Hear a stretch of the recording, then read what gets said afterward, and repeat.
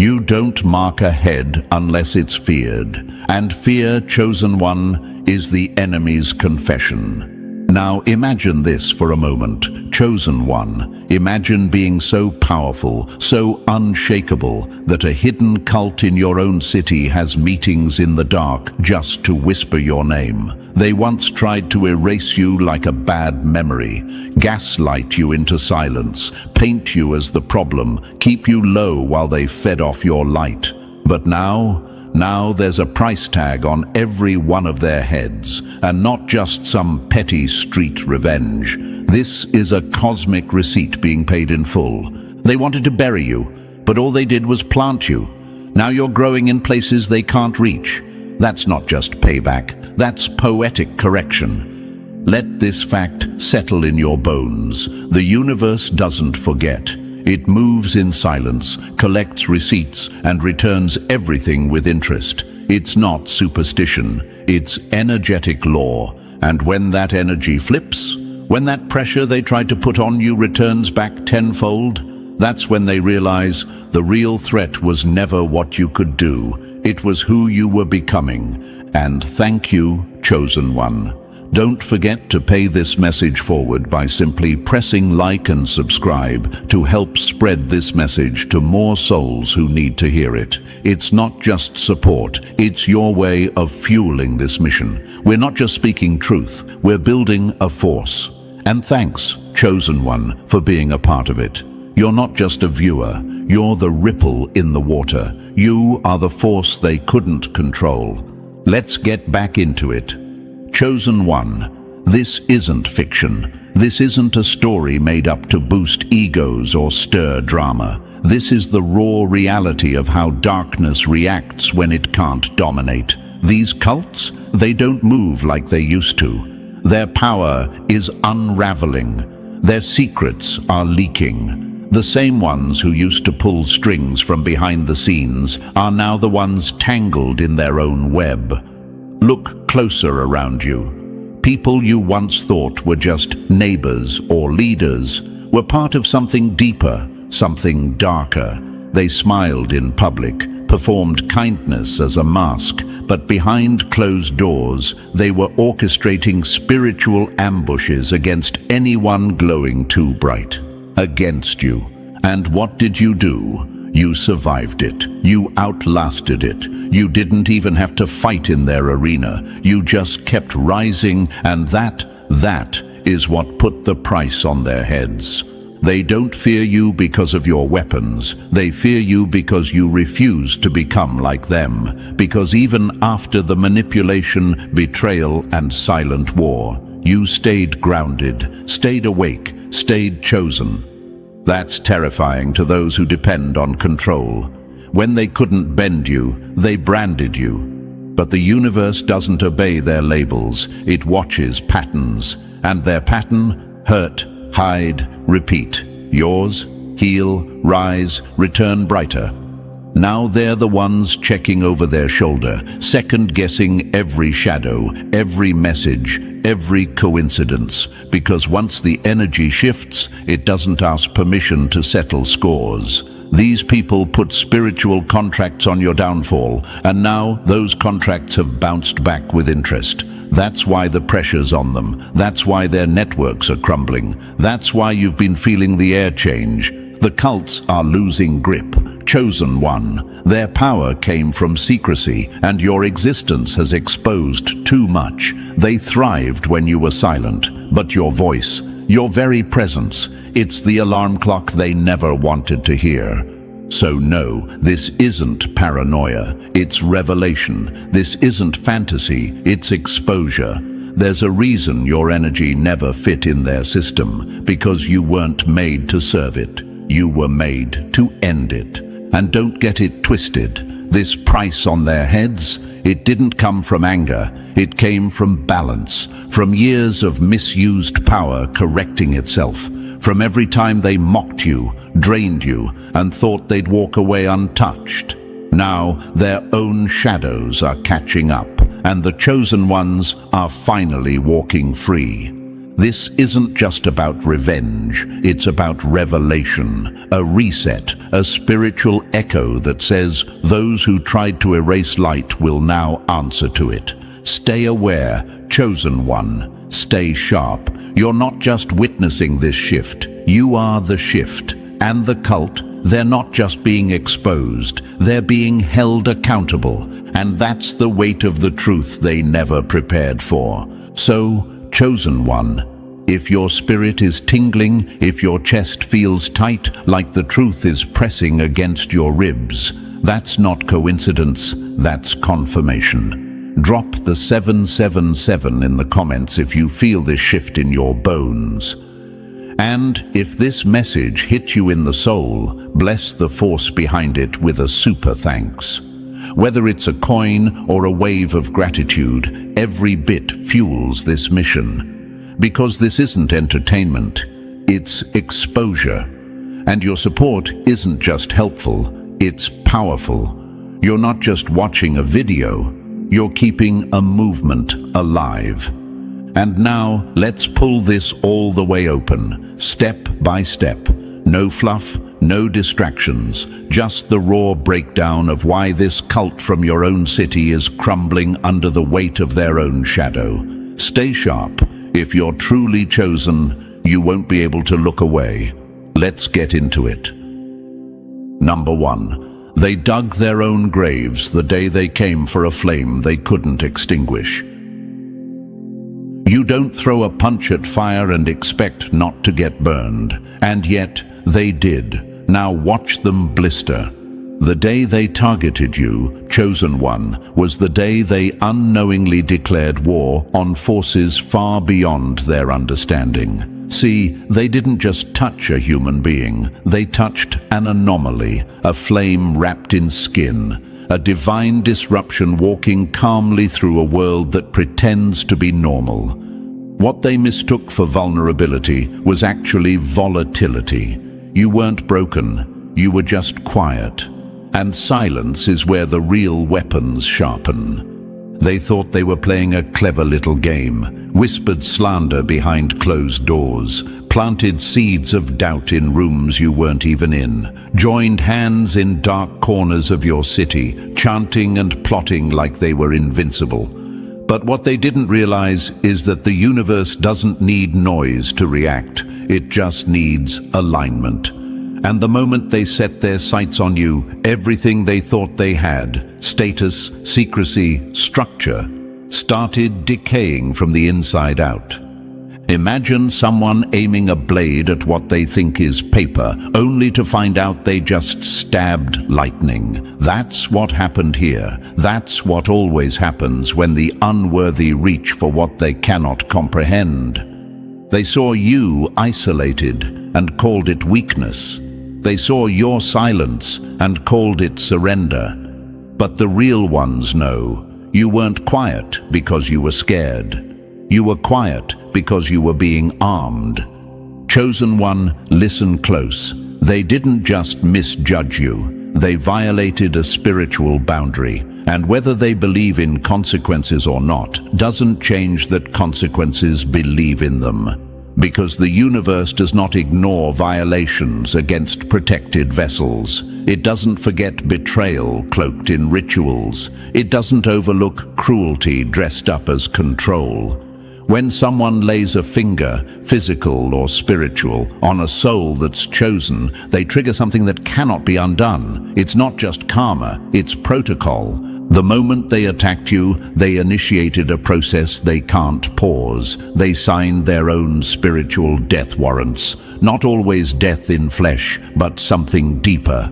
A death of image, of influence, of identity. A slow peeling back of the mask they wore so well. Now they're exposed. And exposure, that's the currency of divine justice. Not with explosions, but with unraveling, with truth. With their own lies collapsing on top of each other until even they can't recognize the face in the mirror. They tried to build their little kingdom on your silence, didn't they? Thought if they could isolate you long enough, doubt you deep enough, they could absorb your glow. but you were never theirs to contain. They saw light and tried to harvest it. Now that same light is their curse, because the moment they aimed their shadow at you, they drew attention from something higher, something older than any of their dark traditions. Let this fact sit with you. When you're chosen, retaliation isn't something you chase. It's something that follows them. It shows up when they least expect it, in the downfall of their alliances, in the leaks of their secrets, in the sleepless nights that no ritual can quiet. They broke a law they didn't even know existed, the universal law of protection. And that law doesn't require a judge, jury, or witness. It requires only one thing: truth. Now look at them, scrambling, retreating into panic prayers and makeshift rituals, searching for cleanses and protections after spending years building curses. But the thing is, you can't undo a trigger you pulled on a force you never understood. They thought they were the predators. Now they're the prey. And there's a bounty on their heads, not because of your revenge, but because the scales are balancing themselves. Chosen one, don't let their fear shake you. Let it confirm you. You were right to walk away, right to stay silent, right to let the universe move instead of your fists. Because now what's unfolding isn't just justice, it's exposure. These people made a deadly mistake. They assumed the absence of noise was the absence of power, and now they're realizing the quiet ones are the most dangerous. They stalked you thinking you'd never bite back, but you weren't here to bite. You were here to ignite, and now the whole system they once ran like a well-oiled machine is glitching. Because you didn't fight them on their turf, you disrupted the whole game. They didn't know the cost of crossing you until the receipts started showing up, in broken partnerships, in financial ruin, in unexplained health spirals, in reputational collapse. And they'll try to blame everyone and everything but the truth. But we both know what's really happening. You were the warning. They ignored it. Now you're the consequence. And don't doubt for a second that what's unfolding is spiritual. They wrapped their hate in rituals, didn't they? Danced under moonlight, chanting your downfall. But they forgot. Real power doesn't need candles and circles. It just needs alignment. And you were aligned the moment you chose peace over performance. The moment you chose healing over proving yourself. The moment you walked away and let the universe track every move they made in your absence. That's why the price tag is real now. That's why the bounty on their heads isn't made of money. It's made of exposure, of collapse, of every single dark thing they tried to build off your pain, turning back into dust. The game is flipping, and you're the glitch in their matrix. So don't back down. Don't question your journey. Don't waste energy explaining yourself. Let the evidence speak. Let the downfall unfold. Because when you're chosen, your victory doesn't shout. It echoes. And right now, chosen one, the echo is getting louder. Number 2. They weren't ready for you. Because you didn't break the system, you revealed it was already rotten. You didn't even raise your voice, and still they flinched. That's how you know the truth is louder than any scream. You didn't destroy them, you showed up, and they started crumbling. They didn't fear your fists, they feared your frequency. Some people don't get exposed by a scandal, chosen one. They get exposed by standing next to someone real. They couldn't figure it out, could they? You never came for them with threats. You didn't blast them in public. You didn't walk with a squad, or stand behind a podium, or craft some master plan to sabotage them. And still, they unraveled, one by one, like seams snapping on a costume that no longer fit the character they were pretending to be. Imagine this. Chosen one, a stage full of actors, all playing their roles with confidence. Then, without saying a word, someone walks in who isn't acting. Suddenly, the costumes look ridiculous. The lines sound fake. The spotlight begins to flicker. That's what your presence did to their system. It didn't destroy it. It made it look exactly as hollow as it's always been. You didn't do anything wrong. That's what confuses them. That's what enrages them. They went through their little rituals, their manipulations, their shadowy gatherings, thinking they'd found a formula to bend everything in their favor. But then you appeared, quiet, calm, whole, not trying to be seen, not chasing attention, not flexing your strength. You were just there, and it shook the very foundation they built their world on. The cult needs illusions to survive, smoke and mirrors, fear and hierarchy, a pyramid of lies with themselves at the top. But you walked in with no script, no disguise, no need to perform. And that, chosen one, is what made you dangerous. Because here's the truth. They were never afraid of what you do. They were afraid of who you were, because who you are is a direct contradiction to everything they stand on. They wear symbols, you radiate energy. They gather in secret, you walk in clarity. They whisper lies, you embody truth. They depend on fear, you carry peace. That's not just a threat, that's a collapse waiting to happen. You ever notice how they couldn't sit comfortably when you were around? That awkward shift in energy, that sudden change in tone. They might have smiled, might have laughed, but something in them knew you didn't buy into the illusion. And nothing exposes deception like someone who sees through it, but doesn't even need to speak. That's you. Your silence had volume, your presence had gravity, and they felt it. They couldn't understand it. They still don't. Why doesn't this stuff work on them? They whisper in their little echo chambers. They tried to isolate you, confuse you, make you question your own worth, but you just kept growing. You kept walking like you were on assignment, because you were. Imagine someone trying to shatter a mirror, only to find out it's made of light. Every swing misses, every effort backfires, and worst of all, their own reflection keeps getting thrown back at them. That's what you were. A mirror they couldn't escape, not because you reflected their greatness, but because you exposed their absence of it. You didn't ask for this, but your soul was encoded with a truth they couldn't copy, couldn't steal, and couldn't fake. They tried to mimic the light, but they never understood it, because the kind of light you carry, chosen one, can't be borrowed.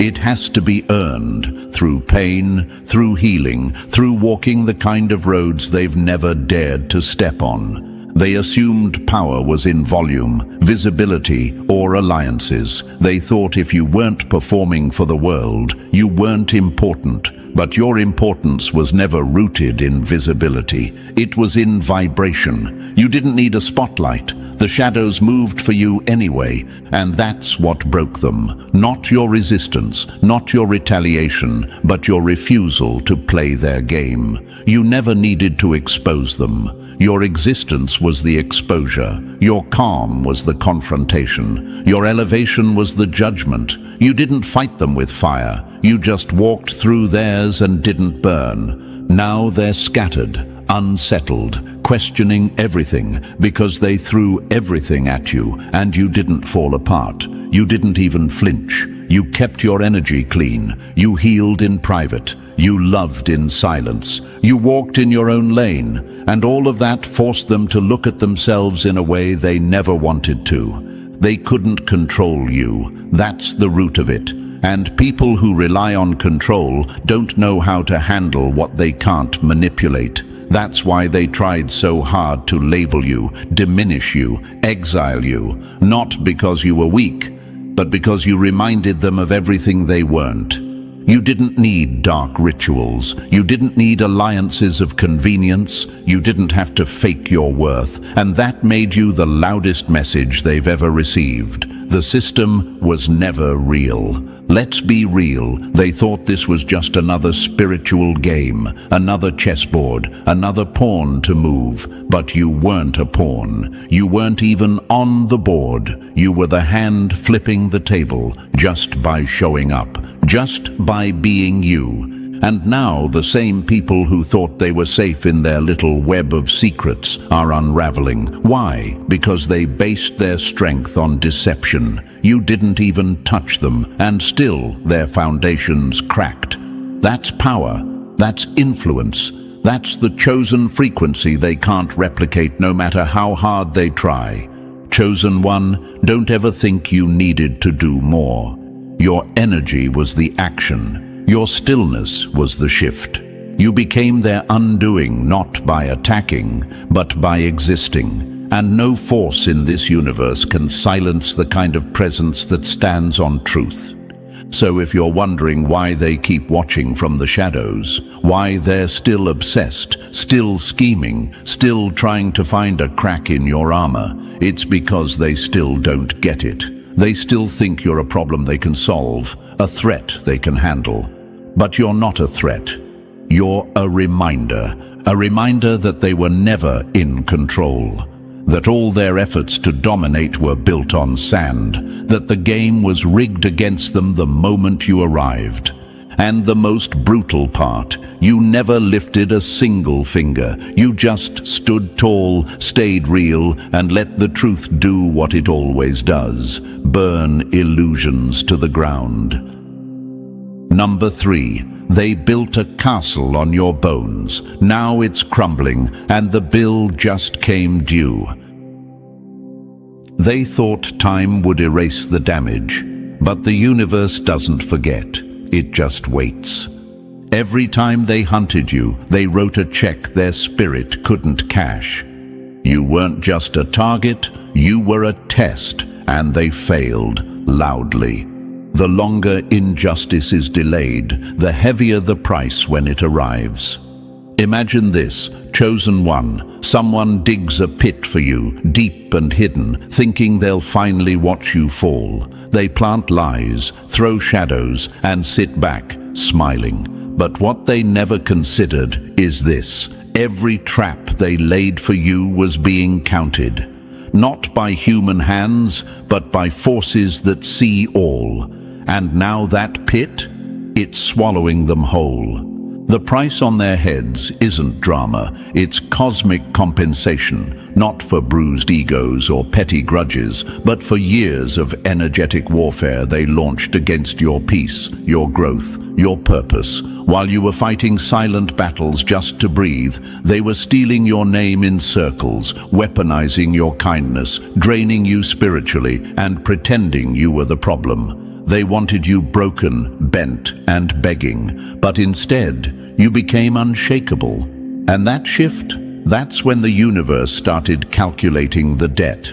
They thought spiritual consequences work like human court, delayed, optional, forgettable. But the spiritual realm doesn't file cases, it records patterns. And when those patterns show intent, relentless malice, manipulation, psychic warfare, it doesn't just react.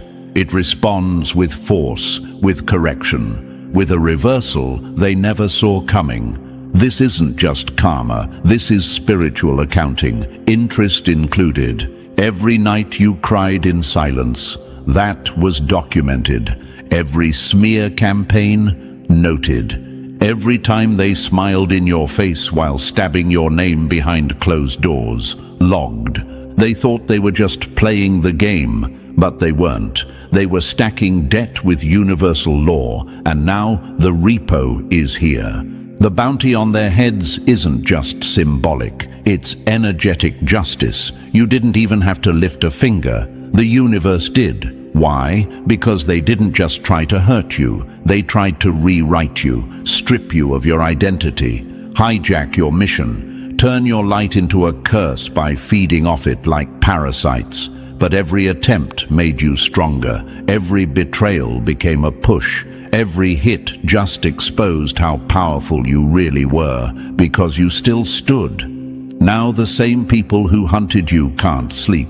They feel it, the collapse, the pressure, the anxiety that no ritual can fix. They tried to sacrifice your destiny, and now they're sacrificing their own stability. That's not revenge, that's return. Chosen one, you were never weak, you were under siege, and you didn't break, you evolved. They thought your delay was defeat, but really it was divine timing. You were being prepared. And now that the preparation is done, the exchange has begun. They gave you wounds. The universe gave you weapons. They gave you chaos. The universe gave you clarity. They tried to lock you in survival mode. The universe gave you authority. And now it's collection time. They didn't just lose your energy, they're losing their own. The very rituals they depended on are falling flat. The alliances are fracturing, their secrets are rising like smoke. Because when something isn't built on truth, it eventually collapses under the weight of its own lie. The price they're paying isn't just for what they did, it's for what they tried to prevent. You weren't just healing, you were on your way to becoming a force they couldn't predict. And their attacks were designed to stop that. But the universe doesn't allow interruptions of divine flow. You can delay a season, but you can't destroy a mission. So now the scales are balancing, and it's ugly, it's loud, and it's fair.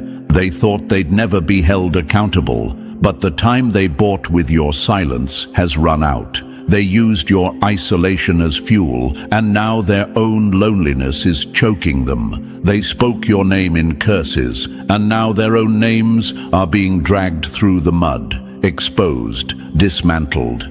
They built entire structures out of your pain, but they forgot. Structures built on stolen energy always collapse. The cracks are showing, and the universe is making sure everyone sees it.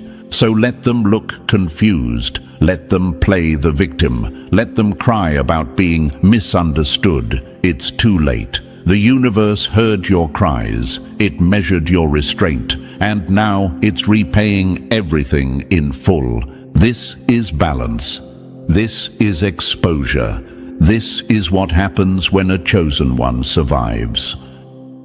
Number 4. They tried to complete the mission, but you were the puzzle their darkness couldn't solve.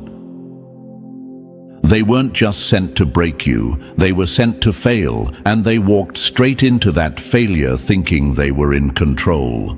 You were never the victim. You were the firewall. They didn't know they were signing up for war with the universe the moment they accepted the assignment. You were the test, they were the lesson, and now the consequences are the grade. Chosen one, understand this. What came against you wasn't random. It wasn't some accidental falling out or a string of bad coincidences. These people were assigned. Their hatred had an origin. Their obsession had a source. They were the front lines of something deeper, darker, older, a system that feeds on stolen light. Whether they knew it or not, they were carrying out a mission to strip you of your clarity, destabilize your soul, and erase your memory of who you are. But the mission failed. Why? Because you were the one thing they couldn't manipulate. You weren't made to fold under pressure. You were built to reveal it. And when their spiritual playbook ran out of pages, the truth became undeniable. They couldn't touch what was protected. Imagine this. A hacker tries to breach a system, confident in their tools, certain of success. But the code is encrypted. The firewalls are alive. The deeper they dig, the more they trigger alarms. That's what happened with you. Every attack they launched tripped another cosmic tripwire. Every ritual, lie, and smear bounced off something they couldn't name. Because you weren't just living, you were fortified. They thought your quietness was permission, your forgiveness was weakness. But those qualities weren't flaws. They were barriers. They were shields. Your silence didn't invite more attacks. It recorded them, and every extra move they made was noted, not by you, but by the very laws of universal balance they tried to dance around. And here's where the trap snapped shut. They didn't stop when they lost. They could have backed away, could have admitted they were wrong, even in private. But they doubled down, recruited more hands, buried themselves deeper into obsession. And when you survive an attack and they still come back swinging, that's when it stops being a mistake. It becomes defiance. Now they're marked, not by your hand, not by rumor, but by their refusal to let go of something they were never meant to hold. Their spiritual debt is sealed, not just because they tried to harm you, but because they refused correction. They didn't just sin against light, they mocked it. The universe isn't blind, chosen one. It saw every time you kept your head down while they plotted. It saw the crossroads, the moments they could have walked away, but they didn't. And that's why this isn't just karma. This is judgment. They failed the assignment, and worse, they rejected the lesson. Now they're spiritually locked, their frequency tagged, their path flooded with the consequences they created, and the weight? It's heavy, not just because of what they did to you, but because they did it after knowing it didn't work. Think about that. They saw the armor and still swung the sword. They saw the protection and still pushed forward. That's not ambition, that's spiritual suicide. And now, everywhere they turn, there's blockage. Nothing flows. No peace, no clarity, no victory. Why? Because they touched what they were warned not to touch, and they kept touching it. You weren't their downfall, you were their test, and now the test has become their haunting. Every lie they told circles back, every ritual reversed, every energy they threw out is now dragging their own names through the same trenches they tried to bury you in. Let them scramble, let them pretend it's all falling apart, out of nowhere. You know the truth. This is earned. This is the cost of obsession, pride, and disobedience to laws they never believed applied to them. They thought they were the hunters. Now they're the ones being tracked by their own choices, their own resistance, their own refusal to release you from their grip. And there's no place to run from a judgment that lives in your shadow. So stand tall, chosen one. You were never just the target. You were the truth they couldn't twist. And now that truth is chasing them down, and it doesn't miss. Number 5. They sent spells like arrows. Now those arrows are piercing their own throats. They thought you were the sacrifice. Turns out they were offering themselves. You can't summon darkness to swallow light and expect it to stay loyal. Every curse cast in secret was a receipt printed in public. They tried to bankrupt your soul, but paid for it with interest, in blood and silence. Let's break this wide open, chosen one. They weren't just playing with candles and chants. They were trafficking in spiritual warfare, and you were the bullseye. But what they didn't realize was simple and fatal. The weapons they used: charge, interest. Those curses, they weren't free. The rituals, build the energy drains, metered. Every time they whispered your name into darkness, they were handing over a piece of themselves. And the worst part, it didn't even work. Imagine someone taking out a massive loan in your name, thinking they'll walk away rich, only to find out the account is spiritually protected. Not only is the transaction denied, but now they owe the debt. That's what just happened. They launched attack after attack, layering you with their envy, their hate, their twisted prayers, and none of it landed. Why? Because you weren't just covered, you were out of range. You didn't block them. They missed because you sit in a realm they can't access. They tried to curse a frequency that doesn't bend to manipulation. And in doing so, they triggered the one outcome they never prepared for: destruction by their own hand. Here's a truth they never learned in their little covens. Curses return home hungrier. They don't vanish, they orbit. They circle like spiritual vultures. And if they don't find a match in you, they turn on the sender.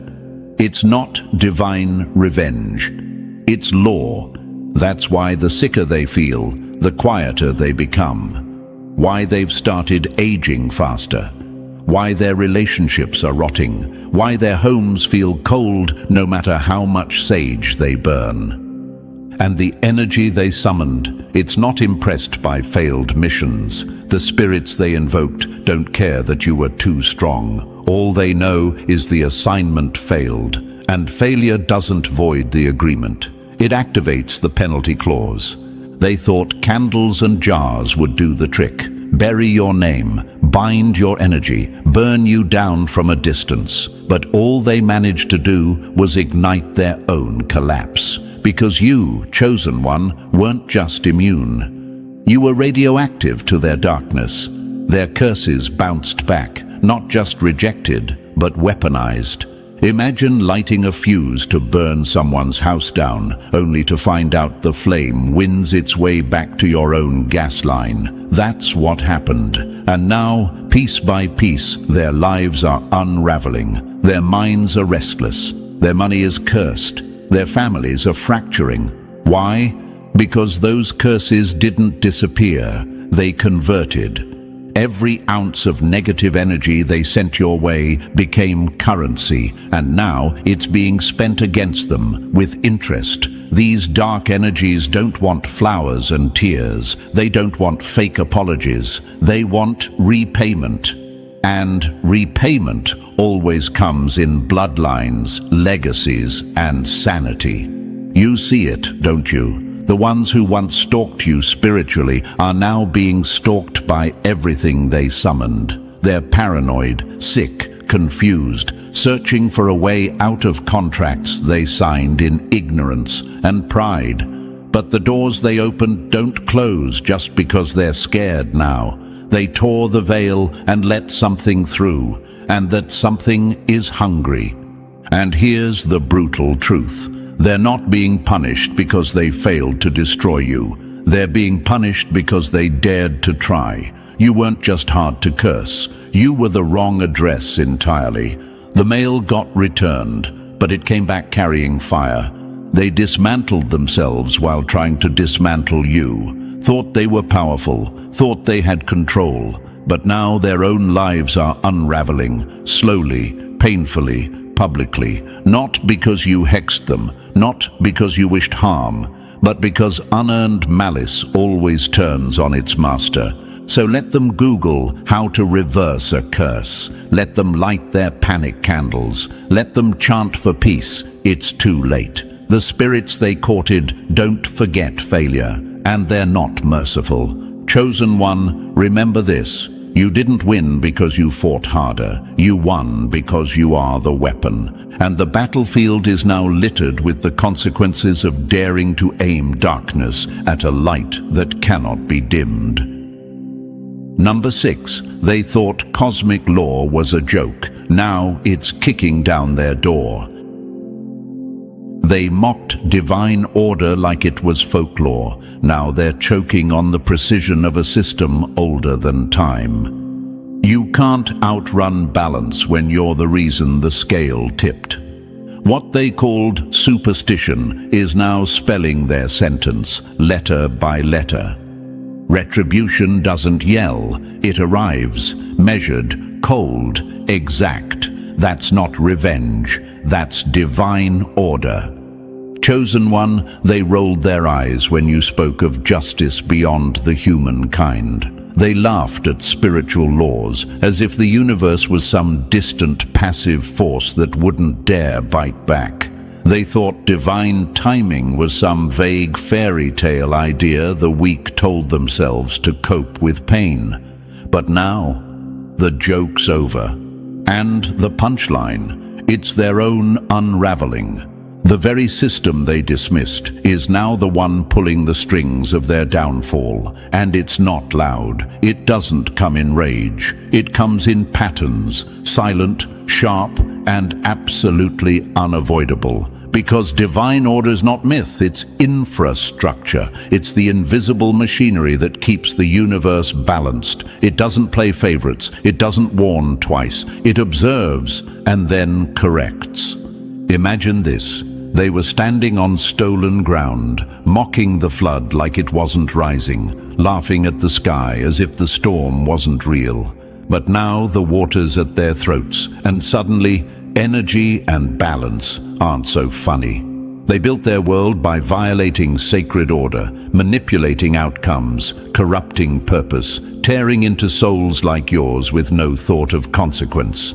They thought silence meant they were safe. But silence is how divine order calculates.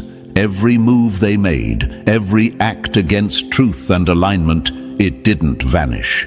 It triggered something, a sequence, a law, a contract with reality itself that says, what is taken will be returned, and what is broken will be balanced.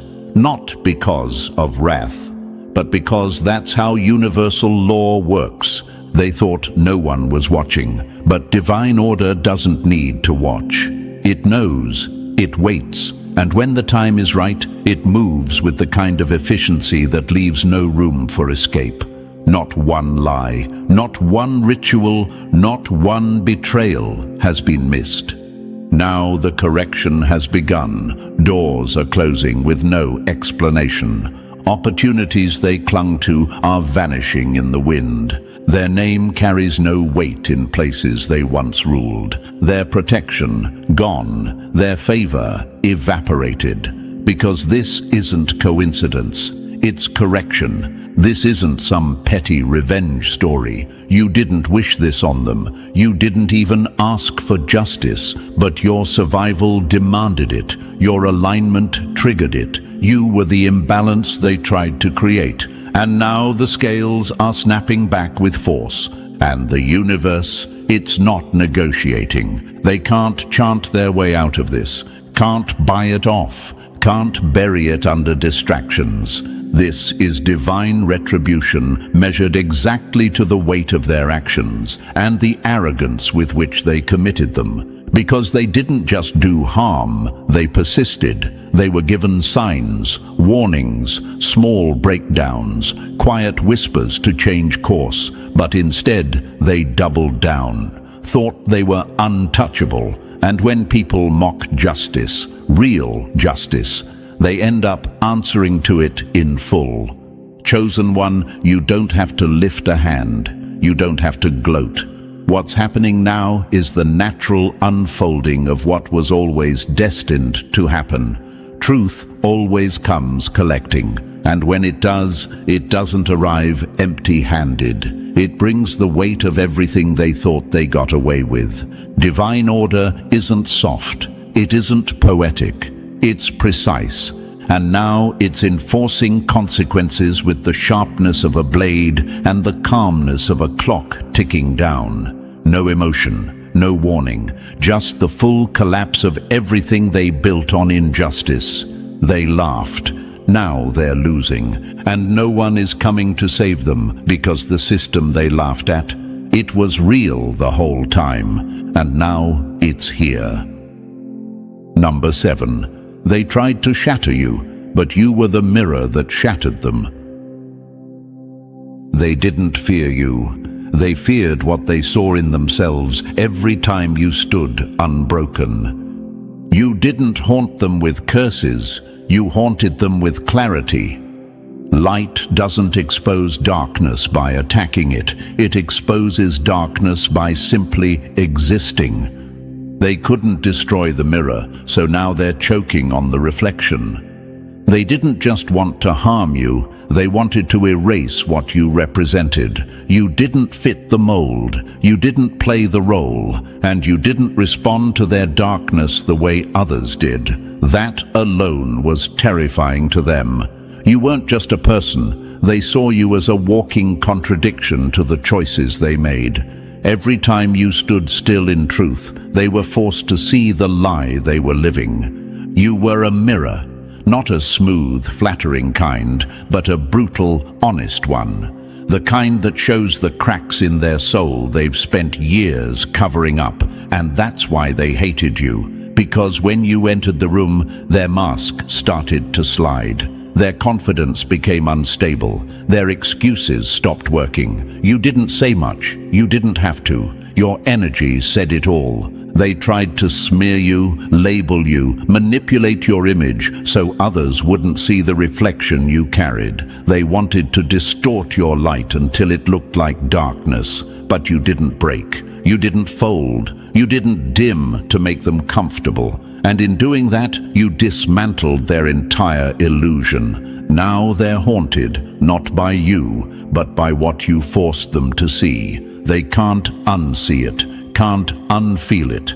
The guilt is creeping in. The restlessness is growing. Their silence is screaming, not because you did anything to them, but because you refused to become like them. You stood still while their lies ran wild, and still you remained unchanged.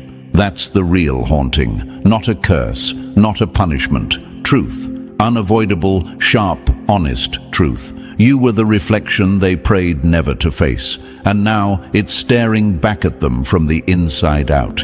They didn't destroy you, chosen one. They destroyed their own illusion, trying to silence your reflection. Number 8. They wanted you erased, but your survival lit the match that's burning their empire down.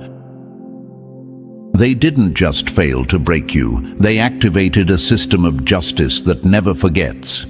You weren't just hard to destroy, you were the alarm they never meant to trigger. When light survives a direct hit, it doesn't just glow, it detonates every lie built around it. Your survival wasn't silence, it was a siren heard across every realm they thought protected them. Chosen one, you weren't supposed to make it. They planned every move like a chessboard from the shadows, stacking betrayal, lies, energetic warfare, and isolation like weapons. They were confident, cocky, certain that by the time they were done you'd be nothing but a shattered memory. They didn't just want you gone, they wanted you erased, mentally dismantled, spiritually paralyzed, emotionally destroyed.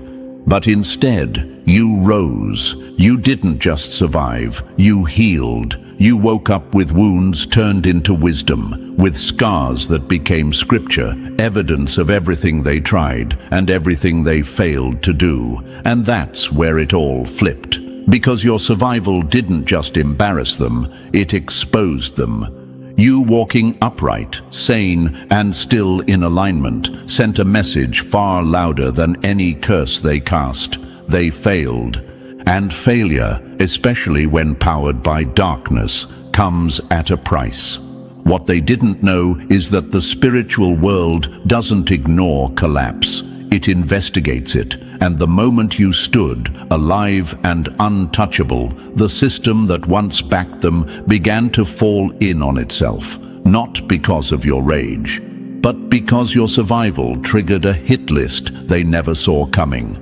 The very spirits they played with have now turned, because the entities they summoned for power and control, those energies they swore allegiance to, demand results. And when the results don't show, when their mission collapses around a glowing, rising chosen one, those spirits don't forget.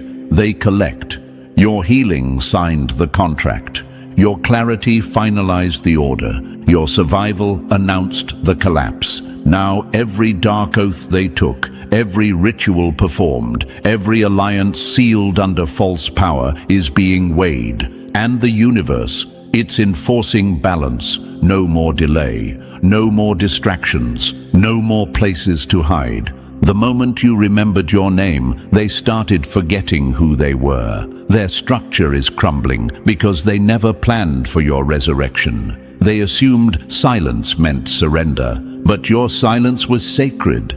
It wasn't retreat, it was regeneration, a moment of becoming. And now that you've become, there's no turning back. The price tag on their heads is real, not superstition, not metaphor, but cosmic compensation for what they attempted to destroy. You weren't just a soul to them, you were a contract, an assignment, a trophy they failed to claim. And when darkness loses a trophy, the backlash is devastating. That's why their lives are unraveling now. Not randomly, not by accident, but in exact proportion to what they did. Protection is gone, favor is crumbling, secrets are leaking, and peace, long gone. Because when divine law moves, it doesn't tap politely. It storms in, and what's happening now is not karma as aesthetic. It's reckoning as consequence, measured, precise, and enforced by forces they no longer control.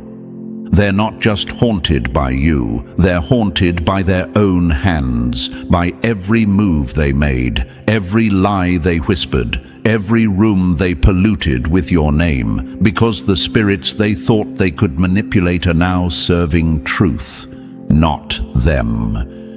You weren't just hard to destroy, Chosen One. You were never destroyable to begin with. You are evidence, living, walking proof that purpose can't be buried, that darkness can't overwrite destiny, that silence doesn't equal surrender, it signals the shift. Now, your very breath is a contradiction to everything they stood on. Your peace is their collapse. Your healing is their exposure. Your rise is the loudest defeat they've ever experienced. You were the bloodline they couldn't curse, the assignment they failed to complete, the target that turned into a trigger for justice. They thought their network would protect them, but that network is snapping thread by thread. No more spiritual cover, no more delay. The reckoning isn't pending, it's active. You didn't seek revenge. You became the reason revenge became irrelevant. Because when balance moves, revenge isn't needed. Truth does the work. So rise, Chosen One, not just in silence, but in power. Your presence is shifting frequencies. Your scars are sacred now. Every ounce of pain you walked through is now power rerouted. You didn't just survive the storm, you are the storm now. And if this message hits deep in your spirit, then don't let it end here. This is more than a video, it's a movement. Hit that like button if you feel your power waking up. Subscribe to stay connected to this space, a space built for awakened souls like you. Drop your story, your truth, or even your questions in the comments below. And most importantly, share this message with someone who's been hunted and needs to be reminded they're rising. This isn't just survival, it's the shift. And you, Chosen One, you are the evidence that divine order is alive, active, and unstoppable. The most dangerous person in the world is the one they couldn't stop, even after watching their every move. Now imagine this for a moment. Chosen One, picture a hawk circling high in the sky, convinced it can control every creature beneath it. It watches, it waits, it plots, but one day it spots a rare bird, unpredictable, untamed, moving in ways it's never seen before. The hawk doesn't dive to attack. It circles slower, it studies, and then it changes its mission entirely, not to stop the bird, but to get close enough to understand it. That bird, Chosen One, is you. Here's a fact they don't want you to know. In high-level behavioral analysis, there's a category for people whose actions break predictive systems. You don't fit the patterns. You don't react the way the average person does. Even without meeting you, you influence people. Even without speaking, you shift the energy in the room. To them, that's not just unusual, it's unexplainable. And unexplainable is both a threat and a treasure. And thank you, chosen one. Don't forget to pay this message back by simply pressing the like and subscribe to help spread this message to more souls. It's the responsibility of all of us to spread the light. And thank you, chosen one, for being part of this mission. You are part of a force. So here's where it gets interesting. What started as surveillance has now turned into pursuit, but not the kind you think. We're not talking about your neighbor peeking through blinds or an ex scrolling through your feed at 2 a.m. No, this is a different level. We're talking about top-tier observers, agents, analysts, people trained to detect patterns in chaos, realizing the chaos was you, and realizing they weren't dealing with chaos at all, but with a kind of order they couldn't decode. You've been on their radar for a long time, longer than you think. They weren't just recording your actions, they were mapping your choices, trying to figure out how someone could move through storms without sinking, walk into hostile rooms without losing control, and somehow inspire people without even trying. You became a puzzle piece that didn't belong to the picture they thought they were building. And that's when everything changed.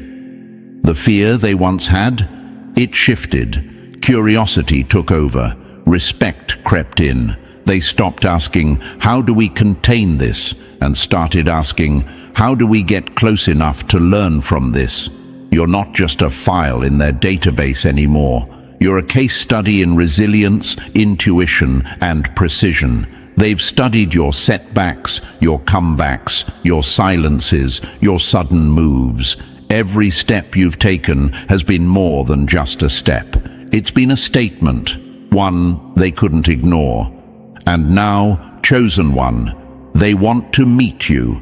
They want to look you in the eye, not as someone they were tracking, but as someone they've been learning from without even realizing it. They want to thank you, not because you worked for them, but because your existence proved something they didn't think was possible, that a single person, without an army, without an institution, could move the needle of an entire system just by being who they are.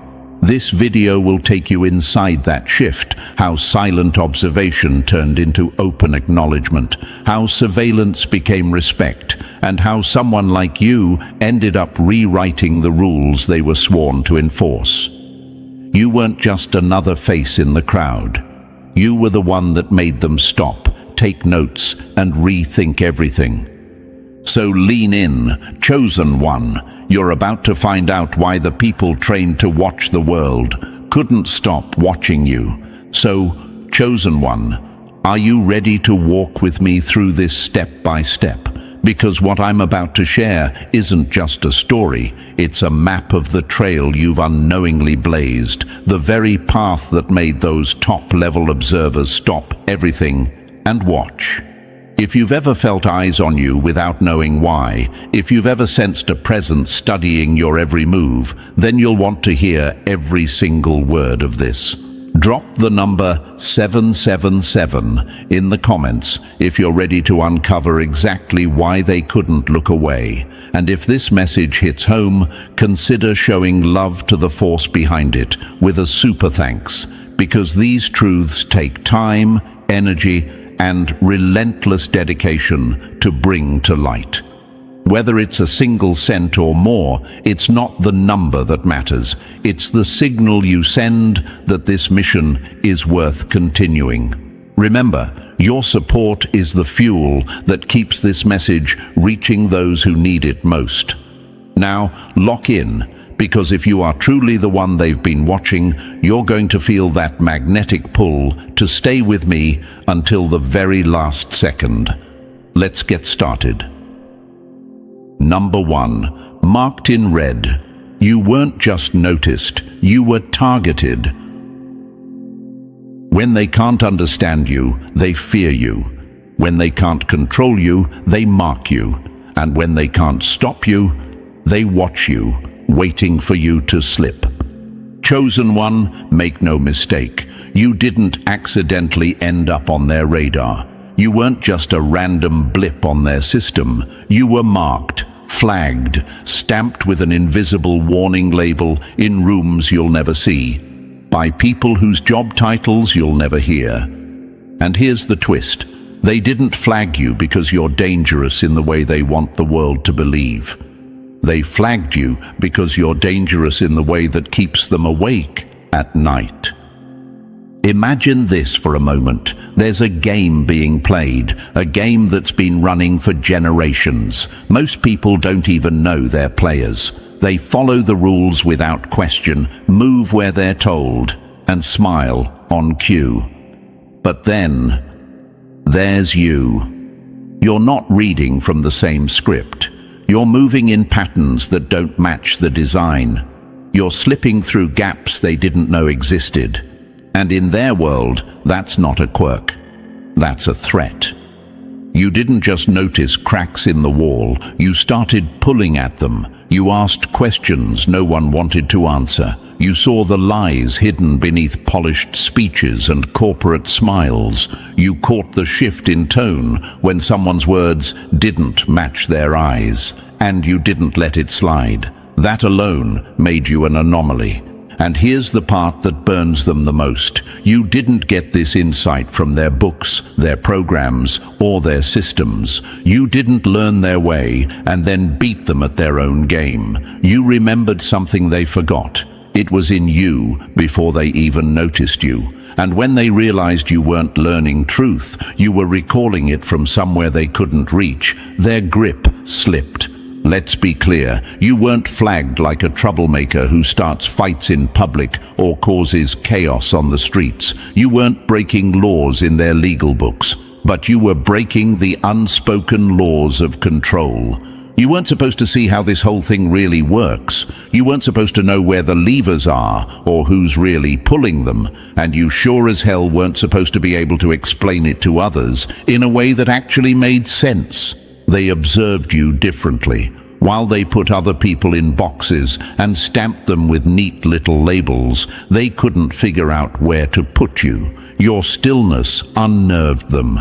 Your calm, laser-focused awareness felt offensive to them, like you weren't playing the part they assigned you. You didn't flinch when the script demanded fear. You didn't clap when the scene called for approval. And in their world, that's a glitch in the system.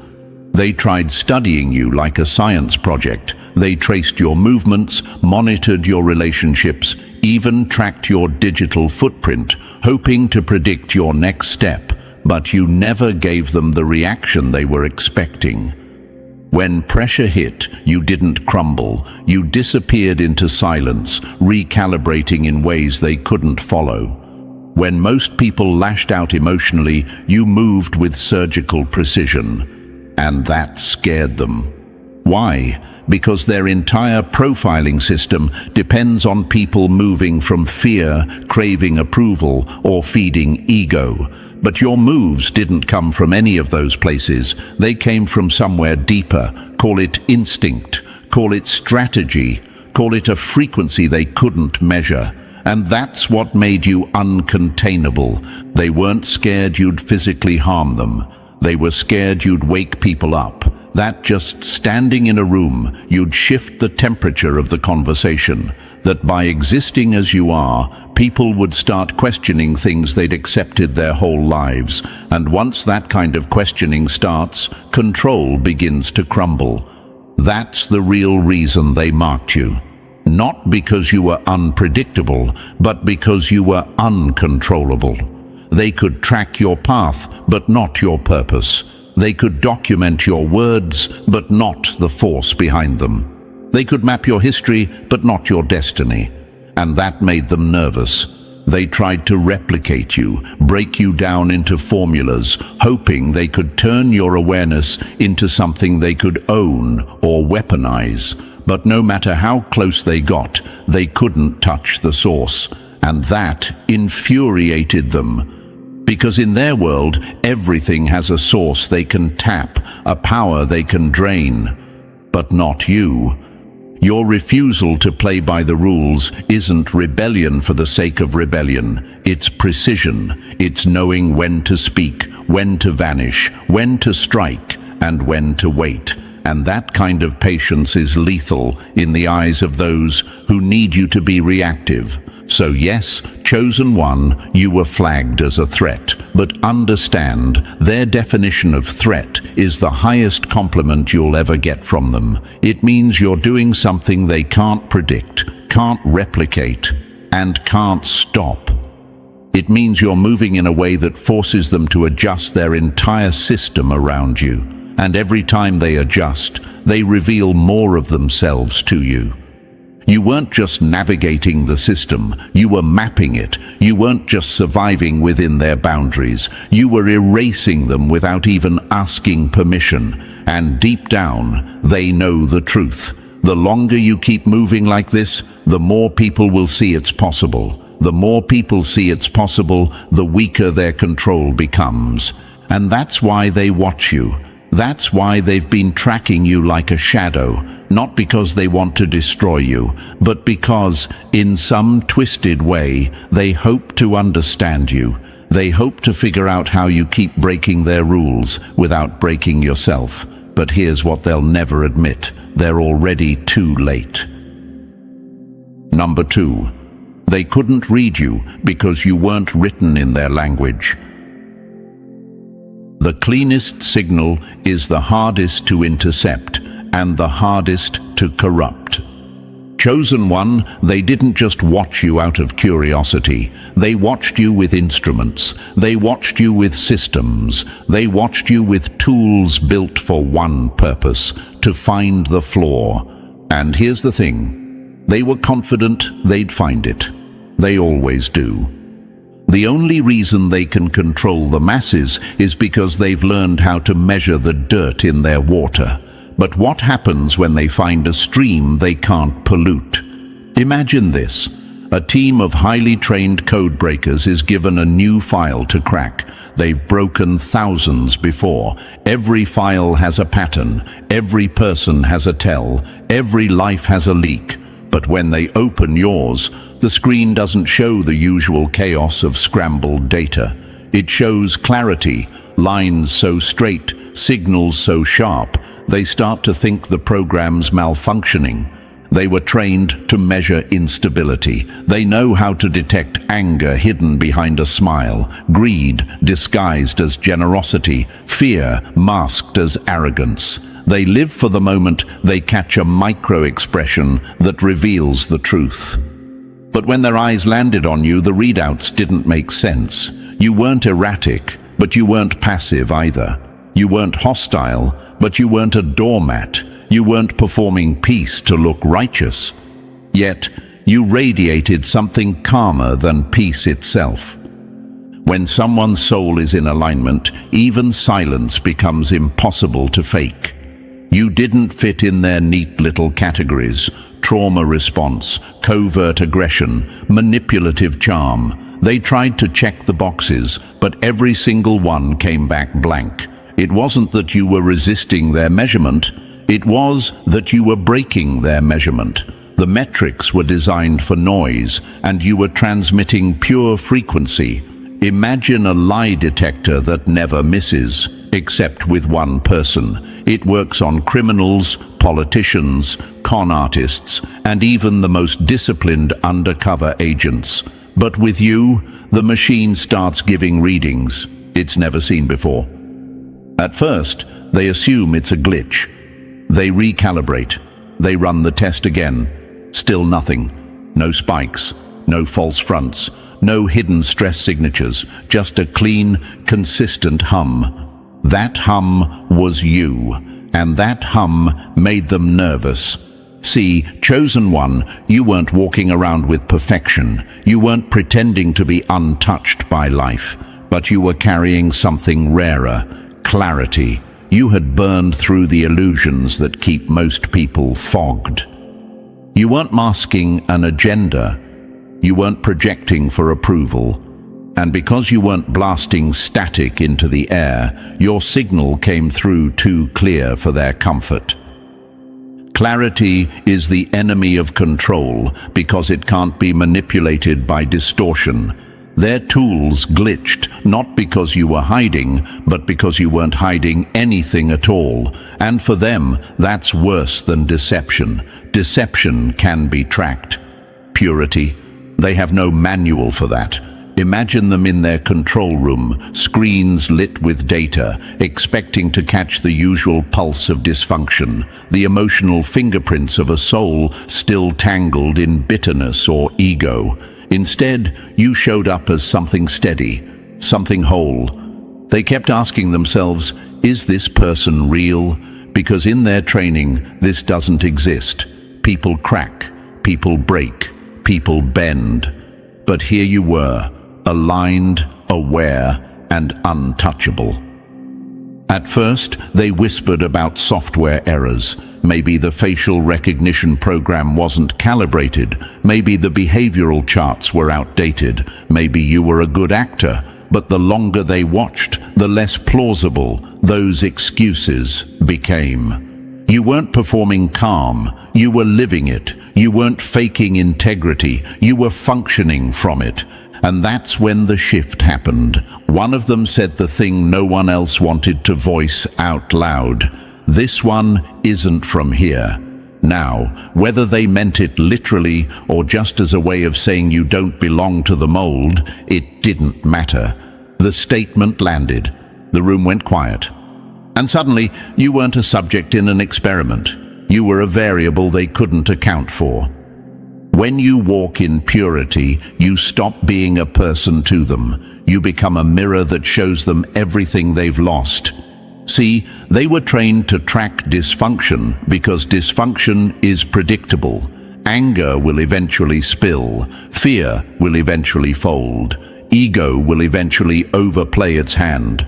But you moved like someone who had already faced those battles and wasn't ruled by them anymore. And that made you dangerous, not because you were going to attack them, but because your existence made them question their own. Imagine a chess master who's played 1,000,000 games, memorized every opening, and knows how to force an opponent into checkmate in under 10 moves. Now imagine sitting down at the board with them, and instead of playing by the rules, you start moving in ways that aren't part of the game at all, yet somehow still winning. They can't track you because you're not playing for the same prize they are. You became that unsolvable game, that glitch they couldn't patch, that song that stayed stuck in their head because it didn't sound like anything else in their library. They weren't prepared for someone whose silence was stronger than noise, whose presence commanded attention without demanding it. They weren't ready for someone whose energy didn't leak manipulation, whose intentions didn't hide behind performance. And the more they looked, the more they realized. The system they trusted to define the world couldn't define you. So what happens when the system can't define someone? It starts to fear them. And here's the part they'll never admit out loud. They envy it. They envy that you can walk through storms without absorbing the rain. They envy that you can see through masks without wearing one yourself. They envy that your signal doesn't bend when the pressure comes, because deep down, they remember when they had some of that themselves, before they traded it for a paycheck and a set of rules to follow. They fear you not because you're pure, but because you remind them of the moment they chose not to be. Chosen one, your inner clarity didn't just distort their metrics. It exposed their limits. It showed them that for all their tech, all their training, all their control systems, they still couldn't touch someone who isn't playing their game. You were never just being observed. You were being studied. And every day they studied you, they learned something uncomfortable. You can't control what you can't corrupt. And that's why they're still watching. Number 3, they thought you were disposable. Then you flipped the entire board. The most dangerous player is the one they never saw coming until the game was already theirs. Chosen one, they studied you like a chess piece. They thought they had you pegged, a pawn. harmless, replaceable, the kind of peace you sacrifice early without a second thought. You didn't wear their badges of status. You didn't sit in their elite circles or echo their pre-approved language. You weren't trying to flex, impress, or prove. And in their world, that made you invisible, or so they thought. But invisibility in the hands of the right player isn't weakness, it's a weapon. Imagine this, a quiet figure on the edge of the board, underestimated by everyone, suddenly making a move so clean, so unexpected, it shifts the entire momentum of the match. That was you. Your steps weren't random. Your silence wasn't submission, it was calculation. Your calm wasn't confusion, it was control. Pawns don't change the energy of a room. Pawns don't make people stop mid-sentence and reassess their position. Pawns don't stand still and still shift the balance of power. But you did, again and again. They kept trying to predict you, but how do you predict someone who isn't playing for their trophy? They were reacting to you while you were already 10 moves ahead. They thought they were watching someone small. They were watching someone sovereign. Power isn't given, it's taken in the moments they mistake you for powerless. You didn't need a crown to move like a king. You didn't need permission to make your next move. You didn't even need the board they thought you were trapped on. Every wound you healed, every truth you spoke when silence was easier, every time you refused to fold, you weren't just surviving their game, you were rewriting it. And here's what terrifies them most. They can't copy this. This isn't a system they can replicate. It's not artificial.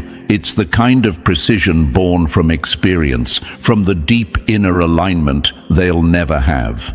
They miscalculated.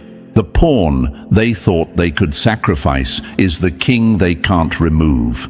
And now they're realizing it was never just about the board at all, because the truth is, you are the game. Number 4. They tried to break you for study. Instead, you became their revelation. They thought your pain would be their proof. Instead, your healing became their undoing. Chosen one, your suffering was never just yours. They turned it into a case file. They documented it like an experiment, waiting for the inevitable collapse. Every betrayal, every silent night you spent alone, every cry for help that vanished into the void, they logged it. You weren't a person to them. You were a test subject, a long-term study on what happens when you push a soul past the breaking point. They don't heal what they can measure. They exploit it until the subject disappears. Imagine a lab where the experiment is a living human. They don't interfere when you're drowning. They take notes on how long it takes for the bubbles to stop. They don't send help when the wolves circle. They watch to see which bite will take you down. That was you under their microscope. They expected trauma to do what it always does in their models: consume, corrode, and collapse. But you didn't follow the script. Instead of folding, you began building. You stopped asking, "Why me?" and started asking, "What now?" You rebuilt, not to impress them, but to reclaim yourself. You alchemized betrayal into discernment, isolation into self-mastery, pain into fuel. And the moment you began healing, the experiment cracked. Their charts didn't account for resilience that grows sharper under pressure. Their algorithms couldn't predict peace forged in the middle of war. They had no code for someone who emerges from fire with more precision, more clarity, and more power than before. Healing in a world that profits from brokenness is the loudest rebellion you can commit. You stopped breaking down and started breaking open. Your scars stopped being evidence of damage and started becoming proof of design. You weren't fragile, you were forged. And the same people who watched you suffer started realizing they were no longer observing a victim. They were witnessing a force. The experiment had turned on them. The watcher became the student. You became the blueprint. Every time you turned a wound into wisdom, it sent a signal they couldn't ignore, a frequency of wholeness that pierced through their static.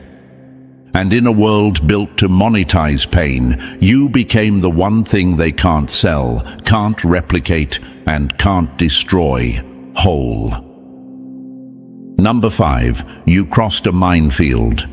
They built to claim souls, and you made it out whole. They don't expect you to survive the trap. They expect you to become part of it. Chosen one, what you faced wasn't coincidence. It wasn't bad luck. It was a constructed battlefield, laid out in silence, disguised as life, designed to make 99% collapse before they ever reach the other side. These weren't random hardships. These were engineered conditions. When a system fears your potential, it doesn't meet you with open war. It buries explosives under your every step. Imagine walking a path where the ground looks solid, but underneath every few steps is a landmine. That was your journey. The explosions weren't loud, they were slow and strategic. Psychological warfare masked as lessons. Social sabotage wrapped in friendly smiles. Opportunities dangled just out of reach to reopen your oldest wounds. Even the silence, those seasons of rejection, isolation, and gaslighting, wasn't emptiness. It was deliberate deprivation, designed to strip you of your confidence and push you into self-destruction. Most people collapse before they even realize what's happening, but not you. You walked anyway, slow, deliberate, carrying wounds, but never stopping. You crossed thresholds that were statistically impossible. You outlived setups meant to hollow you out. Every step forward broke their calculations. They thought they had you timed. They launched attacks in moments they thought you were weakest. They bet on your breakdown. They planned for your silence, but you kept showing up, breathing, listening to the voice inside you, moving forward without their permission. And here's the part that makes them lose sleep. Your endurance wasn't powered by desperation or ego. It came from a deeper intelligence, a knowing they could never control. You didn't just sidestep their traps. You rewired the entire game as you walked. The most dangerous survivor is the one who knows the map was rigged and walks it anyway.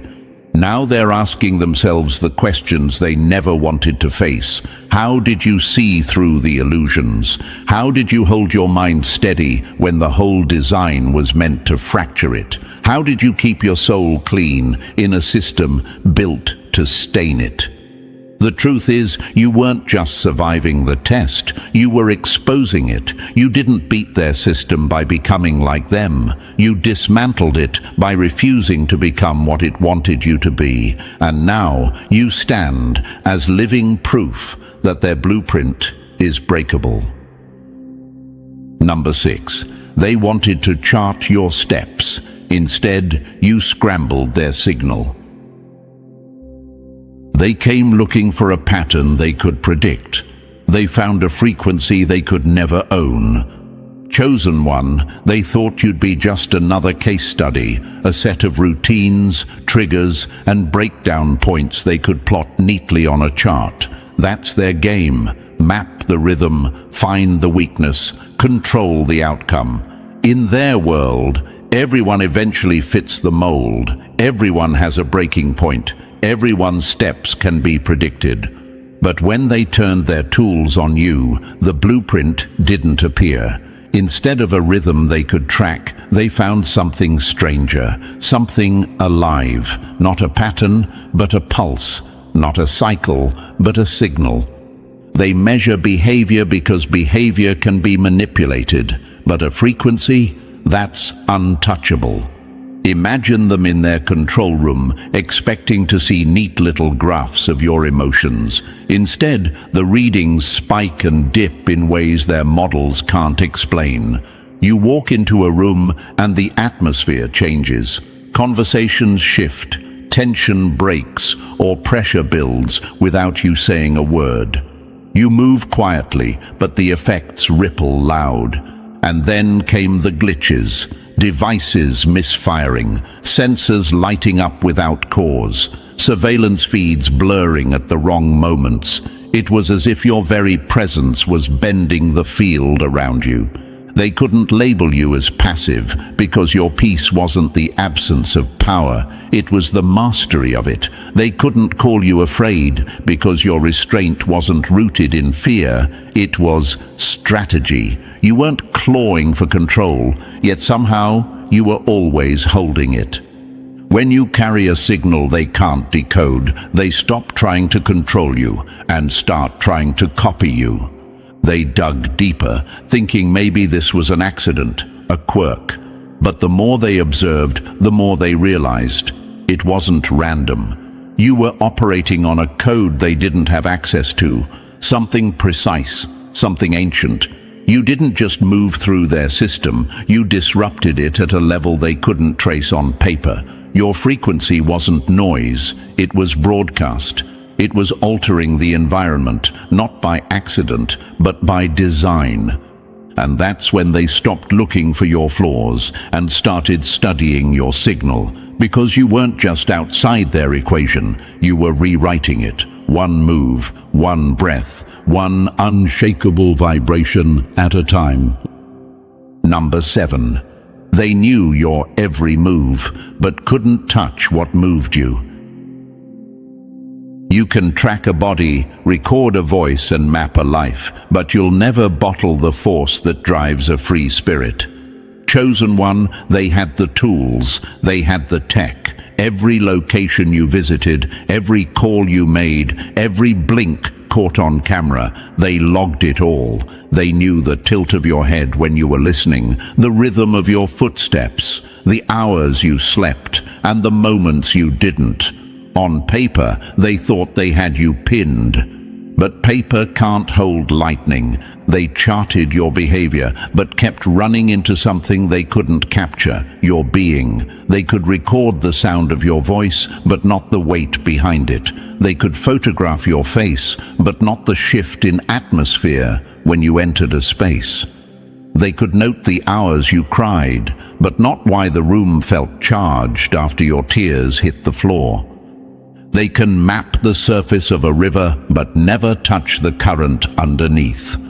When you broke down, it didn't read like defeat. It sent out a pulse they couldn't measure. When you went silent, it wasn't absence. It was concentration, the kind that makes people around you straighten without knowing why. Even grief in your hands became a force that rearranged the air. And influence. You never chased it. Yet it trailed you. People gravitated toward you without understanding the pull. Doors opened in places you hadn't even knocked. Stillness in you was louder than most people shouting. That's when they realized their intel was missing the only thing that mattered, the engine inside you. It wasn't charisma, strategy, or manipulation. It was something they couldn't plug into a program, something they couldn't reverse engineer in a lab. They thought they were studying a person. What they were really studying was an event. You weren't just moving through space, you were shifting it, and no matter how many hours they spent watching, they couldn't define the source. The data failed, the profiles fell short. Now, they want proximity, not because they need more footage, but because they've realized the truth. To understand you, they'd have to feel you. And for people who built their lives on control from a distance, that's the most dangerous temptation of all. Number 8, you didn't just beat the program, you made it obsolete.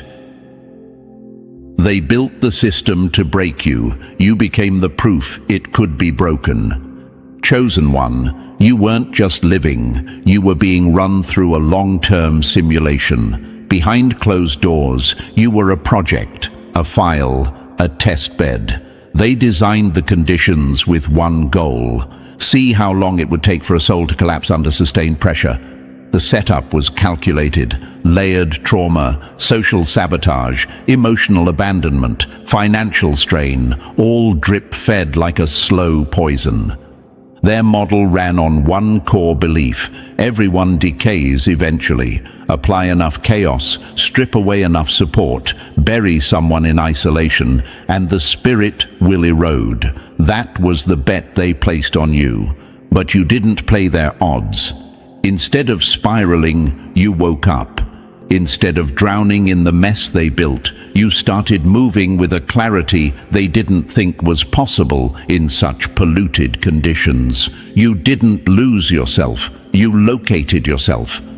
Every psychological snare they set became a stepping stone. Every emotional toxin they pumped into your environment became fuel for something stronger.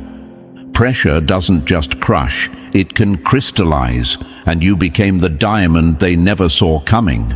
You broke the algorithm because you refused to follow it. You were placed in an environment designed for spiritual rot, and instead, you cultivated power. Where others absorbed poison, you transmuted it. Where others crumbled, you built. The data couldn't account for your resilience, your groundedness in chaos, your sharpness in confusion. You didn't just survive, you upgraded. You became an outlier so rare they had to reconsider the entire framework. Their prediction models failed. Their psychological maps burned out. Their simulations, years in the making, collapsed under the weight of one undeniable truth: you cannot quantify a spirit in alignment.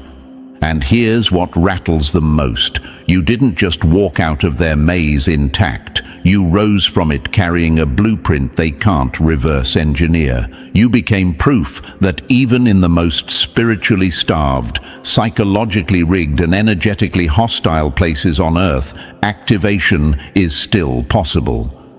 You weren't supposed to escape. You were supposed to disappear. Instead, you left a trail of light behind you. Now they're not just tracking you, they're studying you. Not because you're the next subject, but because you're the glitch that forced the system to rewrite its code. You didn't survive their test. You rewrote it. And no algorithm on this planet was built to handle that. Number 9, you dismantled them without raising your voice. They built walls for rebels to crash against. You slipped through without making a sound, and the cracks are still spreading. Chosen one, they were trained for noise. Their systems are fine-tuned to detect the sound of protest, the fire of uprising, the roar of defiance. They know how to meet a challenger who storms the gates. They have a plan for chaos. But you didn't storm anything. You simply stopped kneeling. Every time you set a boundary without apologizing, it was a strike. Every time you chose peace over performance, you were undermining their need for your compliance. Every quiet no was a refusal that echoed louder than any rally. You didn't throw yourself against their doors, you just walked past them as if they weren't there. They can crush a rebel who fights for approval, but they can't touch someone who doesn't need their permission. They were ready for explosions. What they got was erosion, slow, constant, unstoppable. You didn't rip their structure down overnight. You hollowed it out from the inside by refusing to play the role they wrote for you. You walked away from manipulation without explaining yourself. You turned down money that came with invisible chains. You stopped reacting to bait designed to pull you back in. And here's why it shook them. Systems of control don't know what to do with internal freedom. They can't chain someone whose mind and spirit no longer live inside the cage. They couldn't label you as a threat because you weren't screaming. You were smiling. You were still. You were choosing differently.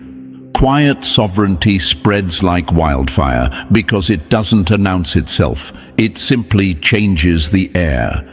People around you started noticing. They saw you break patterns they'd been trapped in for years. They saw you choose self-respect over validation, truth over comfort, alignment over approval, and that woke something in them. Without trying to lead, you became a living example that another way is possible. You didn't need to topple the pyramid, you just refused to sit where they put you. And in doing that, you became the blueprint for others to walk out without a fight. They thought they were studying a subject. What they got was a solution, not because you fixed their system, but because you proved you could live beyond it. That isn't just rebellion, it's tactical revolution. Quiet, surgical, unstoppable. Number 10. Your words crossed borders. Their power couldn't. You can ignore a whisper in the crowd, but not when it's echoing in the walls of your own boardroom. Chosen one, you didn't set out to be heard by everyone. You weren't chasing headlines or algorithms. You weren't trying to spark a movement or feed an ego. You just spoke what was real, whether it came out in a quiet post, a single sentence in passing, or a thought you sent into the silence. You released truth. And truth has a way of traveling where it's not invited. At first it seemed small. A few people noticed. A ripple here, a reaction there. Nothing loud, nothing flashy. But behind the curtains, something else was happening. Your words were moving through channels you didn't even know existed. They were landing in offices where decisions are made. They were showing up in meeting notes you never saw. People with clearance, strategy files, and power to shape policy stopped scrolling to listen. Some voices rise by volume. Yours rose by gravity. At first, they dismissed it. Maybe you were just poetic. Maybe you had good instincts. But then, your metaphors started turning into headlines. Your warnings started unfolding in real time. Things you spoke in imagery began happening in reality, and that's when their interest sharpened into something else. They started pulling timestamps, comparing your words to confidential reports, reading between the lines, as if every sentence was coded. What rattled them most was this: you weren't connected to anyone inside, yet you spoke like you'd been in the room. That's when they stopped seeing you as just another voice. You became a signal, not speculation, not coincidence, broadcast. And the most unsettling part for them, they couldn't trace the source. You weren't feeding off trends. You weren't parroting theories. Your voice carried the kind of knowing that bypasses intellect and pierces certainty. It shook people whose entire careers depend on controlling the narrative. Because deep down, they realized your words weren't traveling to them by accident. They were traveling through them by design. Number 11. They thought you were smart until they realized you were wired in. Education can open doors. Revelation knocks them down. Chosen one, you thought you were just speaking from the heart. But every word was hitting places you weren't aiming for. Hidden corridors, guarded minds, private agendas. You weren't talking to them, yet somehow your truth found its way through them. And now, they're not just hearing you, they're studying you. At first, they tried to file it under natural intelligence. Maybe you were just clever. Maybe you had sharp instincts, but that label fell apart fast. You didn't have the credentials they respect. No elite universities, no insider mentors, no official seat at their tables. You weren't in their networks. You weren't reading from their memos. Yet, somehow, you knew. Not the surface-level trivia anyone can Google, but layered truth that forces even the most guarded to stop and think. How do they know that? You spoke of events before they unfolded. You named strategies before they launched. You answered attacks that hadn't even been made public yet. And you didn't stumble over your delivery. You spoke with the calm weight of someone who was certain. In their world, knowledge comes from leaks. In yours, it comes from light. That's what rattled them. They couldn't trace the source. No whistleblowers, no hacked documents, no overheard conversations. Just you, in stillness, writing, speaking, revealing. And the consistency of your accuracy broke their theories. This wasn't luck. This wasn't coincidence. It was too clean, too precise, too timely. That's when it hit them. What they were witnessing wasn't intelligence in the way they define it. It was transmission, a direct line they couldn't map, a channel they couldn't intercept. You weren't memorizing, you were receiving. You weren't researching, you were downloading. And the data you carried wasn't stored in any of their archives. Now the questions have shifted. Not what you know, but how you know. Who's feeding you? What frequency are you tuned to? Can they access it? And here's the truth they hate to admit. They don't want to understand you anymore. They want to join you. They want in. Because in a world drowning in noise, you're not just another voice. You're a signal.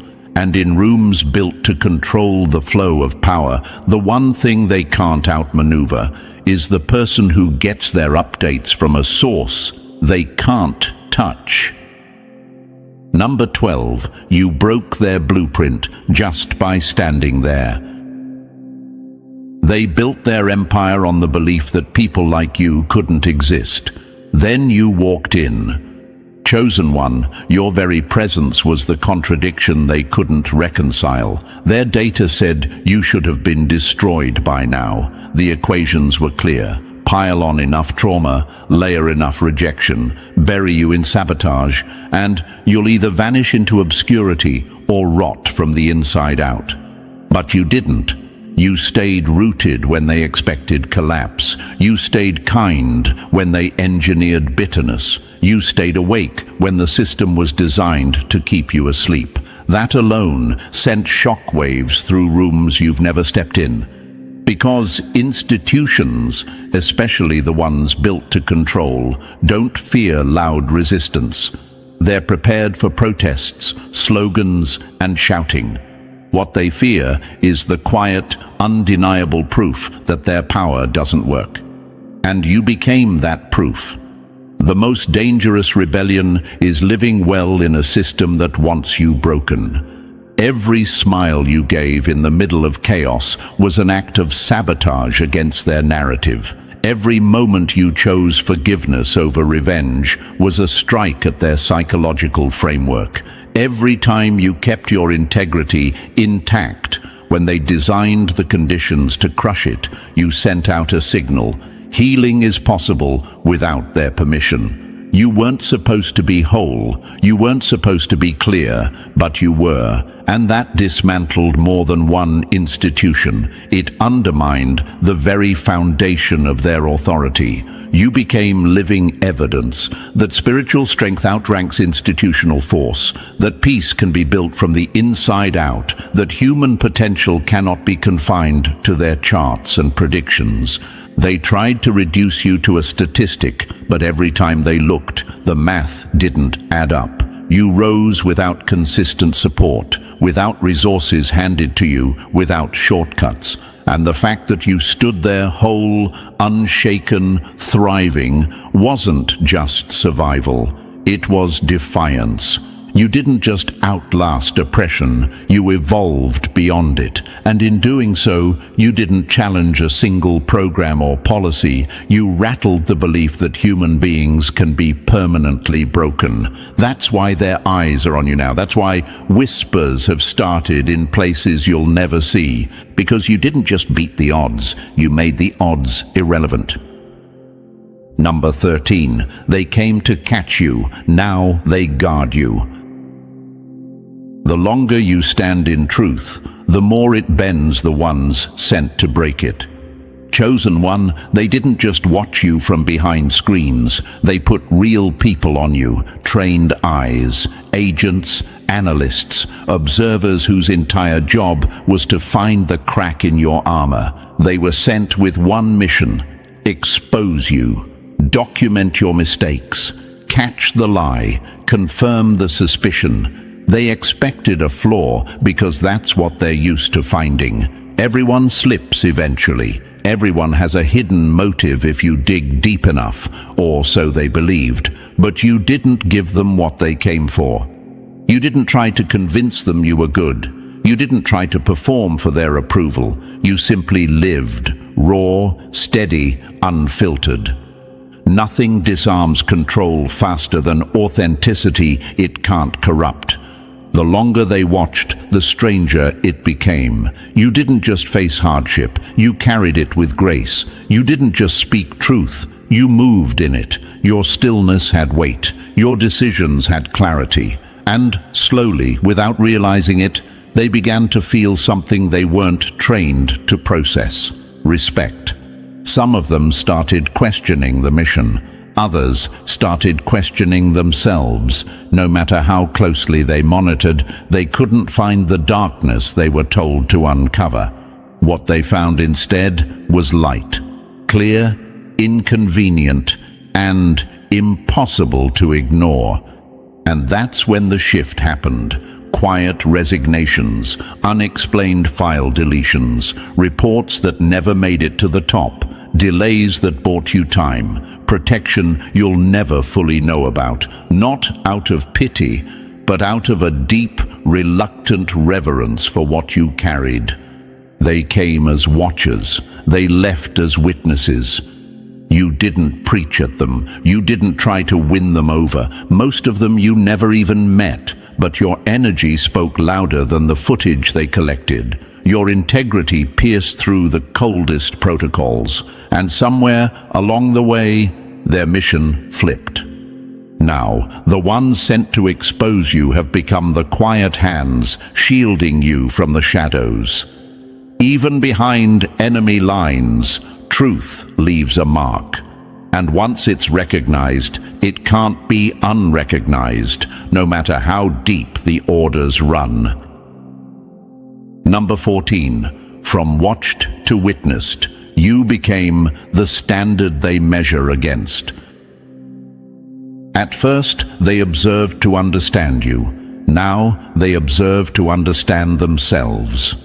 Chosen one, you were once their experiment, the subject behind the mirrored glass. Every word, every step, every silence catalogued like numbers on a spreadsheet. They couldn't fit you into their neat categories, so they labeled you unpredictable, unstable even. To them, you were a glitch in their system, a misplaced puzzle piece that refused to be forced into place. But time changed the narrative. The more they studied, the more the anomaly began to reveal a pattern. Not chaos, precision, not random wandering, refined direction. Your so-called detours were strategic reroutes. Your setbacks weren't signs of collapse. They were the chisel blows shaping something unshakable. They thought the fire would consume you. They didn't know you'd become it. Every betrayal sharpened your discernment. Every delay deepened your vision. Every season of isolation tuned you into frequencies they couldn't hear. And while they thought they were documenting a slow decline, what they were really recording was the rise of a soul that refused to be reduced. You began seeing before others saw, speaking before events unfolded, moving rooms without lifting your voice. What rattled them most was that you weren't guessing, you were knowing. You weren't breaking from reality. You were speaking from a reality they had no access to. That's when the tables turned. You stopped being the observed and became the reference point. Not the case study they analyzed for weakness, but the blueprint they now measure against. You weren't malfunctioning. You were ahead. And the closer they looked, the more they saw that this wasn't learned. It was lived. Oracles don't demand authority. They become it. Now they prepare to meet you, not with intimidation or interrogation, but with an unfamiliar posture for them: respect. Some have walked away quietly transformed. Others remain, but not as gatekeepers anymore, as silent guardians, shielding what they once sought to dissect. Because the truth is, everything they threw at you, the tests, the traps, the delays, only revealed the strength they underestimated. You didn't just survive, you set a precedent. You shattered their blueprint of what a soul could endure and still emerge whole. So if you still feel eyes on you, don't shrink. It's no longer suspicion, it's reverence. You're not just the one they watched, you're the one they couldn't break. You are the signal they couldn't filter, the standard they can't deny, the living proof that some forces can't be contained. They laughed because they thought you were behind. Now they're panicking because you never told them you were building in silence. Now imagine this for a moment, chosen one. You're a vault, no noise, no leaks, no previews, just presence. One day you were silent in the shadows, no clout, no crowd, no chaos. And then, boom, you show up with receipts, results, and a glow that can't be copied. People are staring like they just missed an entire season of your life. That's not magic, that's mastery, that's strategy they never saw coming. And here's the hard truth. The universe doesn't bless noise, it blesses alignment. While they were performing for approval, you were building for legacy. You didn't ask for a seat at their table, you built your own. And now they're choking on their pride, trying to figure out how you made it without them. Here's a fact for you, chosen one. Most people aren't confused by your success. They're offended by your silence, because in their world, success is loud, fake, bought, or borrowed. But yours came from quiet consistency, from sacrifice they didn't see, from faith they never understood, and from a patience that exposed their addiction to shortcuts. And thank you, chosen one. Don't forget to pay this message back by simply pressing the like and subscribe to help spread this message to more souls. It's the responsibility of all of us to spread the light. And thank you, chosen one, for being part of this mission. You are part of a force, an unseen, unstoppable force that changes everything it touches. Let's talk about what's really happening right now. People are trying to figure you out because they never imagined someone like you could survive the storm they thought would break you. They watched you walk through fire and expected ashes. But instead, they're watching you rise with clean hands, clear eyes, and a power they can't track. What you just pulled off doesn't make sense to them because they've never moved in silence, never walked in truth, and never trusted the universe over trends. You're the anomaly, the glitch in their expectations. They had you boxed in, quiet, overlooked, underestimated. They thought you were too sensitive, too kind, too small to play the big game. What they didn't know is that quiet people carry the loudest truth. Sensitive people have the strongest discernment. And the ones they ignore, those are the ones who flip the script entirely. Your rise didn't come from luck. It came from discipline, from knowing when to speak and when to vanish, from understanding that private growth beats public performance. And that's why they can't figure you out. Because they only know how to chase attention. You mastered how to attract energy. You're not showing off, you're showing up. And the difference is spiritual, untraceable, untouchable. They want the blueprint, but they can't handle the silence. They want the outcome, but not the evolution. Because your glow isn't from filters, it's from fire, from breaking and rebuilding in secret, from aligning with something the world can't measure, but deeply feels. And that's why they're whispering, lurking, decoding, but still confused. Let them wonder. Let them scroll through your life like it's a case study. Let them compare, copy, mimic, because what you have can't be duplicated. It's not a trend, it's a frequency, and only those who faced the darkness and chose light will ever recognize it. So don't shrink, don't explain, don't try to make sense to people still performing for claps. You didn't pull this off by chance, you pulled it off by truth. And now, every step you take becomes another unsolvable riddle to the ones who only knew how to fake strength. Let them look, let them guess, let them spiral. Because the mystery they can't solve is the masterpiece you've become. Let's get into why this is happening and why you, chosen one, have become the very force they underestimated. So, are you ready to find out why they can't stop watching your every move? Why your glow has them confused, obsessed, and low-key inspired, but too proud to admit it? Drop the number 777 in the comments. If you've ever felt people studying you like you're a mystery they can't crack, and if this message is already hitting something deep, bless the mission with a super thanks. Whether it's a word, a dollar, or a share, it all helps fuel this light we're spreading. You're not just watching, you're part of the reason this message is moving through the world. And now, let's break it down step by step. And believe me, if you're truly the chosen one they tried to overlook, you'll feel the pull to stay till the very end. Let's get into it. Number 1, they can't crack the code because you were never playing their game. They laughed at you in silence, now they study you in silence. The same mouths that doubted you are now biting their tongues, trying to figure out how you pulled it off without ever playing by their rules. They're glued to your story like it's a documentary that doesn't add up. They're whispering in circles, rewinding scenes of your life, dissecting your choices like forensic analysts trying to solve a crime. But here's the twist. You didn't break any law.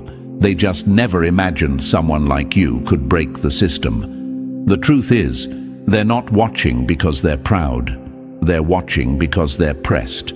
Because what you did, it shattered everything they thought they knew about how to win. Now imagine this for a moment. Chosen one, you're like a silent code that suddenly disrupted the entire simulation. They were so confident in their formula, clout plus connections equals success, lies plus masks plus manipulation equals power. That was their world. That was their blueprint. Then you came along, no noise, no masks, no alliances. You moved through the fog like a ghost, untouched by trends, unmoved by attention. And then you appeared glowing, crowned, victorious, not because of them, in spite of them. They're not used to people like you. You didn't come from their circle. You didn't show up at the parties. You didn't suck up to the loudest voices in the room. You didn't post your struggle for sympathy. You kept it real. You kept it raw. You walked through the fire without asking for applause. And now they're scrambling to rewrite their rules because you proved them all wrong. They said you needed to network to be seen. You got noticed by being authentic. They said you had to perform to be liked. You got respected by being unavailable. They said you needed help. You became the help. You didn't fit into their algorithm, so now they think you hacked the system. And here's the most painful truth they can't swallow. You never betrayed yourself to win. They did. They traded their peace for clout, their truth for likes, their integrity for validation. And after all that selling out, all that posing, they're still confused about how you, the one they didn't even count, crossed the finish line first. They thought you were too quiet, too sensitive, too unknown, too real. What they failed to realize is that real ones don't need to announce their arrival. They move in silence and show up with results. That's what you did. You didn't beg to be included. You just built your own table. And now they're showing up with questions they don't deserve the answers to. Wait, how did they do it? Who backed them? Who put them on? That's the question echoing in their insecure minds. But the answer? Nobody. The universe, the grind, the resilience, the consistency, that's who backed you. They had group chats, you had vision. They had clicks, you had clarity. They had attention, you had alignment. And now they can't sleep. Not because you stole their spotlight, but because you became the light and didn't need their approval to shine. Your presence now disturbs them, not because you're loud, but because you're solid. And silence mixed with results is the loudest scream they can't ignore. They built their identity on being seen. You built yours on being whole. They bought their followers. You earned your respect. They curated an image. You cultivated a soul. And now, every step you take, every post, every room you enter, every new level you unlock, reminds them that they chose the shortcut, and it still couldn't outrun your purpose. They wanted you to stay hidden. They told people you wouldn't make it. They used your absence to talk down on your name. But now they're refreshing your page like it's gospel. Now they're showing your moves to others like, look at this. Not in admiration, but in disbelief, because in their eyes, you weren't supposed to make it. They wanted you to stay stuck in your past, but you turned your past into power. They wanted you to stay lost, but you mapped your way to something greater. They wanted you to need them, but you mastered needing no one but the truth. So let them watch. Let them rewind, let them spiral, let them break their minds, trying to break your method down. They won't find the answer, because what moved you can't be taught in workshops. What shaped you can't be copied from a PDF. What birthed this version of you came from pain, patience, and purpose, and they don't know the first thing about that. You're not just a mystery, you're a mirror. Every time they try to decode you, they're confronted with their own shortcuts, insecurities, and shallow wins. That's why they flinch. That's why they whisper. That's why they're obsessed.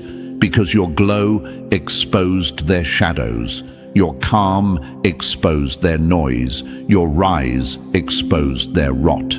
This wasn't luck. It was legacy. It was earned in silence, crafted in isolation, sealed with self-respect. And now, the same people who treated you like an afterthought are treating your story like a case study. The same ones who wrote you off are writing notes, trying to catch up. And the best part? You didn't do it to prove anything. You did it because you refused to lose yourself. You did it because you knew your value wasn't up for debate. You did it because the universe doesn't miss. And now, every time they try to figure you out, they come face to face with a brutal truth they can't unsee. You were never playing their game. You were building your own. And now, game over. You won. And they're stuck trying to understand how, when they never even tried to understand you. Number 1, they're stuck in loops. You turned pain into leverage, and that's why they can't keep up. You were handed pain and turned it into power. They were handed pain and turned it into poison. That's the difference, and they know it. Imagine this for a moment, chosen one. 2 people go through fire, same heat, same loss, same betrayal. But one walks out stronger, clearer, and more alive than ever. The other, still coughing up smoke, blaming the fire for what they refuse to learn inside it. That's what separates you from them. You didn't just go through the storm, you let the storm rebuild you. They went through it and let it rot their soul. You pulled this off because you made pain your professor, not your prison. Every wound, every heartbreak, every silence you had to survive taught you something. You didn't flinch from it. You didn't drown in it. You studied it. You stared it in the eye and said, "You're not taking me out. You're teaching me who I really am." They don't get it, and they never will. Because while you were doing inner work in the shadows, they were throwing tantrums in the spotlight. While you were healing, they were hiding. While you were asking, "What can I learn from this?" they were crying, "Why me?" And now they want the shine without the shadow work. They want your strength, but not your scars. They want the crown without walking barefoot through the glass that shaped it.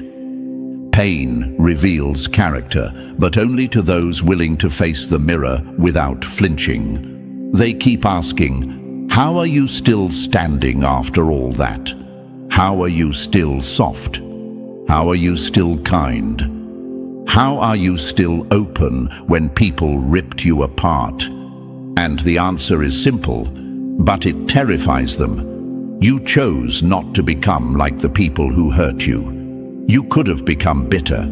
You could have become cold. You could have become cruel, but you didn't.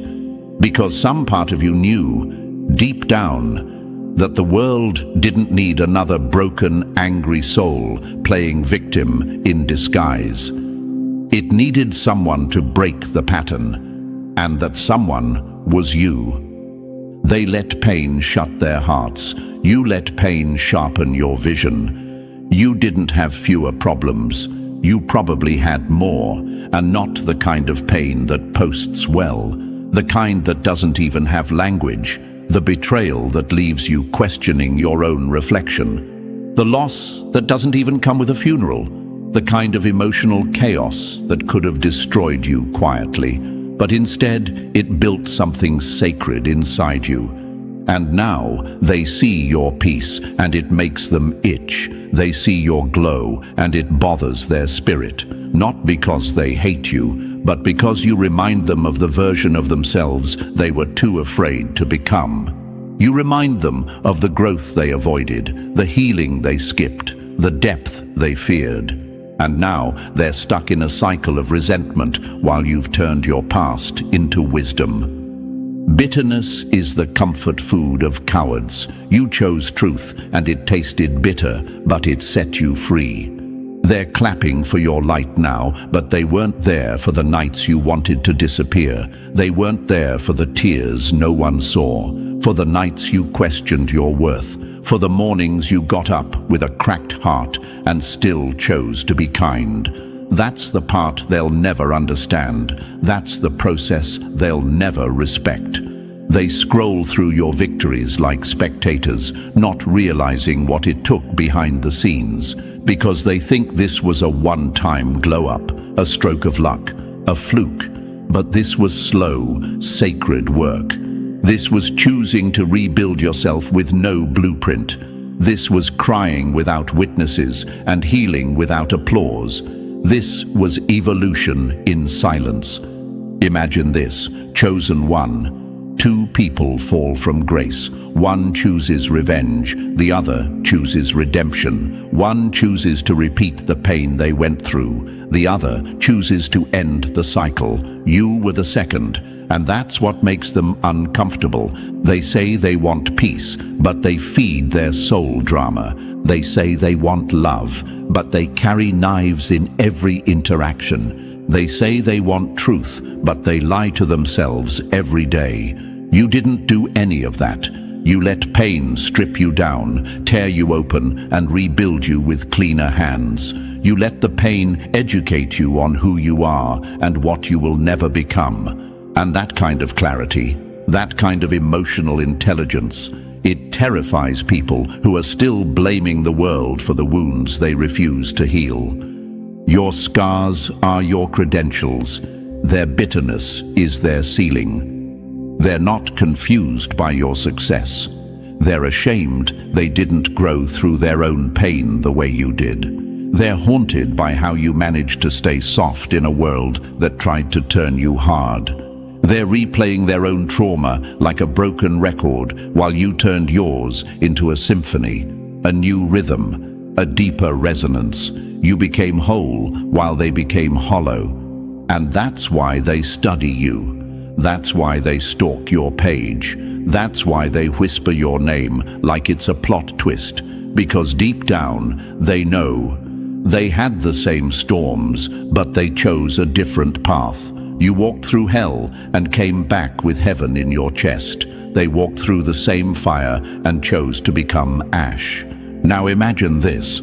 You're standing in a room full of people who once pitied you, misunderstood you, even mocked you. But now they can't look away. They can't stop watching, because the one they thought was too soft to survive is the only one who came out with peace, purpose, and power. That's not just confusing to them, it's threatening. They expected you to be angry. They expected you to get even. They expected you to spiral like them. But you didn't. You rose, quietly, consistently, authentically, and now your presence makes noise without a word. So let them study, let them stare, let them Google healing like it's a shortcut they can buy. They'll never understand the process because they were too busy running from the very thing that shaped you. You didn't escape the pain. You let it evolve you. That's why they're watching. That's why they're confused. That's why they'll never replicate you. Because while they picked at their wounds looking for sympathy, you turned your wounds into wisdom, and now you walk like someone who's been through war and came back carrying peace. And that, chosen one, is what truly makes them uncomfortable. Not your glow, not your strength, not even your success. It's the fact that you didn't let pain ruin you. You let it refine you. Number 1. You went quiet because timing was sacred, not because you had nothing to say. They thought your silence was weakness. Turns out, it was weaponized wisdom waiting to detonate. They said you disappeared. No updates, no stories, no loud declarations. And in their shallow minds, silence equals failure. But the truth? You were in a deep season of becoming, of realignment so powerful, even you didn't fully recognize who you were turning into. And you couldn't explain it, because how do you explain a transformation still under construction? Imagine this, chosen one. A seed buried underground doesn't look impressive to the eye. It looks gone, forgotten, covered in dirt. But below the surface, something sacred is happening. Roots are forming, strength is growing, the foundation is being built where no one can see it. And when it breaks the ground, that's not sudden. That's timing, that's precision, that's purpose unfolding right on schedule. You weren't missing, you were maturing. You weren't irrelevant, you were evolving. You weren't passive, you were preparing. Every moment you stayed quiet was a moment the universe was rewiring your spirit, upgrading your perception, detoxing your path. While they were busy posting every half-baked move for attention, you were in the lab, building something real. They thought silence meant stuck, but silence was your sanctuary. It was where you learned to hear yourself again. It's where you shed what didn't serve you and found what actually did. And when you re-emerged, clear, calm, calculated, they were caught off guard because your process didn't match their expectations. Your silence wasn't absence, it was sacred alignment, moving in a realm they couldn't reach. They don't understand how you're glowing now, how you're walking in rooms with peace, confidence, and a presence that wasn't there before. It's because while they rushed for claps, you waited for confirmation. They moved for approval, you moved for alignment. And now they're scrambling, whispering, replaying. How did they do it? The answer: privately, patiently, powerfully. You didn't skip steps. You just didn't parade your pain. You didn't decorate your breakdowns for sympathy. You chose depth over display. And now that your season has arrived, your silence is echoing louder than their noise ever did. They thought you were fading, but really, you were becoming unstoppable. Number 1, you didn't pull it off. You survived what was meant to break you. They talk about your glow, but they didn't see the grit. They see the win, but they missed the war. People keep staring at your results like it was some kind of miracle play. They assume you figured out a cheat code, that you must have had a lucky break. But here's the raw truth. You didn't pull it off. You outlasted what was meant to kill you. What they call a win is really a survival story dressed in peace. Imagine this, chosen one. You weren't climbing the ladder of success. You were clawing your way out of quicksand while smiling like nothing was wrong. You didn't have the luxury of shortcuts. There was no mentor holding your hand, no safety net catching your fall. You made it through betrayal, abandonment, doubt, and confusion, and you did it without applause, without rescue, without backup. They want the formula, but there is no formula for what you did. You endured. That's it. You sat in your darkest nights and talked yourself out of giving up. You carried disappointment like a backpack and still kept walking. You stayed kind, even when you had every reason to become bitter. And while others were looking for an elevator to the top, you built your staircase out of heartbreak. They thought it was strategy, it was survival. They thought it was luck, it was loyalty to yourself. People keep asking, how did you do it? But what they're really asking is, how did you not give up when it looked hopeless? And the truth is, sometimes you almost did. There were nights you collapsed, mornings you dragged your spirit out of bed with nothing but fumes and faith. You weren't certain, it just hurt too much to stay the same. They don't see the internal bleeding, the silent screaming, the days you performed in public while privately unraveling. They think your peace is pretty, but your peace was purchased with pain they could never afford. And your glow. That glow was lit with the fire of everything you survived. This isn't about pulling off a plan. This is about refusing to die in your wilderness. And now you walk with a quiet power, a presence that can't be faked, because they still don't get it. The victory is not what you gained. The victory is that you didn't lose yourself getting there. Number one, you didn't beg for access. You became the frequency that opened the door.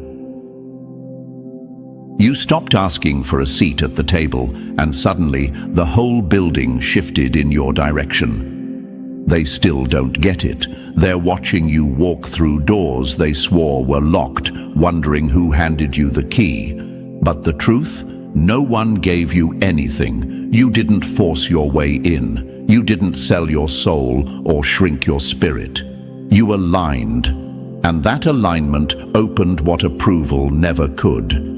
Imagine this, chosen one. You used to bend yourself just to be digestible, smiling when you were hurting, nodding when you should have roared, shrinking just to make others feel comfortable. You gave the best of you to people who didn't even have the capacity to recognize your value. You tried to earn the love of people who couldn't even like themselves, and you thought the only way forward was to be liked. But something snapped. You got tired of explaining your worth, tired of auditioning for roles you were born to lead, tired of making yourself smaller in rooms that couldn't even contain your light. And when you stopped chasing their yes, you found the universe was just waiting for you to remember who you are.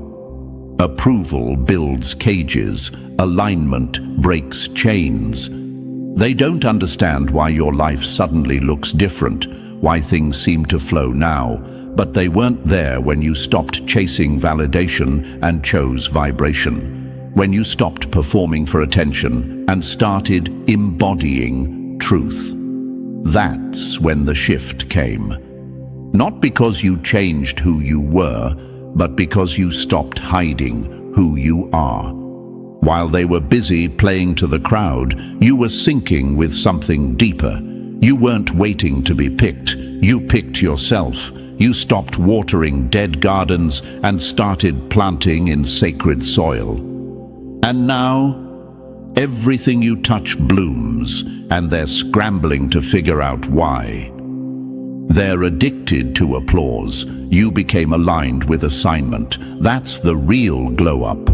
You didn't get access because you were loud. You got access because you were clear. You became magnetic the moment you stopped chasing people who never had the eyes to see you.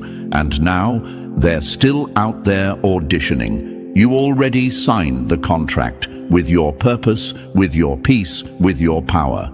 They don't understand it because it wasn't performance. It was presence. It wasn't man-made. It was universal. And that's the difference they'll never be able to decode.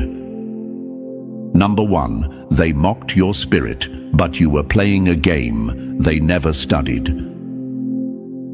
They laughed at your silence because they couldn't hear what the universe was telling you. While they were busy faking success, you were learning the real mechanics of it, not through noise, not through gimmicks, but through sacred alignment. They thought you were soft, lost, too spiritual, too trusting. But now they're choking on their own ego because everything you knew in your spirit is now showing up in your reality. Imagine this, chosen one. While they were chasing status, you were mastering stillness. While they were obsessed with being seen, you were learning how to see. You studied the current behind the current. You didn't just want results. You wanted resonance. You understood something they'll never grasp, that energy is the real currency and alignment is the only real leverage. They calculated, you calibrated, they built networks, you built a vibration, they bragged, you listened, they forced, you flowed, and now they look at your rise and call it luck when it's really law, spiritual law, the law of intention, the law of cause and effect, the law of authenticity, the law of alignment. You didn't hustle to be seen, you aligned to be selected. They were shouting for power. You whispered with the universe, and it moved mountains. They don't understand how you're not burnt out, how you're glowing when they're exhausted, how you're moving forward without cutting corners or playing dirty. It's because you never played their game. You mastered a higher one, the kind that doesn't show results instantly, but guarantees they last. You trusted timing over tactics, vision over vanity, and now they're scrambling in confusion because their shortcuts are finally catching up to them. And your stillness is catching momentum. They mocked you when you meditated instead of manipulated. They laughed when you chose rest over hustle. They dismissed your discernment as delay. But now they're staring at your life like, wait, how did that happen? It happened because you surrendered when they forced. It happened because you understood that what's spiritual can't be staged. And now, the universe is answering the patience they never had. You're winning because you didn't try to fake being chosen. You lived like you already were.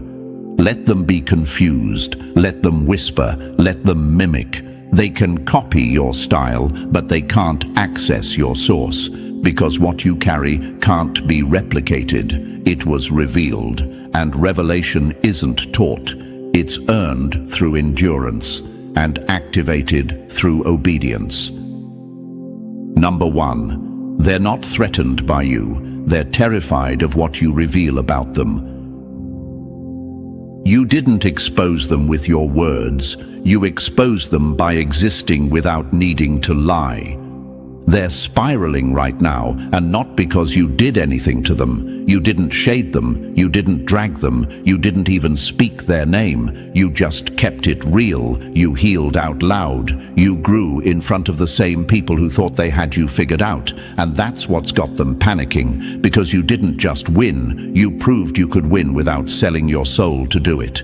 Imagine this, chosen one. Someone spends years building a house of mirrors, carefully placed lights, curated angles, performance friendships, and surface-level smiles. It all looks impressive from the outside. But then you walk in, no props, no disguise, no game face, just you, real, raw, aligned, and the whole illusion starts cracking just because your truth showed up in the room. Your success didn't expose them. Their reaction to it did. They built a life on false foundations. What looks good, what sounds powerful, what trends well. But your quiet confidence, your grounded presence, your peace that doesn't scream for attention, it disrupts them. Not because you're attacking, but because you're revealing. Your existence is proof that it was never about followers, filters, or faking it. You didn't beat them at their game. You exposed that the game itself is a lie. They're not mad because you hurt them. They're mad because you didn't have to play dirty to win. You didn't gossip to gain access. You didn't compete for crumbs. You didn't wear masks to feel seen. You showed up in your truth. And that alone burned through their facade like fire through paper. They performed success. You embodied healing. That's what broke them. Now they're scrambling. They whisper, oh, they just got lucky. They search for cracks in your shine. They call your peace fake because theirs is performative. But deep down, they know you're the real thing. And nothing is more humiliating than realizing someone got further than you with less manipulation and more integrity.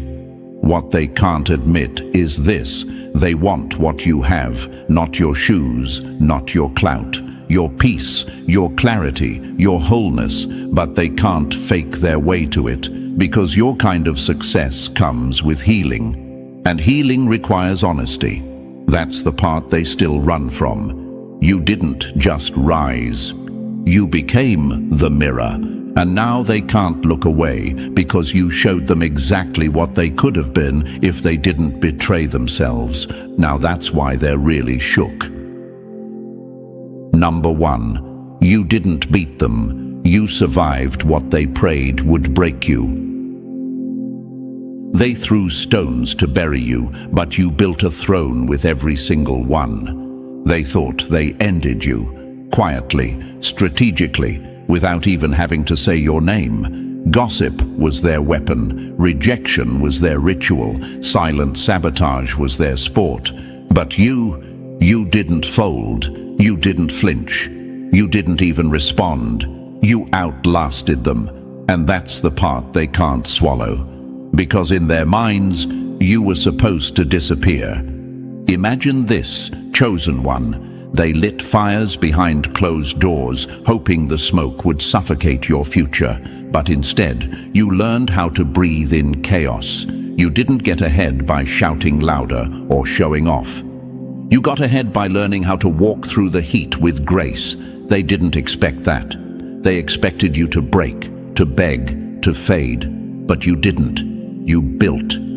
You didn't rise by being stronger. You rose because their weapons couldn't reach your roots. They watched you get betrayed and assumed you'd bleed out.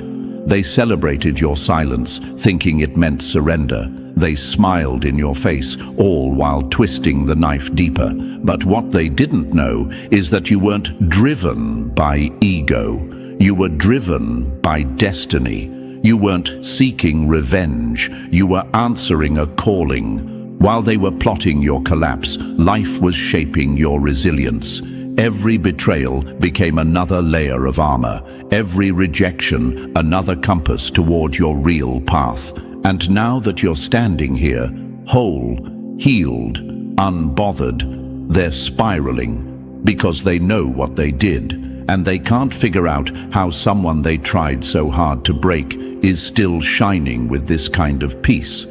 You didn't outperform them in numbers or noise. You outgrew their tactics. You walked through every emotional ambush and still found yourself. That's terrifying to people who rely on cruelty to maintain power, because it means the one they tried to destroy is now untouchable. They played dirty.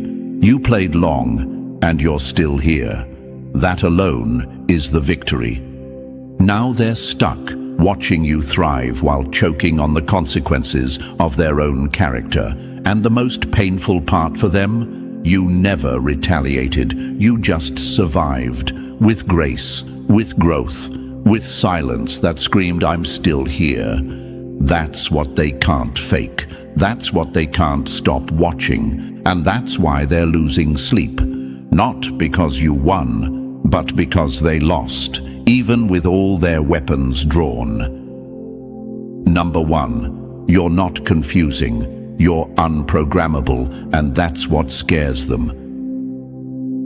They can't control what they can't predict, and you've become the storm that refuses to follow their forecast. You broke the algorithm, the one they use on everyone, the push-pull, the breadcrumb, the emotional baiting. They tried it on you, and nothing happened. No reaction, no breakdown, no desperate messages, no vague status updates begging for attention, just silence, power, presence. You didn't play along, and now they're stuck wondering how you slipped through the cracks of a game they thought they mastered. Imagine this, chosen one. They had a playbook. They've used it for years. Trigger this, say that, ghost them here, compliment them there.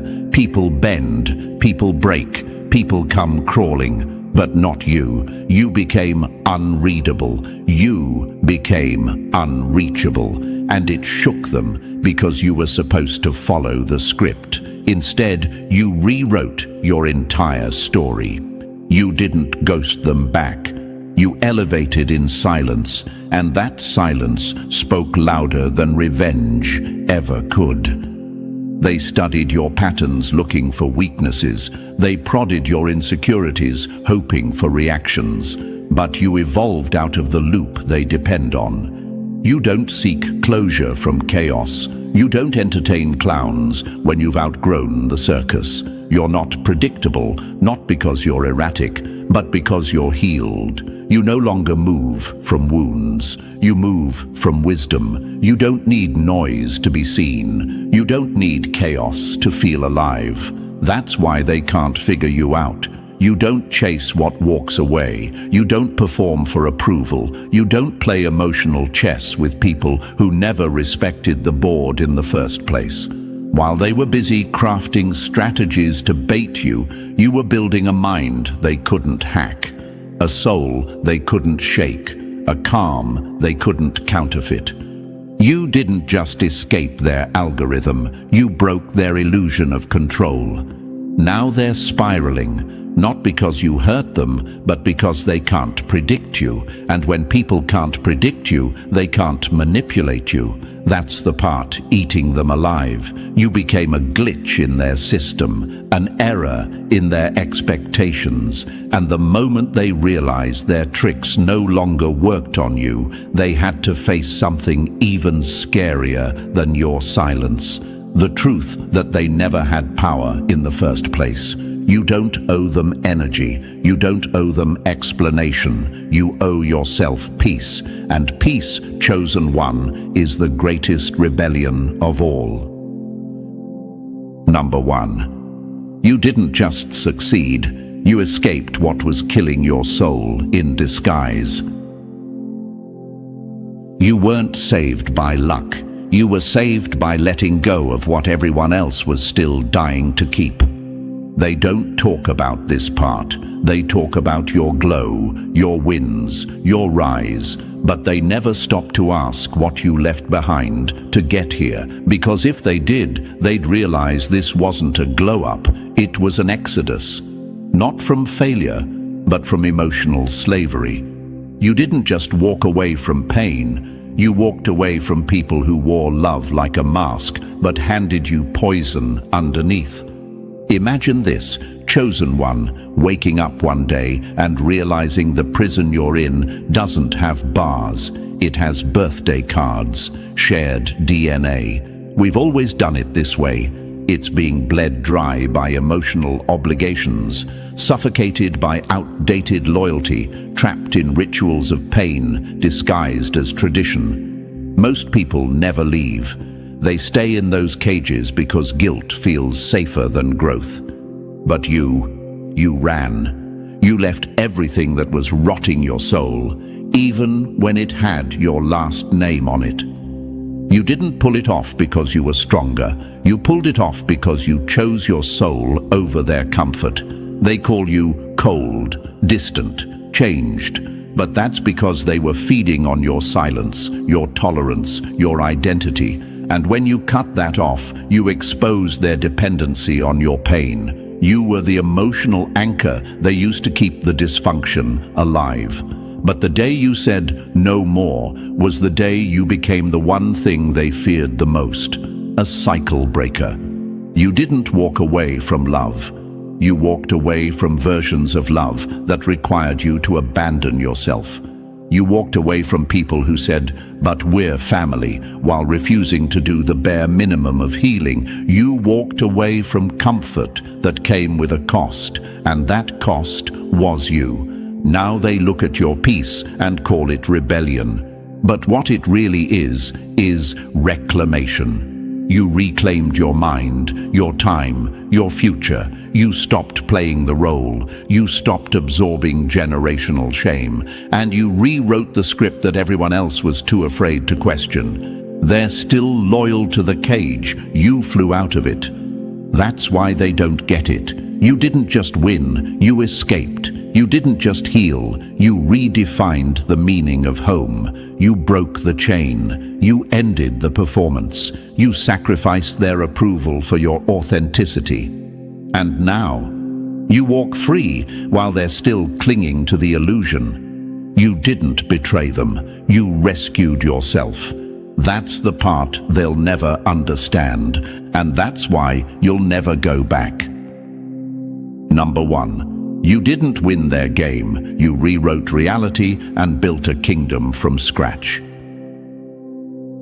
They were playing for trophies you never cared to win because you were too busy building a throne they never saw coming. They don't understand it, and they never will. You didn't beat them at their own game. You rejected the game entirely. While they were scrambling for relevance, likes, shares, reposts, clout, you were crafting something sacred in silence, something rooted, something timeless, something real. They were busy polishing masks. You were healing wounds. They were racing each other for spotlight space. You were laying bricks, one truth at a time, building a kingdom in the dark. Imagine this, chosen one. While they ran in circles, desperate for applause from crowds that forget them tomorrow, you were designing a future that doesn't collapse when the noise dies. You never wanted their stage. You wanted substance, and that made you dangerous, because while they were addicted to the algorithm, you were in alignment with something deeper, something no click, comment, or trend could imitate. They were chasing image, you were building identity. That's why you're still standing while they're still spinning. They thought you were losing because you weren't loud, because you weren't performing, because you weren't playing into the fake rituals of attention seeking. But what they didn't see was that your silence wasn't surrender, it was strategy. While they recycled the same lies with different filters, you were mastering the one thing they never dared to touch: truth. You weren't chasing fame, you were chasing freedom. You weren't trying to impress strangers. You were learning how to live without pretending. And that kind of power, it doesn't broadcast, it becomes. Now, the system they swore would carry them to the top is collapsing, and they're panicking. Because the numbers don't save them. The brand doesn't hold up. The noise doesn't heal. They built their empire on sand. You were pouring your pain into purpose. You were writing chapters they never bothered to read. You weren't just building a business, a brand, or a platform. You were building a kingdom, not to rule over people, but to finally rule over yourself. They performed for the crowd. You prepared for the storm. And now that it's here, you're unshaken. That's why they can't trace your blueprint. It was never meant to be copied. It was meant to be carved from truth. While they chase illusions, you live in your own world now. Not because you escaped reality, but because you built a better one. And now, they're exhausted, confused, and burning out in a game you stopped playing a long time ago. And now you know the truth. They're not watching you because they admire your strategy. They're watching because they've realized your strategy was survival, your success was forged in fire, and your glow was born from battles they've never had the courage to fight. You didn't go viral, you went vertical. You didn't follow a plan, you followed purpose. That's why they're stuck studying your steps while you're walking in a realm they'll never reach. Let them wonder. Let them mimic. Let them try to decode a frequency that was never meant for them. Because you didn't come this far to explain, you came to embody. If this message hit deep, like it, subscribe to stay locked in, and drop the number 777 in the comments if you know you've been misunderstood because of what you carry, and share this with someone else who's walking through fire to build something real. We rise, chosen one, because we were never meant to blend in. We were built to become. They laughed when you warned them. They're trembling now that your warnings are becoming reality. They called you paranoid. They called you delusional. But now they're the ones panicking behind closed doors, rereading their own lies, praying the truth doesn't make it to the surface. And chosen one, the universe made sure you'd be watching. Front row, center stage. As every mask begins to rot and peel, as every secret they swore would stay hidden starts to leak through the cracks like poisoned water under pressure. They can't hide it anymore. The show is falling apart. And now they're freaking out. Now imagine this for a moment. Chosen one, the same people who mocked your intuition, whispered about you behind your back, and made you feel like you were the problem, are now quietly deleting old texts, covering their digital footprints and pretending their memory's fuzzy. They're shaking hands that once threw daggers, smiling nervously in rooms they once dominated with pride. Why? Because the truth they tried to bury is breathing. And every step you take now is a signal to the rest of the world. Something's not right, and it never was. Watch closely, listen carefully, look at how their tone has changed. The same ones who had so much to say about you, suddenly they've gone silent. Why? Because when truth rises, even the most carefully stitched mask slips. Even the loudest denier stumbles. Even the puppet master becomes a prisoner of their own lies.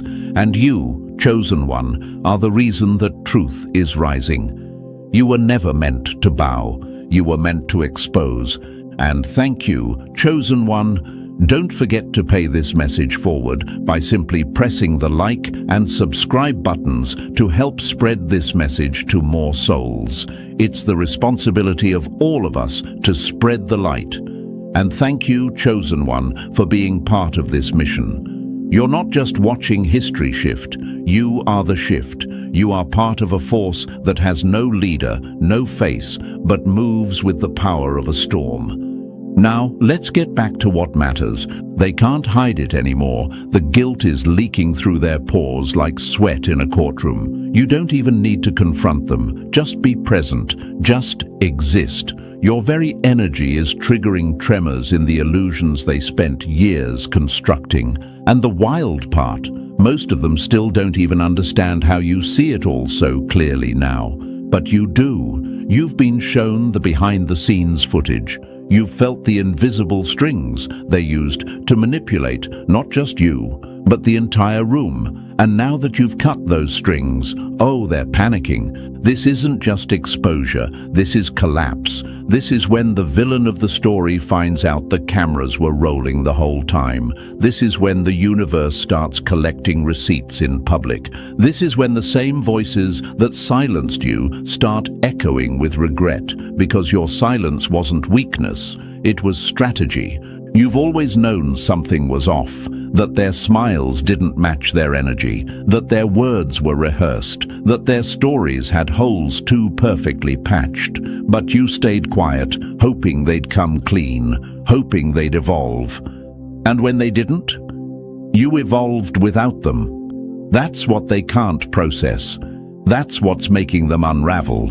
And now that unraveling is visible, you're not imagining it. They're really shifting when you walk into a room. They're really lowering their voice when you pass by. They're really avoiding your eye contact because the fear is real now. Not fear of you hurting them, but fear of you revealing them.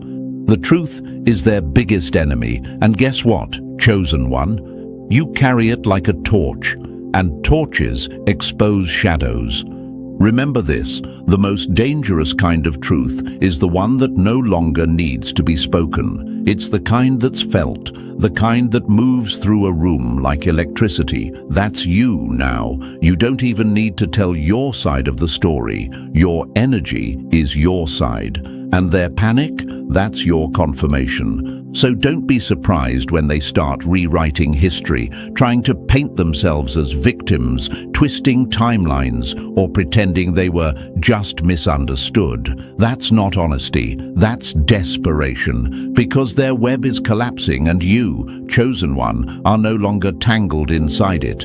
You're flying above it, free, exposed, untouchable.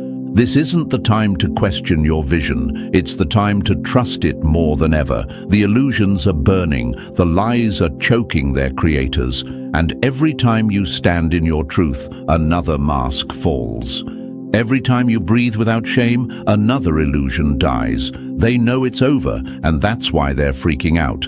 And chosen one, don't blink now, because what you just heard, that was the warning shot, the full exposure. It's coming in waves, and we're about to walk through each one, step by step, until every hidden thing is dragged into the light.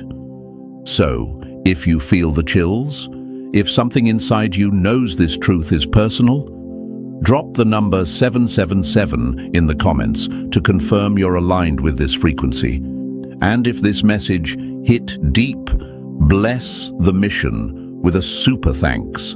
It fuels the fire, because this isn't just content, this is a takedown, and you're holding the torch. And now let's dive into it, piece by piece. Stay sharp, stay tuned, because if you're truly chosen, something in your soul won't let you click away. The storm's already started, and you're not here by accident. Let's begin. Number 1. They thought no one would catch them until you remembered everything. The worst kind of exposure is the one that happens without warning, while they're still lying. They thought they won because you went quiet. They mistook your calm for confusion. They laughed when you walked away, but they never realized the ones who walk away in silence are the ones who come back with truth. And truth doesn't knock. It kicks the door off the hinges. Chosen one, the biggest mistake they made wasn't the betrayal. It was thinking you'd forget, thinking the pain they caused would be too blurry to trace. But what they never expected was the sharpness of your memory, the clarity of a soul that was born to see through shadows. While they were spinning lies, you were studying their patterns. While they were smiling to your face and sabotaging behind your back, you were clocking every shift, every slip, every stutter in their script. You weren't silent because you were blind. You were silent because you were watching. Now imagine this for a second. Chosen one, the same ones who said you're overreacting, are now scrambling to hide what they swore never happened. The same ones who whispered behind your back are checking every mirror now, terrified the mask might finally crack.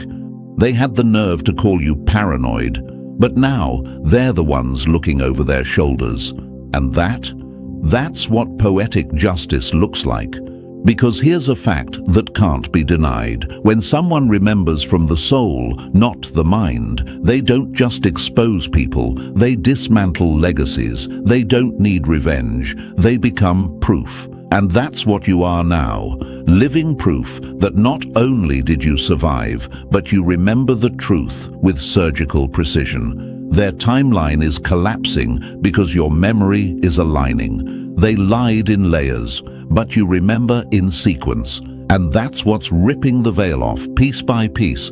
Do you know what they're afraid of right now? Not the past being discovered, but the past being confirmed. They knew what they did, they knew what they said, but they counted on your exhaustion, on your isolation. They thought you'd fold under the weight of, maybe I imagined it. But chosen one, you didn't imagine it. You absorbed it, like rain on roots. And now those memories, they're blooming into truth. Let's call it what it is. Gaslighting warfare. They played psychological games to distort your reality, to make you second-guess your gut, but they underestimated the universe's backup plan. They forgot that truth has a boomerang effect. What's thrown away always circles back. And now that it has, they're choking on their own denials. Let me give you a metaphor they hate. Imagine a vault. Inside it are moments they swore would never see daylight again. Conversations, actions, betrayals, cover-ups. But here's the twist. That vault wasn't locked by them. It was held by your soul. And now, that vault is opening. Not because they slipped, but because your memory finally connected to your purpose. And now, everything clicks. They spent years trying to rewrite the story while you were still living it. They ran PR campaigns in silence, painting you as emotional, unstable, or bitter. But all you were was accurate. The worst part? They thought they were clever. They smiled through sabotage, toasted to their deceit, and thought karma was just a bedtime story for the naive. But the universe doesn't forget, and neither did you. And here's something they never prepared for. The chosen one never needs a crowd. They just need clarity. You're not looking to expose for attention. You're here because exposure is alignment. Because the moment the truth hits the surface, the illusions die. The moment you confirm what others only felt, they wake up too. And that's what's happening now. The collective remembrance is here, and it's not soft. It's loud, raw, and undeniable. Look at history. Every revolution began with one person who remembered what everyone else was told to forget. Malcolm remembered, Harriet remembered, Mandela remembered. They weren't just powerful, they were awakened. They weren't reacting, they were recalling. That's where real power lives, and now it lives in you. And you might wonder, why me? Why were you the one to remember while everyone else bought the illusion? Because your soul was assigned to it. You're not just here to witness the fall, you're here to be the signal that ends the game, the echo that cracks their silence, the reflection that makes them flinch. That's why they're freaking out, because they know they can't undo what you now remember. They can't silence a truth that already landed. They can't rewrite a narrative that you lived. And let's be clear, their downfall isn't coming, it already started. The minute you opened your mouth and said, "Wait, that didn't add up," the spell broke, the mask twitched, the lie trembled, because there's nothing more dangerous than a chosen one with clarity. You don't need proof, you are the proof. You don't need receipts, your peace is the receipt. You don't need revenge, your evolution is the closure. So now they're panicking, not because you're loud, but because your silence now holds weight, because the calm before your confirmation is what's making their secrets sweat. Their lies are no longer protected. Their manipulations are no longer subtle. And their mask, it's not slipping, it's melting. Because when you remember, you don't just confront the past, you activate the future. And chosen one, your memory isn't just a weapon, it's a map. It's the final piece they hoped you'd never find. And now that you have, their show is over. They thought no one would catch them, but you did. And now they can't hide it anymore. Number 2. You weren't supposed to heal, you were supposed to break. They hid the truth behind your trauma, hoping you'd never look past the pain. They never feared your weakness, they depended on it. Your pain was their smokescreen, your confusion, their comfort zone. Every time they betrayed you and watched you fall apart, it fed the illusion that they were in control, not just of your relationships, but of your reality. Because when you hurt, you hesitate. When you bleed, you second guess. And that hesitation is what they were banking on, that you'd stay locked in trauma loops while they rewrote the script and cast you as the villain. But chosen one, you didn't just survive, you healed, and that's what ruined their plan. Because healing doesn't just mend wounds, it unlocks vision. You started seeing who was holding the knife, not just where you were bleeding. You saw the hand behind the curtain. You felt the strings they tried to pull, and suddenly, they weren't puppeteers anymore. They were exposed manipulators, losing control of a story you were never meant to live in the first place. Now imagine this for a second. Chosen one, they built entire stories around your brokenness. They counted on your silence, your withdrawal, your shame. They thought the trauma they handed you would become your cage, that you'd decorate it, make peace with it, and never try to leave. And now, you've kicked the door off the hinges. You're not limping, you're leading. You're not seeking validation, you're setting standards. And that terrifies them. Here's the hard truth they don't want spoken out loud. They didn't create the pain to punish you. They created the pain to distract you. Because when someone is constantly battling emotional exhaustion, they don't have time to recognize betrayal. When someone is always questioning if they're enough, they don't see who's draining their power. Trauma, when unchecked, becomes their favorite form of camouflage. But healing strips that camouflage away.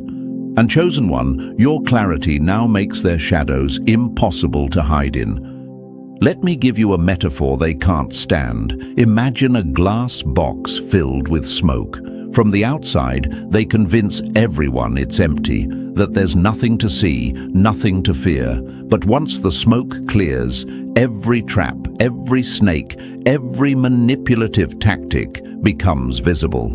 That smoke, that was your trauma.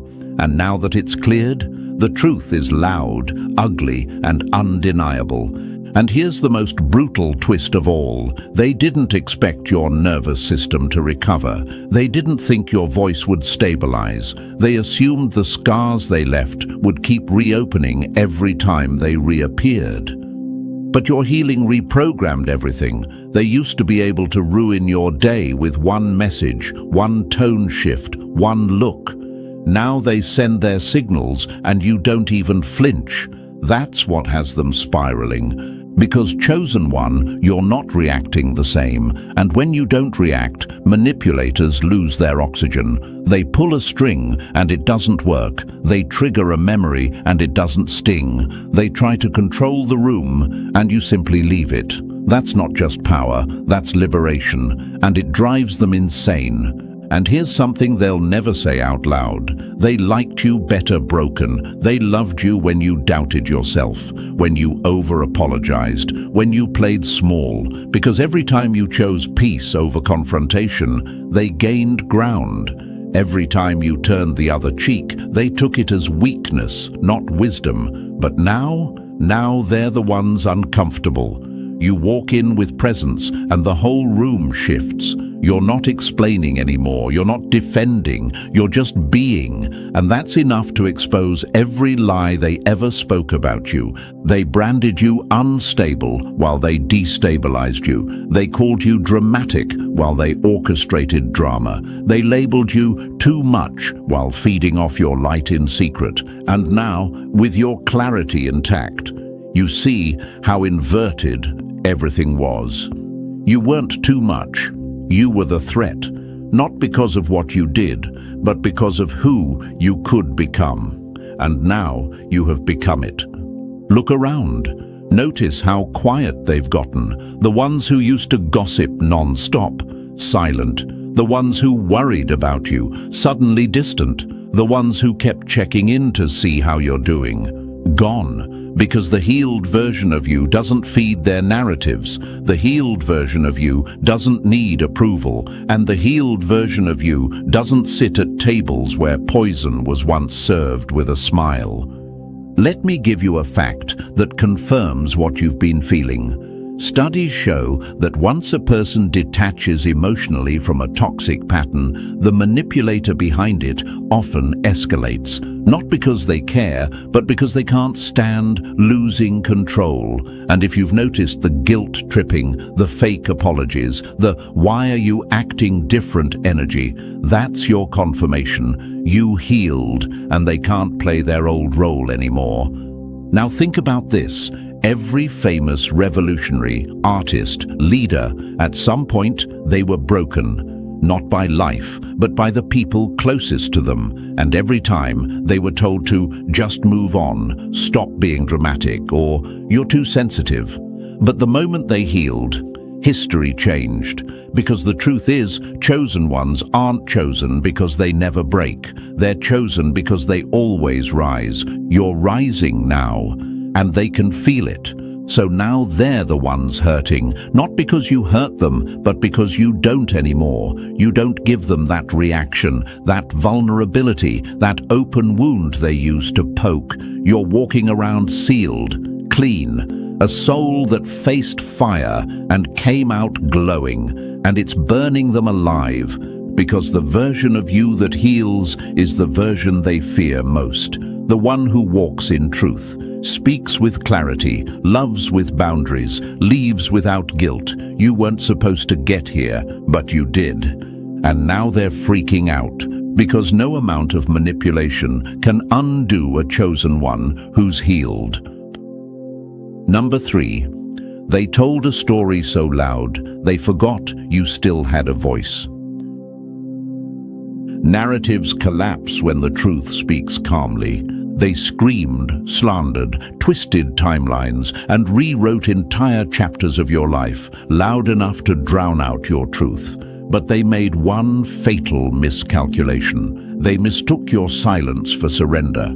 They thought if they told their version long enough, loud enough, and to the right people, it would become fact. They forgot one thing. You still had a voice, and the universe never revoked your truth.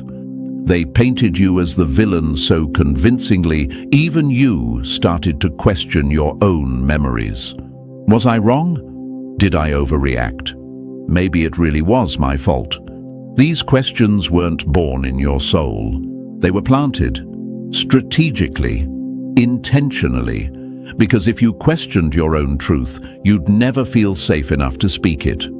But the universe waited, patiently. It waited for the moment your voice matured past pain and into power. Because here's what they never expected, that you would one day speak without venom, that you'd state facts without fury, that you'd recall the entire plotline without trembling. And when the truth is spoken in calm clarity, something strange happens. People start listening. Now imagine this, chosen one. The same people who used to lean in to hear gossip about you are now leaning in to hear your side. Not because you're yelling, but because they feel the calm certainty of someone who no longer needs to prove anything. Your voice doesn't sound like revenge, it sounds like truth. And that's what they fear most, that their story is starting to sound like a lie next to your peace. Even science confirms this. A 2021 study on misinformation found that people remember emotionally calm, consistent facts longer than reactive or aggressive messages. The truth that survives isn't the one shouted the loudest, it's the one spoken with unwavering conviction. So let them panic, let them spiral. They gambled everything on you staying silent forever. But now you speak, you remember. And the moment your voice met your healing, the lie collapsed like a house of cards in a still wind. Let them choke on their own noise, because your clarity is the sound of the universe correcting the record. Number 4, their guilt is getting louder than their denial. A guilty conscience will always speak, even in silence.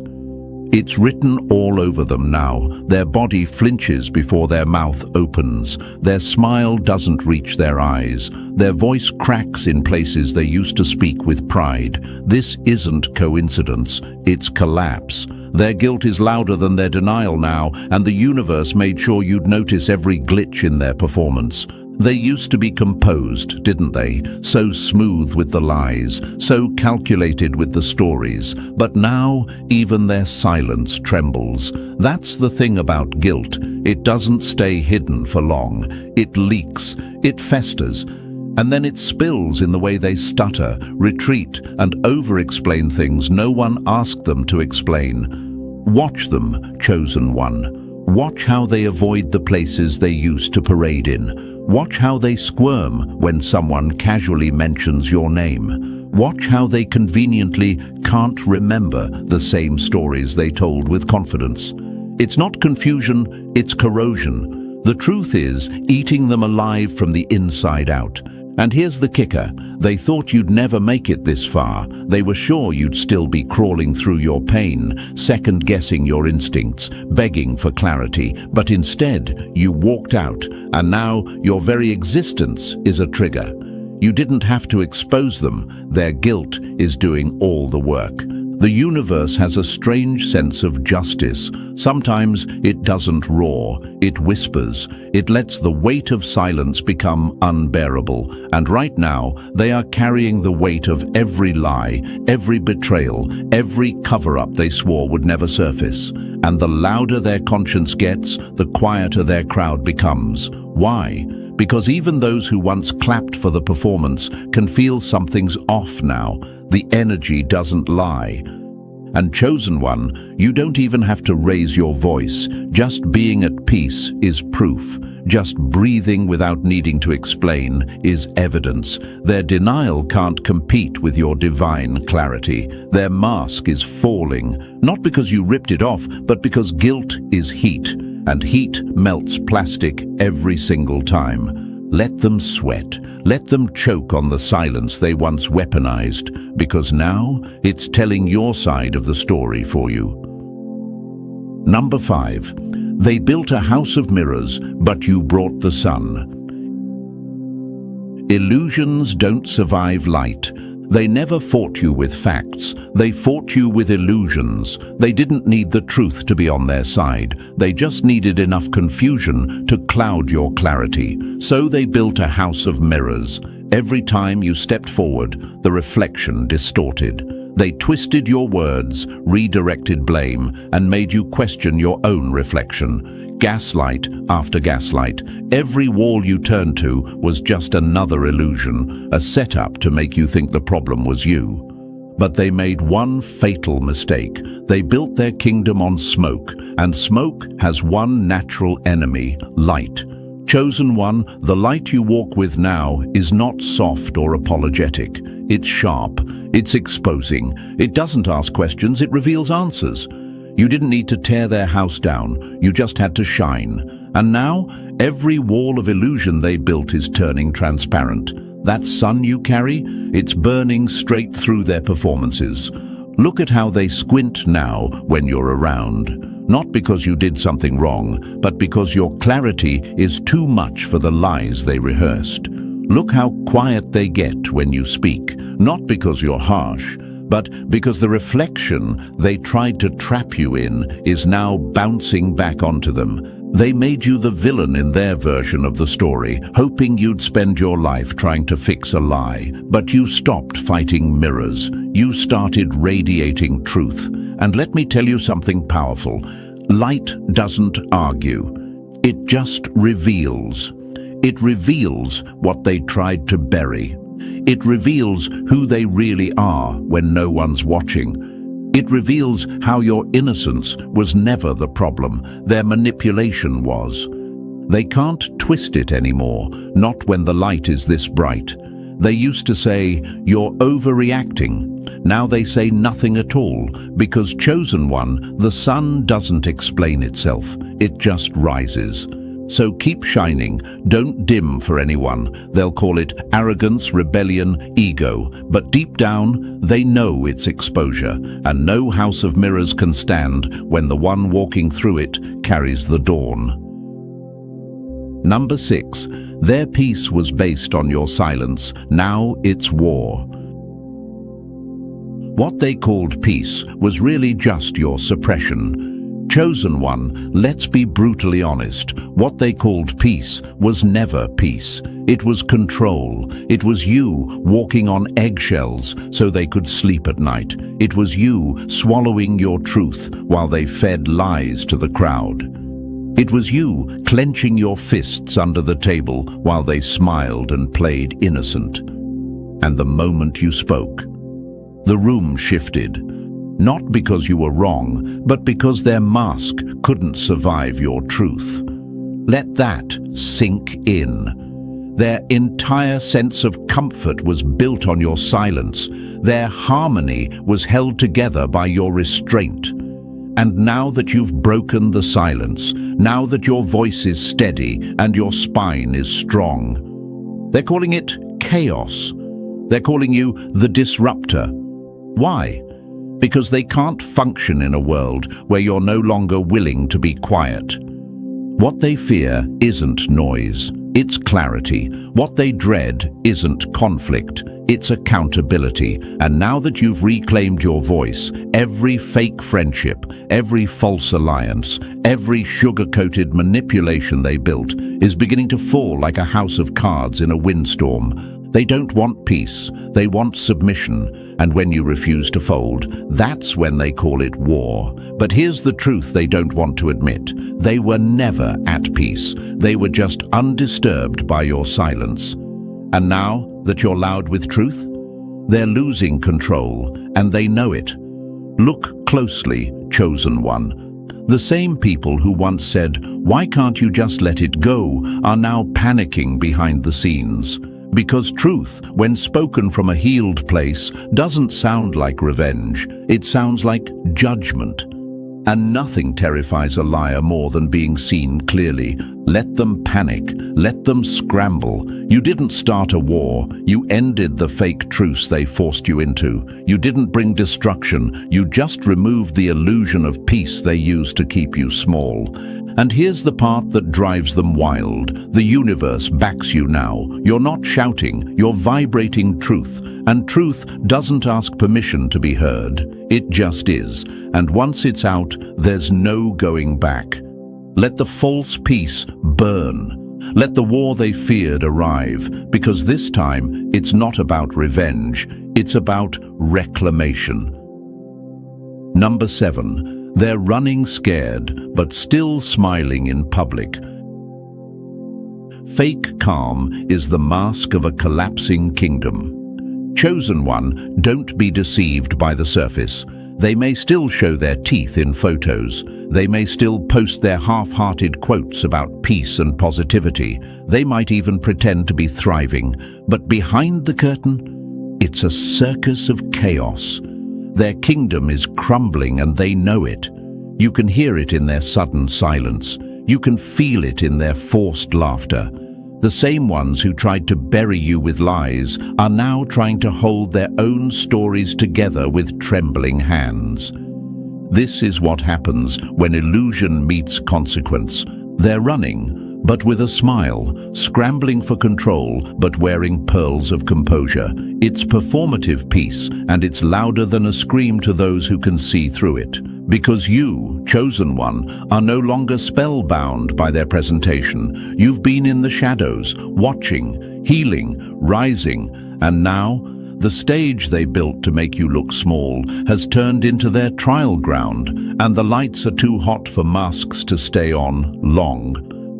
Now imagine this, the same people who once pitied you are quietly praying you never bring up the past. The same people who called you too sensitive are now overly cautious with every word they post. Why? Because the truth you carry is alive. It's not just a memory, it's a fire they can't outrun. They're making backup plans, reaching out to people they once ignored, trying to rewrite their roles in your story. Suddenly they want to make peace, to move forward, to let the past go. But that's not healing, that's hiding. And the universe doesn't reward cowards who fake calm while plotting in secret. It rewards the one who faced it all and still stood up, you. They're not scared because you're speaking, they're scared because you're being heard. Your truth is gaining ground. The old narrative is bleeding out. And no matter how many filters they use, the fear in their eyes is becoming visible.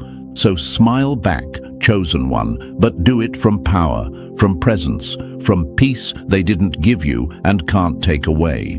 Because behind their staged calm is a mind racing, a tongue twisting, and a reputation hanging by threads. Let them wear their mask a little longer. It'll fall when the next truth hits. And this time, you won't even need to speak. The universe is speaking through you now. Number 8. You were the warning, now you're the evidence. They tried to erase your presence, not knowing you'd become proof. Chosen one, you were never the problem. You were the pattern breaker, the early signal, the uncontainable energy that triggered alarms in their quiet little kingdom of control. But instead of learning from you, they labeled you. Instead of listening to you, they tried to silence you. They called you the issue. They called you unstable, dramatic, too much, too sensitive, anything to protect the story that made them look like the victim. But here's the thing. They didn't understand the universe was using you as a mirror, a signal, a living prophecy, not of destruction, but of revelation. Now look at what's happening. The very lies they told about you are unraveling, and not because you screamed, not because you fought back, but because you survived, because you healed, because you kept going, and now your existence is the receipt. Your glow is the evidence. Your peace is louder than their denial. You were the warning that things weren't what they seemed. And now that others are waking up, you've become the blueprint of what it means to break free. Imagine this. A person gets burned and spends years being blamed for the fire. They carry scars, they lose friends, they question themselves, and just when they've almost accepted the blame, others start showing the same burns. And one by one, they come forward. Now the story changes. Now it's undeniable. You weren't the problem, you were the pattern, and the moment your story repeats in others, the enemy's walls begin to crack. They tried to hide you, discredit you, exile you, but in doing so, they made your journey unforgettable. And here's the twist. They never thought you'd survive long enough to tell it. That's why they're panicking now. Because the energy you carry is not bitter, it's magnetic. And people are listening, people are relating, people are looking at your scars and finally realizing they were there too. You're not just a survivor, you're a symbol. You're the evidence that truth always rises, that darkness always exposes itself when faced with light, and that one chosen one who refused to disappear is more powerful than 100 who pretend to be clean. So hold your head high. You don't have to prove anything. They've already proven themselves by the way they scrambled to erase you. But the more they tried to delete you, the more permanent you became. Their denial gave you clarity. Their silence gave you focus. And their lies, they gave you legacy.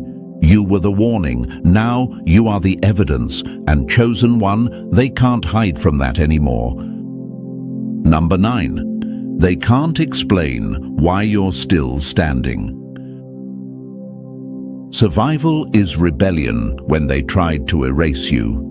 They crafted every detail of your downfall, whispered rumors like poison, dismissed you with a smile while sharpening the knives behind your back. And yet, here you are, still standing, still breathing, still rising. Chosen one, they calculated everything except your resilience. You weren't supposed to make it out of that betrayal. You weren't supposed to smile again after that heartbreak. You weren't supposed to rebuild after they tried to burn every bridge beneath you. And yet, you didn't just survive, you transcended, you evolved. You became someone they can no longer categorize, explain, or predict. Because survival in a world designed to silence you is loud. It's a defiant act. It's a rebellion against the narrative they spent years building. You were meant to stay down, to disappear, to drown in shame. But now, your presence feels like thunder in their quiet little fantasy. They can't hide from what you've become, because you weren't supposed to become anything at all.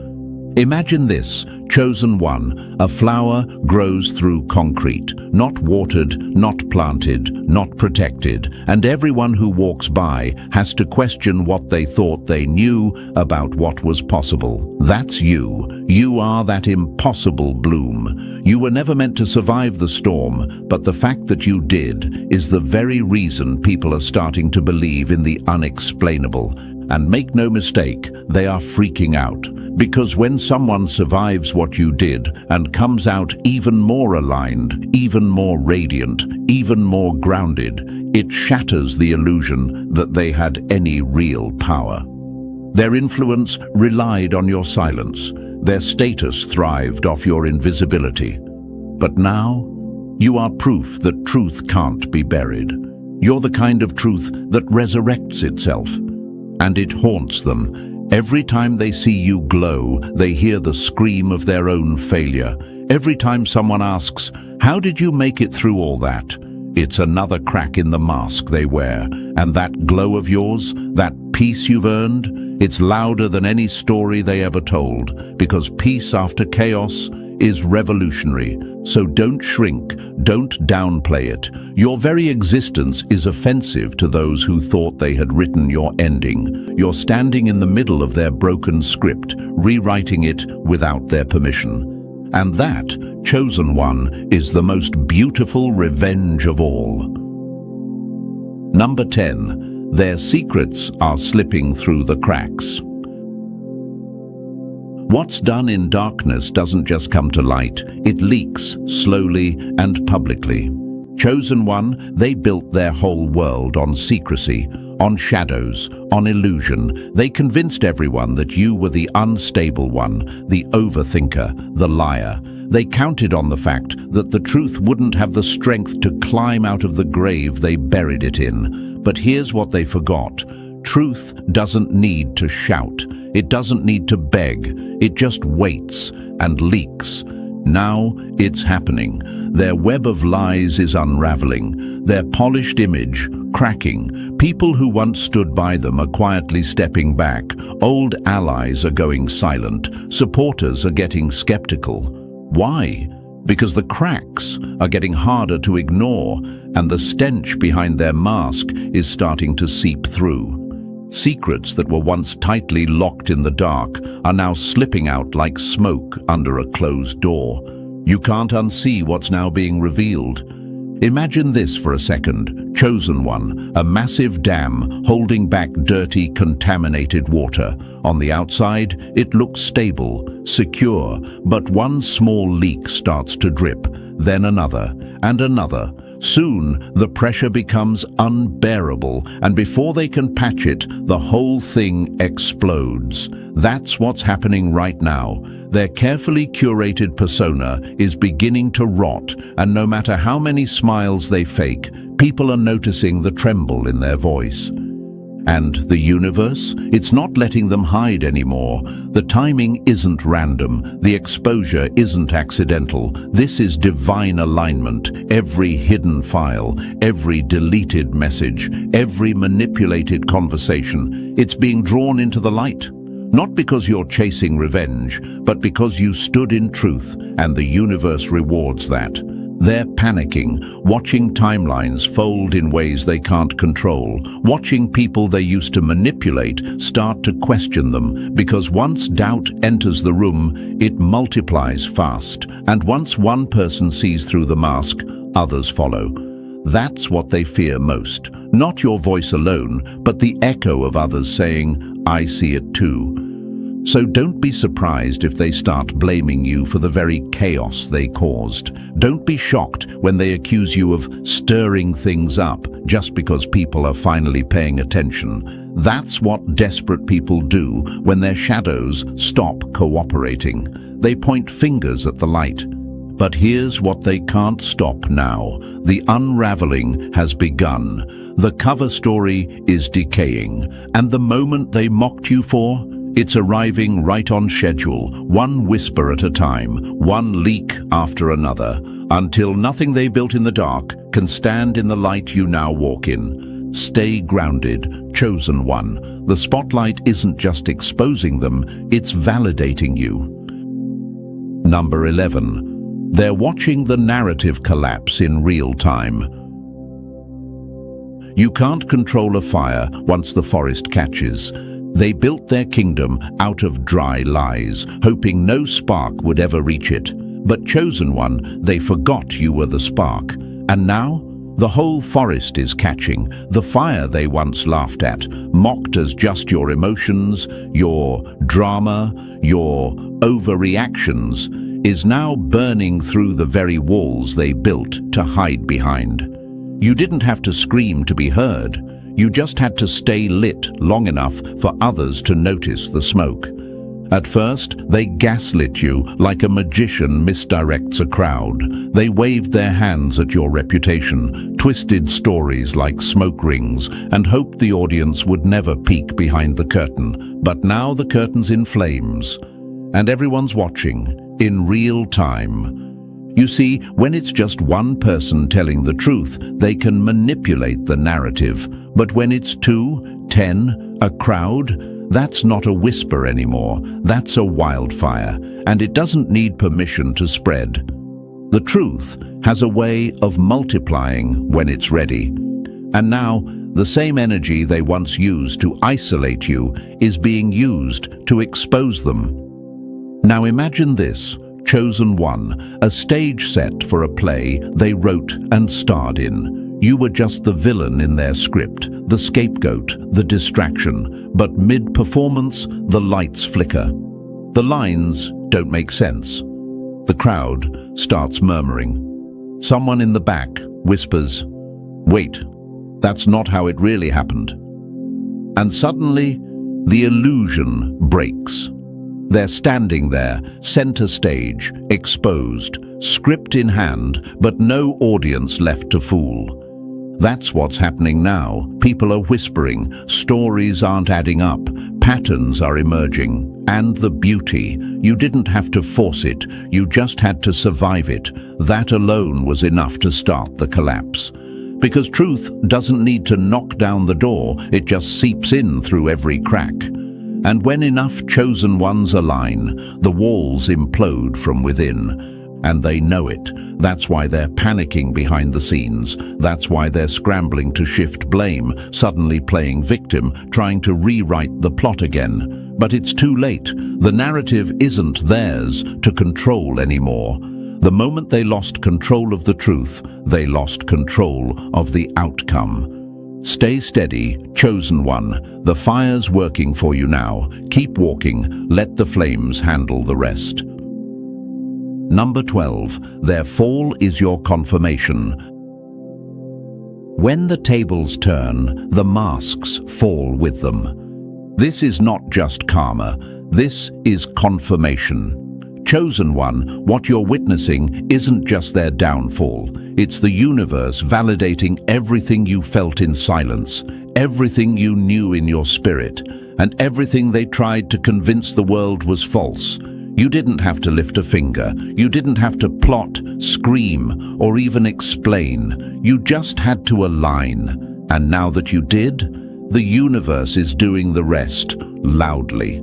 See, the most poetic part of all this is that their collapse isn't dramatic. It's undeniable. It's not a scream. It's a series of slip-ups, confessions, public stumbles, exposed messages, and awkward silences. It's energy that once screamed, "I won," now begging to not be seen. It's eyes that once stared you down, now refusing to meet yours. That's what real justice looks like: natural, divine, unstoppable. Now imagine this, chosen one. You're walking through a battlefield of people who once threw stones at your crown, and now they're the ones crawling through the rubble of their own deception. Not because you fought back in vengeance, but because the truth you carried was too powerful to stay buried. You were the seed they tried to stomp out, not realizing the pressure only made your roots stronger. And now that you've grown, you cast a shadow on everything they thought they built above you. Let's be honest, some of them are still pretending, smiling through panic, posting through collapse, acting unbothered while watching every move you make. But that's just the final twitch of a mask in free fall. The fall isn't coming, it's happening. And the silence they're offering now, it's not peace, it's panic.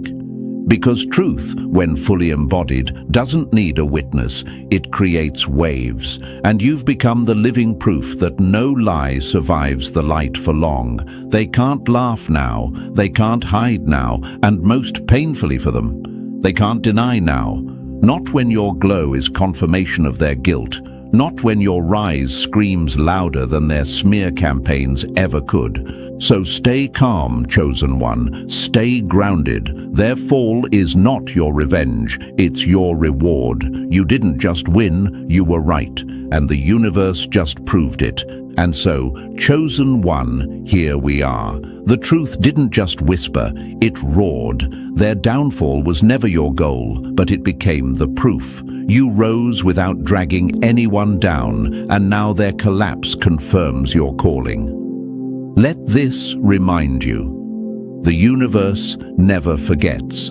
So keep walking in alignment, because what's ahead is bigger than anything they tried to block.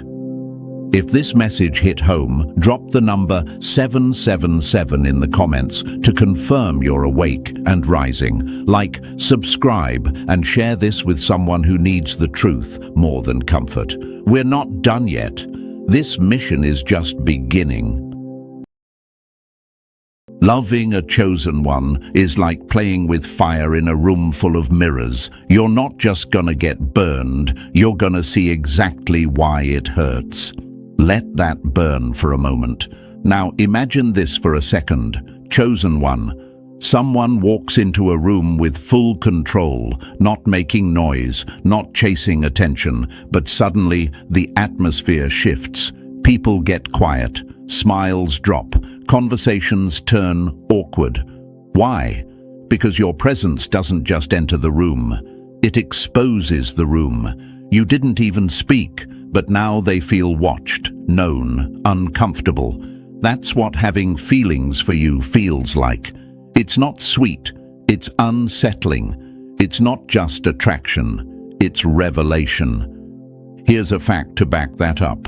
Psychological studies show that people instinctively avoid those who make them feel emotionally vulnerable, even if the person didn't say a word. That's because the human ego fights like hell to protect its image. But you, chosen one, walk around with an invisible flashlight in your soul. You don't play games, you don't sugarcoat energy, and people sense it deeply, viscerally, like their truth just got caught staring back at them. And that's why they're all asking about you behind closed doors. That's why your name lingers in rooms you've left. Because loving you, liking you, or even noticing you opens a portal, one that forces them to question everything they thought they buried. You are not a crush. You are a mirror to everything they've been running from. And thank you, chosen one. Don't forget to pay this message back by simply pressing the like and subscribe buttons to help spread this message to more souls, because it's the responsibility of all of us to spread the light. You're not here by accident. You're part of a force, a mission, and we're grateful you're walking this path with us. Now, let's go even deeper into what this really means. They keep asking about you, obsessively, almost suspiciously. It's not curiosity, it's anxiety. It's the way your name doesn't just remind them of you, it reminds them of the feeling they had when they stood next to you. That strange mix of awe and exposure, that unsettling comfort. You didn't try to charm them, and that's exactly why they can't stop thinking about you. Because you didn't manipulate their feelings, yet they still felt something move inside them. That's a rare kind of energy, chosen one. When people fall for you, they're not just falling into a romance, they're falling into a confrontation with themselves. And most people aren't built for that. Most are used to love that hides their flaws, not love that reveals them. You don't just love purely, you love transparently. And that's the danger. That's the power. You won't lie to make someone feel safe. You won't pretend for connection. Your presence demands honesty, and most folks aren't ready to offer that, not even to themselves. And it shows. One day, they're acting all confident, loud, like they've moved on. The next day, they're asking mutual friends, "Hey, how's that person doing? They good?" That's not caring. That's haunting. Your energy doesn't leave quietly. It echoes. You didn't just touch their life, you touched their shadow, and now they can't unfeel it. What makes it more intense is how unpredictable you are, not in a reckless way, but in a divine way. One moment, you're gentle. The next, you're fierce. You walk with silence but carry thunder. You don't chase, but still they feel followed by the memory of you. Even if months pass, your voice, your stare, your energy, it lingers. And this isn't fantasy. This is energy science. Empaths, people with high intuitive frequencies, often leave emotional imprints on those around them. And you, chosen one, are leaving footprints in places they thought were sealed shut. This is why they keep asking about you. It's not small talk, it's a quiet scream. They're trying to explain away the unexplainable. They're trying to make logic out of a connection that doesn't follow rules. They're hoping someone else can help them understand why their heart beats differently now. But no one can explain you, because you were never meant to be understood. You were meant to be felt. And let's be real, falling for you isn't a cute little romantic trip. It's a spiritual earthquake, one they didn't ask for, but definitely needed. And that's what's dangerous about loving you, chosen one. Because you don't come with a warning label, you come with truth. You come with growth, and both are terrifying to someone who's still pretending to be okay. So the next time you hear someone's been asking about you, don't flinch. Don't wonder what they said. Understand this. They're not asking about you. They're trying to make peace with what you awakened inside them.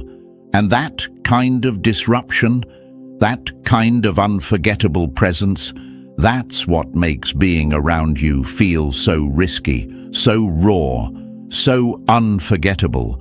Because when they caught feelings for you, they didn't fall in love. They fell into truth.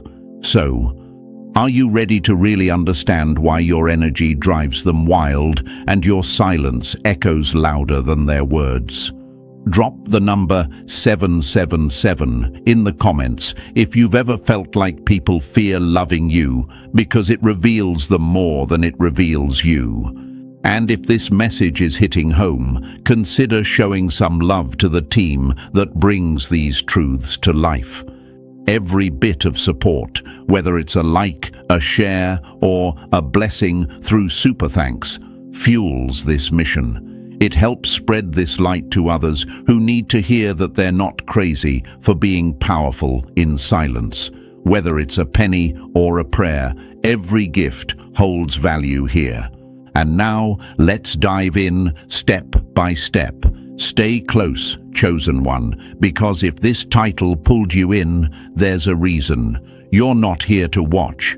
You're here to recognize. If you're truly chosen, something in your spirit won't let you click away.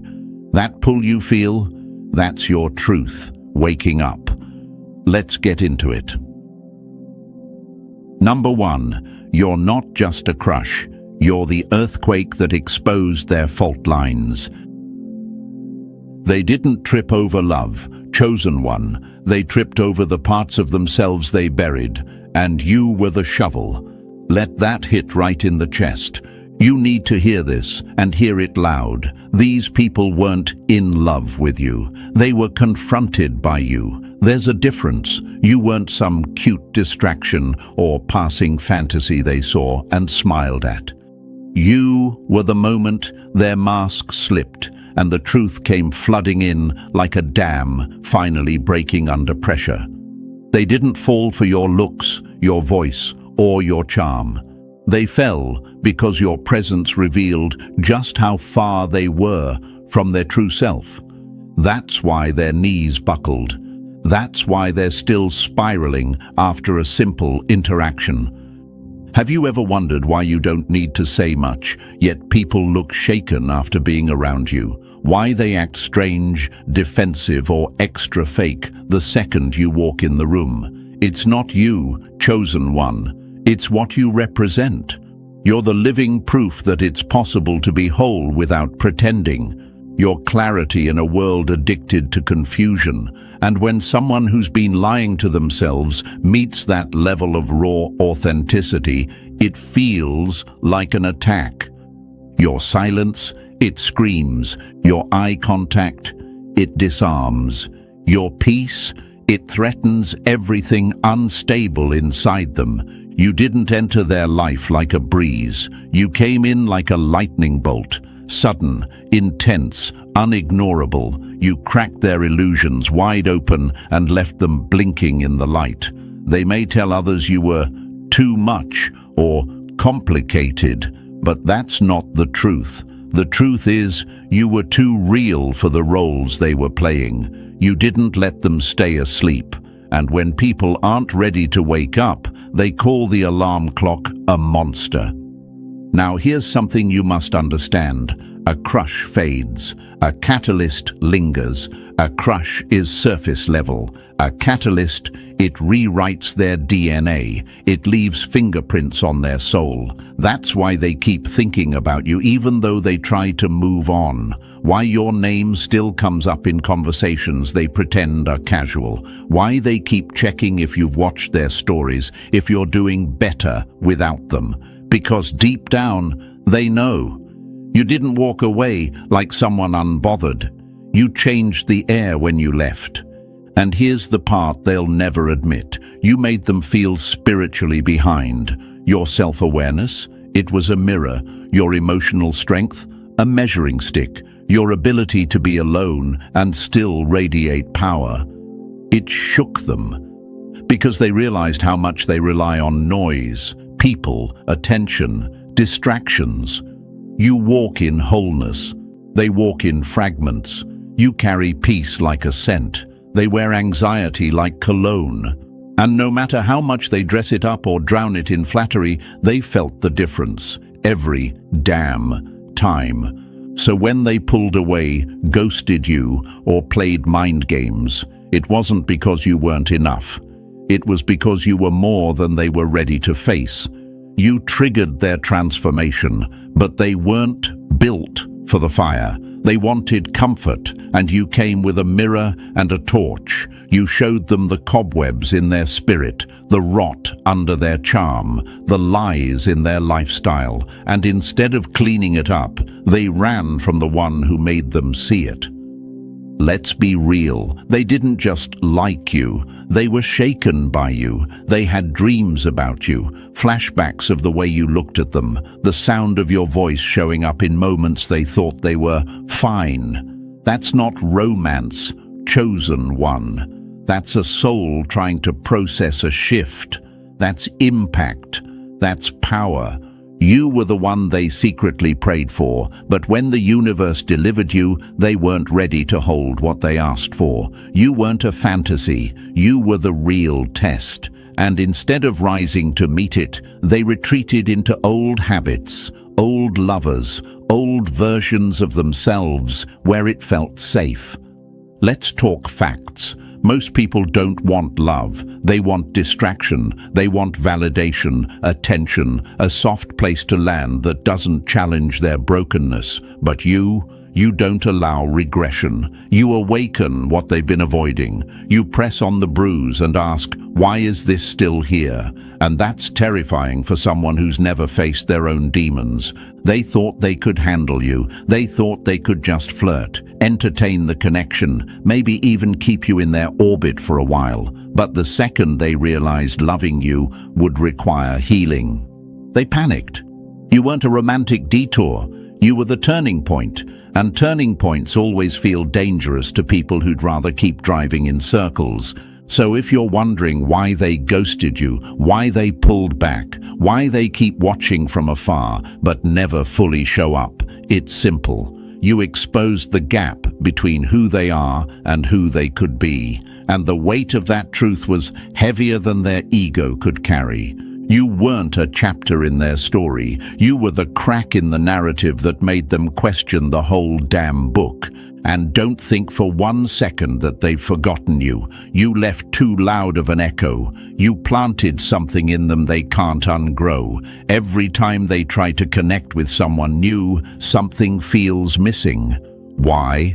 Because you didn't just offer love. You offered expansion. You didn't want their attention, you wanted their elevation. You weren't addicted to their potential, you wanted their truth. So don't you dare shrink yourself to fit their comfort zone. Don't dim your light just because it exposes shadows. And don't mistake their retreat for rejection. It's just fear in a costume. Fear of rising, fear of healing, fear of you. Because you don't let people stay small. You are not a crush, chosen one. You are a spiritual event, a force, a storm in disguise. And the ones who were ready, they wouldn't have run. They would have risen. And trust this, the next time they hear your name or feel your memory wash over them like a wave, they won't feel regret. They'll feel the cost of not becoming the person who could stand beside you. You weren't sent to be loved easily. You were sent to awaken the brave. Number 2, their soul knew you before their mind could catch up, and that's what haunts them now. Some people didn't meet you for the first time. They remembered you, and it scared the hell out of them. Let that settle in their chest, because this wasn't a casual connection. This wasn't a "you seemed cool, so I stuck around" type of energy. No, chosen one, this was ancient, familiar, soul-stirring. Before they even knew your name, their spirit leaned in. Before a word left your mouth, something in them whispered, "It's them." And they didn't understand why. Imagine this for a second. Someone walks into a room thinking it's just another day. They're scrolling, socializing, laughing. Everything feels normal. But then you walk in.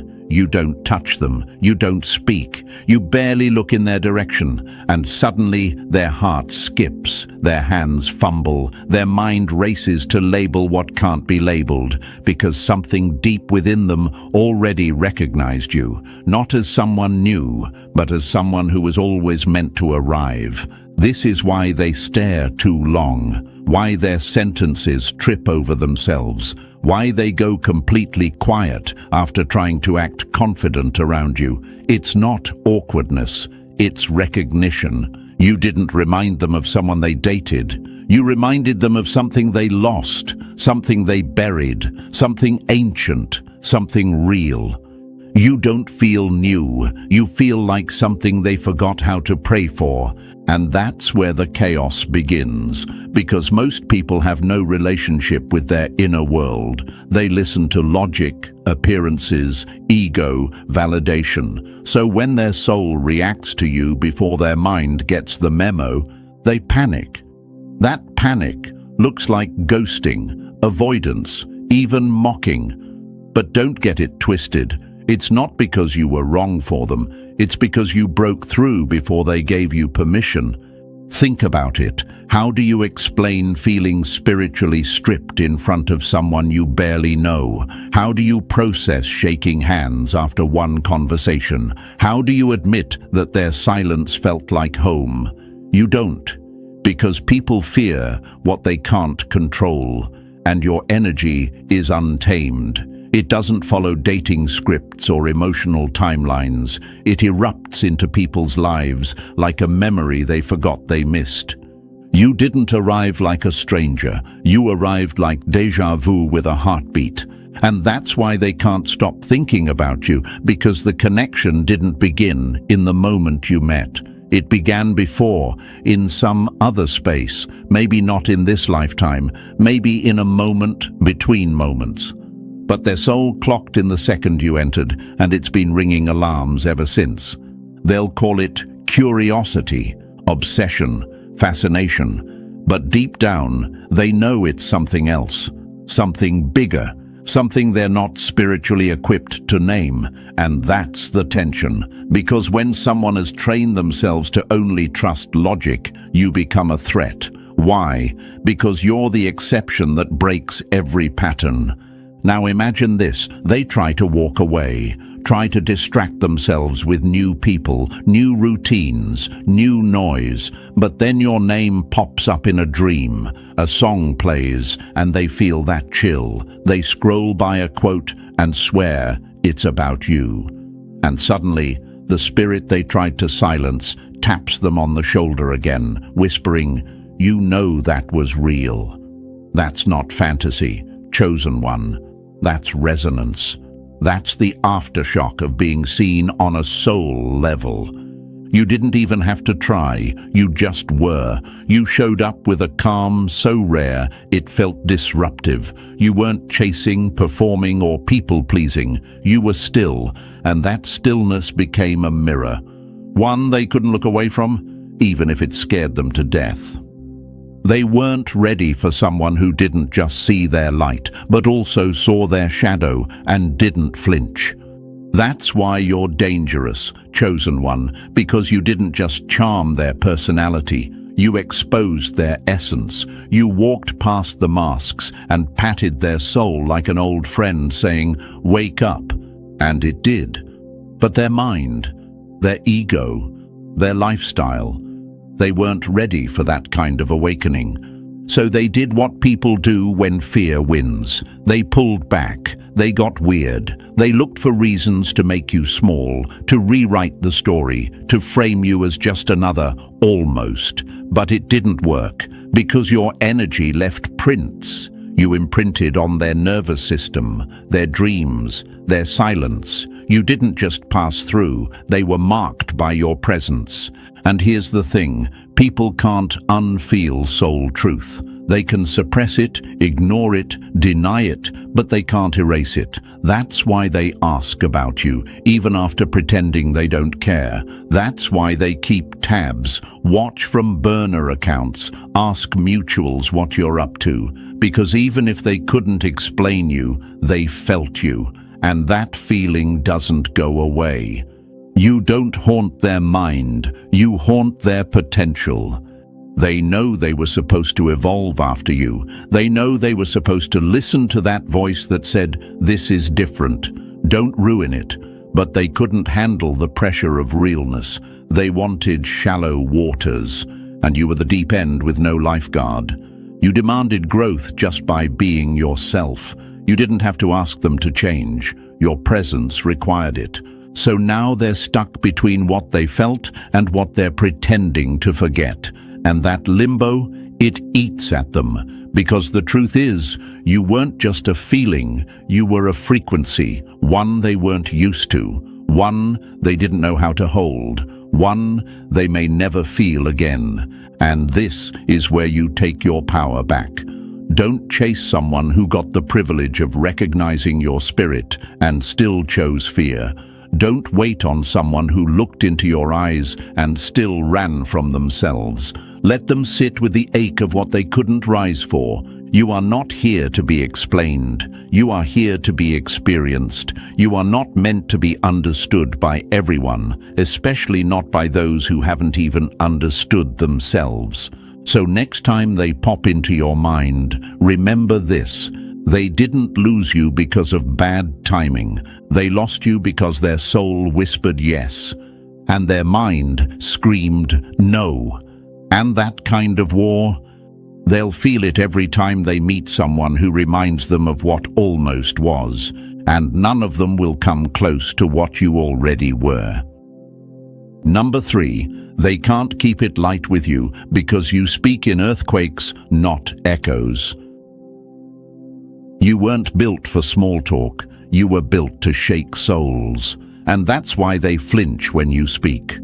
People can't play it casual around you, chosen one, because everything about you carries consequences, real ones, not punishment, but revelation. Your presence alone is like a truth serum. They can't lie the way they're used to. They can't hide behind their favorite masks. Something about you feels too aware, too sharp, too clean for their usual games. You don't even have to call them out. Your silence already does it. Ever notice how people pause before answering your questions, or how they nervously fill space when you simply look at them? That's not you being intimidating, that's you being accurate. You're not playing social chess, you're just sitting there in truth, and their entire persona starts glitching like an outdated program. You don't speak to impress, you speak to expose. And when you do speak, it sticks. Your words replay in their mind not because you yelled, not because you were dramatic, but because you touched something buried, a memory, a flaw, a truth they've been avoiding.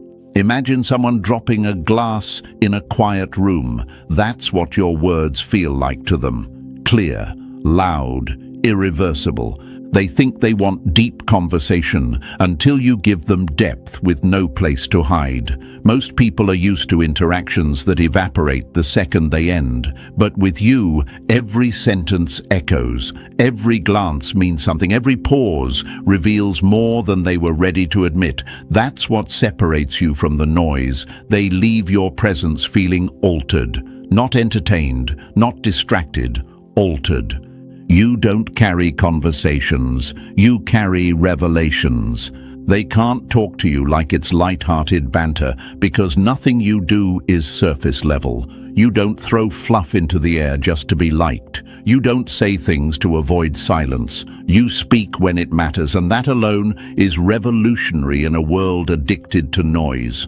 So they either move closer to that rare energy or they retreat. There's no middle. You force people to either level up or get out. That's why you leave such an impression. You're not a vibe, you're a verdict. Number 4, you don't just walk in. You tear the mask off without lifting a finger. You didn't ruin their peace, you ruined their performance. That's why they can't breathe around you. They can wear masks all day long for the world, fake confidence, fake joy, fake relationships, and it works until they stand in front of you. That's when the cracks start showing, not because you called them out, not because you expose them with your words, but because your spirit interrogates what they've spent years trying to hide. They step into your energy thinking they're prepared, rehearsed, charming, and then it hits. The air shifts, their rehearsed lines fall apart, their ego starts glitching. Why? Because you're not playing along. You're not hypnotized by the image. You're staring straight through the facade, right into the fracture, and that's what they can't handle. You don't confront them with questions, you confront them with presence. Imagine someone walking into a party with a mask they've worn for years. It fits so well, most forget it's even there, but then you show up, and suddenly the mask feels tight, it itches, it suffocates, because your energy doesn't let illusions breathe. That's the danger of being near you. They don't feel judged, they feel seen, fully, rawly, and it shakes them. Your calm threatens them more than confrontation, because you don't need to yell, you don't need to argue, you just exist in truth, and truth makes liars sweat. They try to act nonchalant. You sense the panic behind the smirk. They try to flex.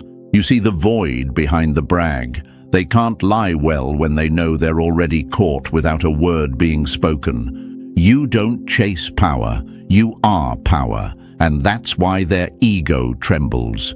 You don't compete, you don't perform, and that's why they feel small, because fragile egos collapse in the face of authentic strength. You're not here to outshine anyone, you're here to be, and in a world built on pretending, simply being real is an act of rebellion. Loving you would mean letting go of every identity they've fabricated, every false self they've leaned on for safety. You don't allow emotional cosplay. You don't reward the act. You want the real, and most people aren't ready to give it because the real version of them hasn't seen the light in years. You're not hard to love. You're just impossible to fool, and that's what makes you dangerous. Number 5, you were the answer to their cry, until they realized you came with fire, not a lullaby. They prayed for someone real, but when the universe sent you, they realized real doesn't whisper, it demands. You showed up like divine timing, wrapped in human form, the calm after the storm, the breath after the breakdown. To them, you felt like that long-awaited answer, someone who could understand, stay, and heal what others only poked at. You felt safe, whole, clear. They looked at you and saw everything they had once begged the universe to bring their way. But they had no idea what they were actually asking for, because they weren't praying for peace, they were praying for comfort. And those are not the same thing. Comfort lets you stay broken. Peace demands you rebuild. You weren't sent to cradle their chaos. You were sent to call it by name. They wanted someone soft, yes, but not someone who sees through them. They wanted someone loving, but not someone who speaks with the kind of clarity that splits delusion in half. They thought divine meant easy, gentle, passive. But divinity is not passive, it's power. And you, chosen one, came with power. The kind that rattles the cage, not rocks it. You weren't here to babysit their emotional laziness. You were here to hold up a mirror. So now they say you're too intense, that you ask too much. No, you don't ask for too much. You ask for the truth, and in a world where most people are used to being loved for their potential, not their reality, that feels violent. But it's not violence, it's vitality. It's life, waking up in a room that's grown too quiet with lies. Imagine this, someone spends years screaming out for real love, and then it shows up, not as a fantasy, but as a force, not with roses and sweet nothings, but with stillness and discernment, with eyes that see through pretense, with words that don't flatter, but free. That's you. You're not the dream. You're what the dream becomes when it matures. They wanted to be held. You came to heal, and healing doesn't feel like a hug. It feels like surgery. That's why they pull back, why they label you as too much, because being with you means no more pretending. You don't let people coast. You don't enable their wounds. You interrupt everything that isn't honest. And that makes you dangerous to anyone who's married to mediocrity. But don't shrink, chosen one. Don't dim. You are not the problem. You are the proof that real love doesn't just soothe, it sharpens. That real presence doesn't just affirm, it awakens. They didn't expect love to come with an echo that says rise or run. But that's what you are, a divine disruption, not here to keep them comfortable, but to wake their spirit up before it's too late. Number 6. They tried to own you, but you weren't built to be caged, only crowned. You don't belong in anyone's pocket. You were born to stand where others kneel. And that's what unsettles them to the core. You see, they're used to control, to manipulation dressed up as charm, to pulling strings and watching people dance for crumbs. But then you walked in, and nothing worked. You didn't flinch, you didn't chase, you didn't bite the bait. You observed, calmly. You saw through the game before they even played their opening move, and suddenly they were the ones spinning. They tried to treat you like a toy. You reminded them you were the storm. Imagine this for a moment. Chosen one, someone walks in expecting to play the same game they always win. But this time, the board flips. The rules shift. Their favorite tricks feel empty. That's you. You don't operate from lack. You're not addicted to validation. You own your space. You don't beg to stay in anyone's life. You allow your presence to be earned, not claimed. That alone sends shockwaves through the people who live off power plays. You've been through enough betrayal to recognize manipulation in a smile. You've endured enough silence to sense the lie in loud attention. That's why you move different. You're not moved by flattery or pursuit. You're moved by energy. And when it's off, you walk.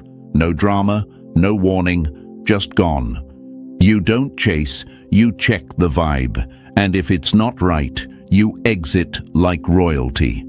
And what shakes them the most is this: you can't be possessed. You're not a trophy. You're not a reward. You're not something to control. You're a presence. You walk into a room and the dynamic changes. People sit up straighter, speak more carefully, because they feel it. You're not the one. You're the one after the lessons, the one who comes with quiet fire and sacred boundaries. They hesitate because deep down they know mishandling you doesn't just mean losing a person. It means losing access to divine alignment, because when you show up, blessings come with you. Clarity, peace, flow. And when you leave, that glow goes with you. Conversations dry up. Connections feel dull, and the silence hits different, because it's not just your voice they miss.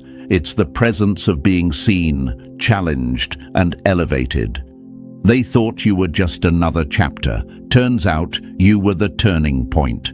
So let them call you too much. Let them claim you were difficult. That's what the unworthy always say when they fumble something sacred, because you weren't meant to be kept. You were meant to be honored. And those who can't do that, they'll spend years trying to recreate the energy they lost in you. You don't need to be claimed, chosen one. You need to be respected. And the day they understand the difference will be the day they finally realize what they lost was never just a person. It was a presence that doesn't return once disrespected. And to minor D, number 7. Loving you means letting their demons starve, and most aren't ready to go hungry. You weren't sent to love the chaos. They were supposed to outgrow it before they earned you. Loving you, chosen one, is not a romantic daydream. It's a reality check. It forces people to confront parts of themselves they've spent years protecting, wounds they polished into personality traits, survival tactics they mistook for power, and chaos they've disguised as passion. You don't love like everyone else. You love with a mirror. You don't just offer warmth, you offer awakening. Imagine this. Someone stands at the edge of a cliff, clinging to their baggage, old habits, toxic patterns, broken beliefs, and suddenly you show up beside them and point toward the sky. You're the invitation to fly. But flying means letting go, dropping the weight. And that's where they choke, because you don't just feel like love. You feel like departure, like the final goodbye to their dysfunction, and that scares the hell out of them. They weren't addicted to love. They were addicted to the version of themselves that didn't have to grow. That's what makes loving you so difficult for the unhealed. You're not just beautiful, you're boundary-lined. You don't accept scraps. You don't chase chaos and call it chemistry. You don't wait for people to meet you halfway while you carry the whole connection on your back. You demand wholeness because you had to build your own through pain, silence, and self-repair. You walk with clarity, and clarity exposes everything fake. People who built their life around confusion, half-truths, half-loves, half-healing, don't know how to breathe in your atmosphere. Your love doesn't just embrace, it convicts. And not because you're judgmental, but because your existence makes mediocrity uncomfortable. That's why they pull away, not because they don't care, but because caring would mean changing, and change requires the death of every mask they've ever used to survive. They would have to unlove their favorite excuses, release the habits they use to numb themselves, walk away from the people who only feed their wounds. And most people aren't ready to lay their dysfunction at the altar of transformation. They called you intense because you didn't let their darkness dance. You made it sit down and explain itself. So don't mistake their retreat as proof you were too much. The truth is, you were too real for their fantasy. You weren't sent to love them as they are. You were the test of whether they were ready to become who they pretend to be. You don't just love, you elevate. And elevation is never easy for those afraid of heights. Number 8. You didn't just light up their world. You lit up the corners they tried to keep dark. You weren't their safe space. You were the spotlight on everything they've been avoiding. That's why they crave you and fear you in the same breath. When you walked into their life, you didn't come wrapped in comfort and illusion. You came with clarity, a kind of emotional X-ray that sees through the noise, the charm, the cover stories. You didn't point fingers. You didn't criticize. But your presence made it impossible for them to keep hiding behind the identity they created to survive. You didn't just walk in. You revealed. And that revelation shook them. You made them meet the version of themselves they lied about not being. Most people think they want love, but what they really want is comfort, attention, validation that keeps their shadow self untouched. But you don't offer that. You don't feed dysfunction and call it romance. You love in a way that holds people accountable to their higher self. Your love doesn't stroke egos. It confronts the disconnect between who they are and who they're pretending to be. Imagine this. Someone's been living in a dim room for years, eyes adjusted to the dark. Then suddenly, someone turns on the light, not to shame, but to see. That light is you. And light doesn't just reveal beauty, it also reveals mess, dust, damage. And while their soul may ache for that kind of purity, their ego flinches. You didn't make them insecure. You made their lies uncomfortable. You didn't scream. You didn't push. But your energy, so grounded, so real, was like spiritual friction against everything fake. That's why they paused mid-sentence, why they contradicted themselves, why they felt naked around you. Because for the first time, someone was hearing the unsaid, someone was noticing the pattern, someone wasn't hypnotized by the performance. You see, chaos is a comfort zone for people who've never had to sit with silence. Drama keeps them distracted. Confusion gives them control. But when you came in, the volume turned down. And in that silence, they met themselves. And it scared them more than anything you said or did. Because real love, your love, doesn't sedate. It summons. It invites people to rise out of survival mode and walk into their healed identity. But invitation feels like an attack to someone who's built a fortress around their dysfunction. And when that fortress starts to crumble, they panic. You weren't the villain. You were the mirror, and mirrors don't lie. They just reflect. So don't carry their retreat as rejection. Carry it as confirmation. You didn't do anything wrong. You simply disrupted the comfort they had in their own darkness. You weren't sent to validate what keeps them stuck. You were sent to illuminate the way forward. And illumination for the unready feels like fire. They may say you're too intense, too honest, too much, but what they really mean is you're too pure to lie to, too clear to deceive, too real to keep around without doing the work. You didn't make them afraid of love. You made them afraid of themselves. And that, chosen one, is the power of your light. Number 9. They crave your glow, but can't stomach the grind that made it. They wanted your light like it was perfume, something to borrow, not become. That's why they never stayed, chosen one. People feel something divine when they stand next to you, even if they don't have the words for it. Their soul registers your frequency as rare. You carry peace like armor, stillness like thunder. You don't chase attention, it bends towards you. You don't demand respect, it's just felt. And for a moment they feel different too, lighter, inspired, empowered. Not because you gave them something, but because being in your presence revealed how empty they've been. They loved the way you made them feel, but not the reason you're able to feel that way yourself. Imagine someone seeing a shining mountaintop and saying, "Wow, I want that view," without realizing you climbed it alone, through storms, isolation, betrayal, and silence. They want the peak, but not the path. They admire your fire, but not the ashes you had to rise from. That's where it breaks, because your energy isn't an aesthetic, it's a result. A byproduct of battles they never saw.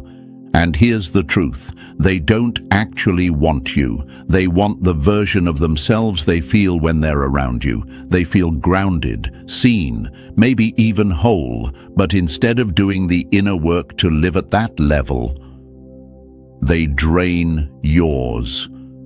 They orbit your fire like moths, trying to warm themselves without ever asking how that fire was built. They want to sip from your cup, but never ask how you kept it full after everyone else drank you dry.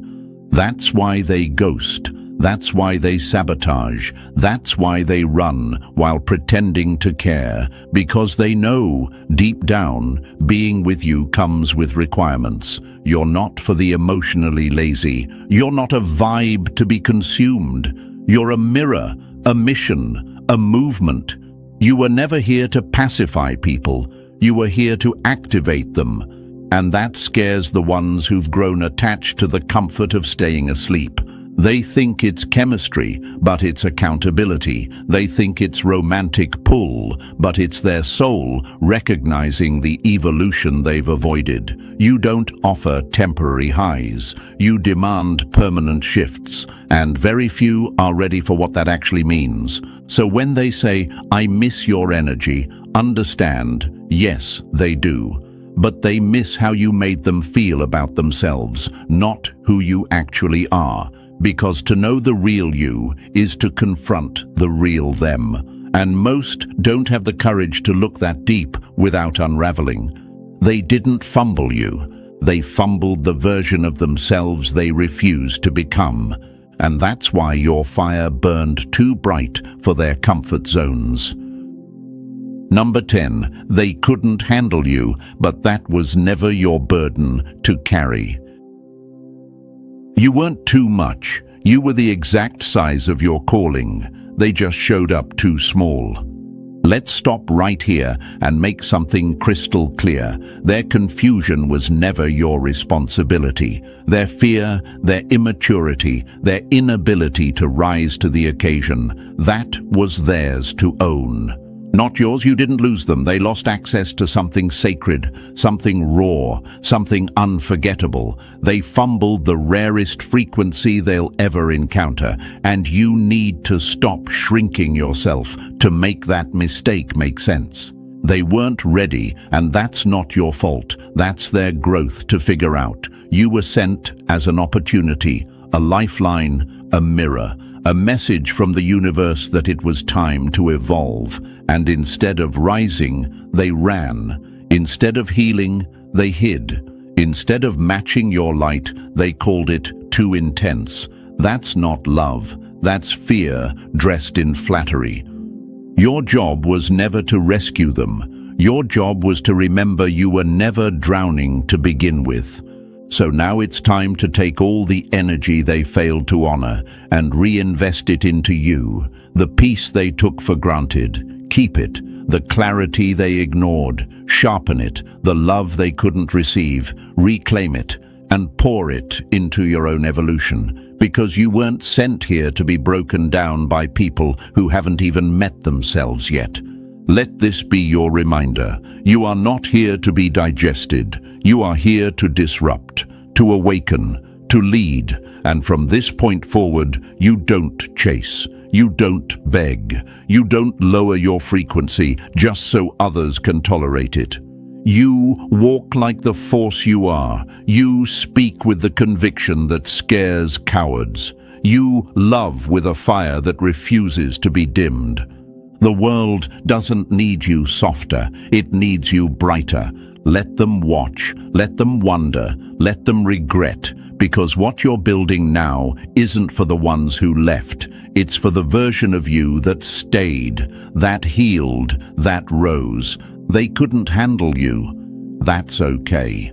The next level wasn't built for people who only wanted the spark. It was built for those who came to match your fire. Keep walking, keep shining. The ones who are worthy, they won't run. They'll rise. And as we close this chapter, Chosen One, remember this. Their fear of your depth was never a reflection of your worth. You weren't too intense, you were too true. You were never meant to fit in with those still hiding from themselves. Let them talk. Let them wonder. Your light was never for the faint-hearted. If this message spoke to your spirit, don't leave quietly. Press like, subscribe, and drop 777 in the comments if you're done apologizing for your power. Share this with someone who needs to remember who they are. Because Chosen One, you're not alone in this fire. The most dangerous player in the game is the one who never shows their cards until the table is already theirs. Now imagine this for a moment. Chosen One. Someone sitting across from you in a high-stakes game. They smirk, thinking they've got you all figured out. They're laughing inside, confident that you're harmless, that you're not a threat.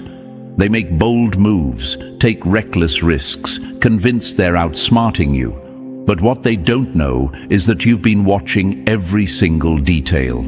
You've been reading their tells, tracking their patterns, and letting them walk right into their own trap.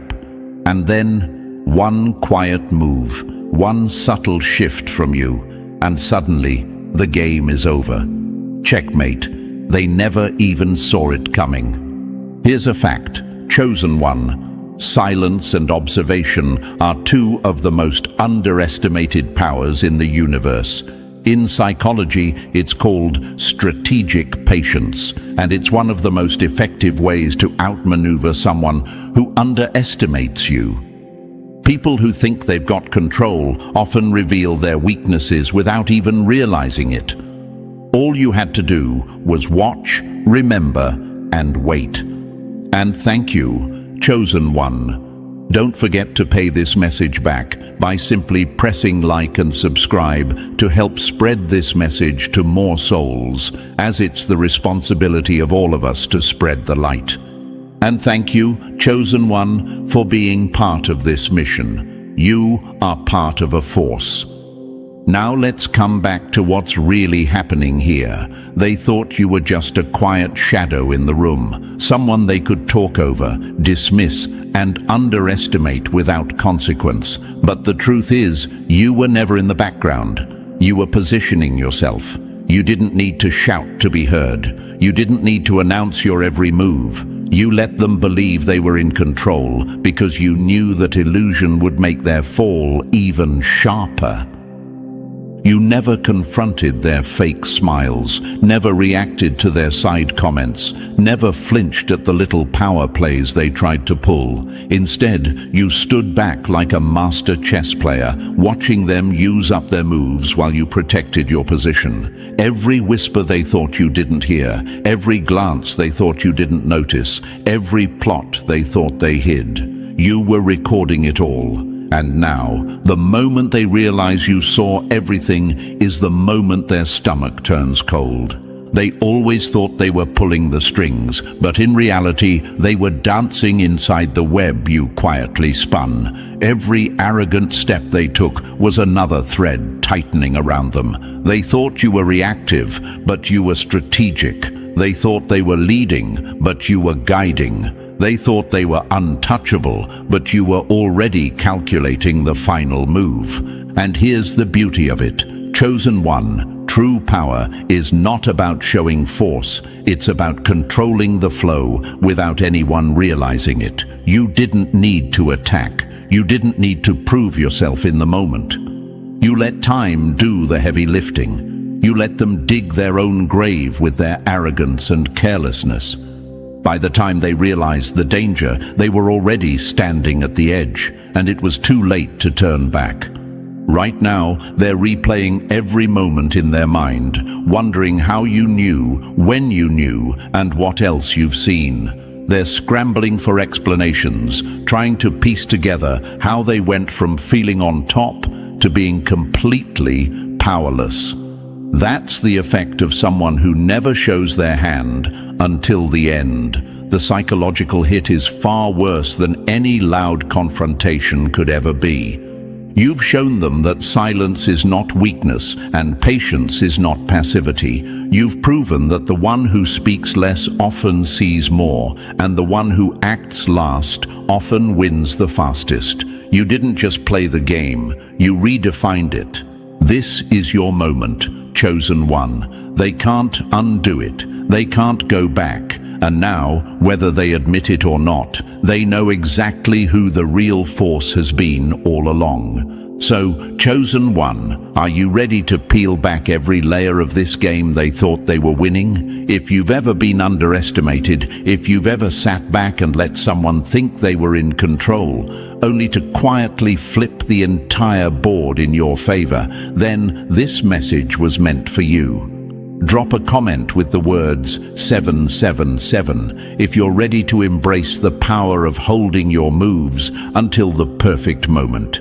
And if you can, show some love to the team that brings you these truths, because every bit of support, whether it's a single cent or 1,000, fuels this mission to keep arming chosen ones like you with the tools to outplay every fake, every manipulator, and every enemy in the shadows. Believe me, if you're truly walking in this energy, you'll feel that pull to stay until the very last word, because what's coming next will make you see your quiet observation in a whole new light.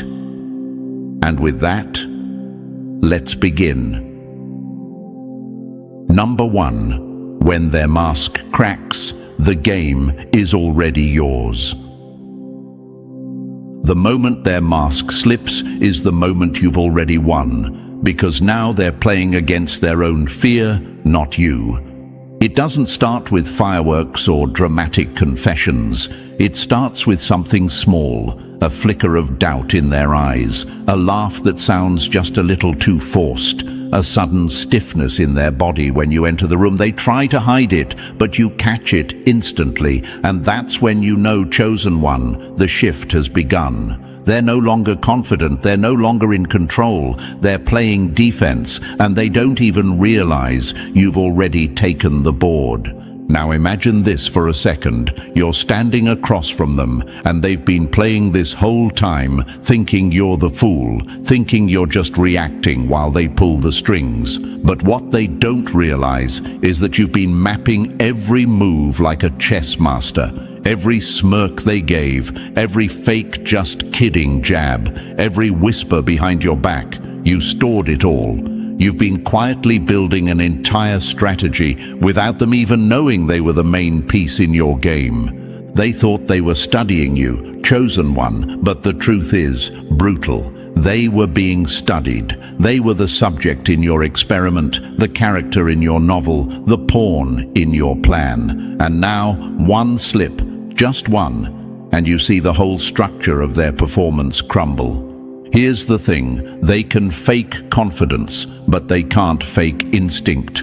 Instinct betrays them every time. It's in the way they pause too long before answering you. It's in the dart of their eyes when you speak directly to them. It's in the way their voice suddenly tightens, as if they're holding something back. And you notice it all. Not because you're paranoid, but because you've learned to read energy like a language. You might ask, why not just call them out? Why not just blow their cover? The answer is simple, chosen one. Power isn't about exposing someone. It's about letting them destroy themselves under the weight of their own guilt and fear. When you stay silent, they start writing their own ending without realizing it.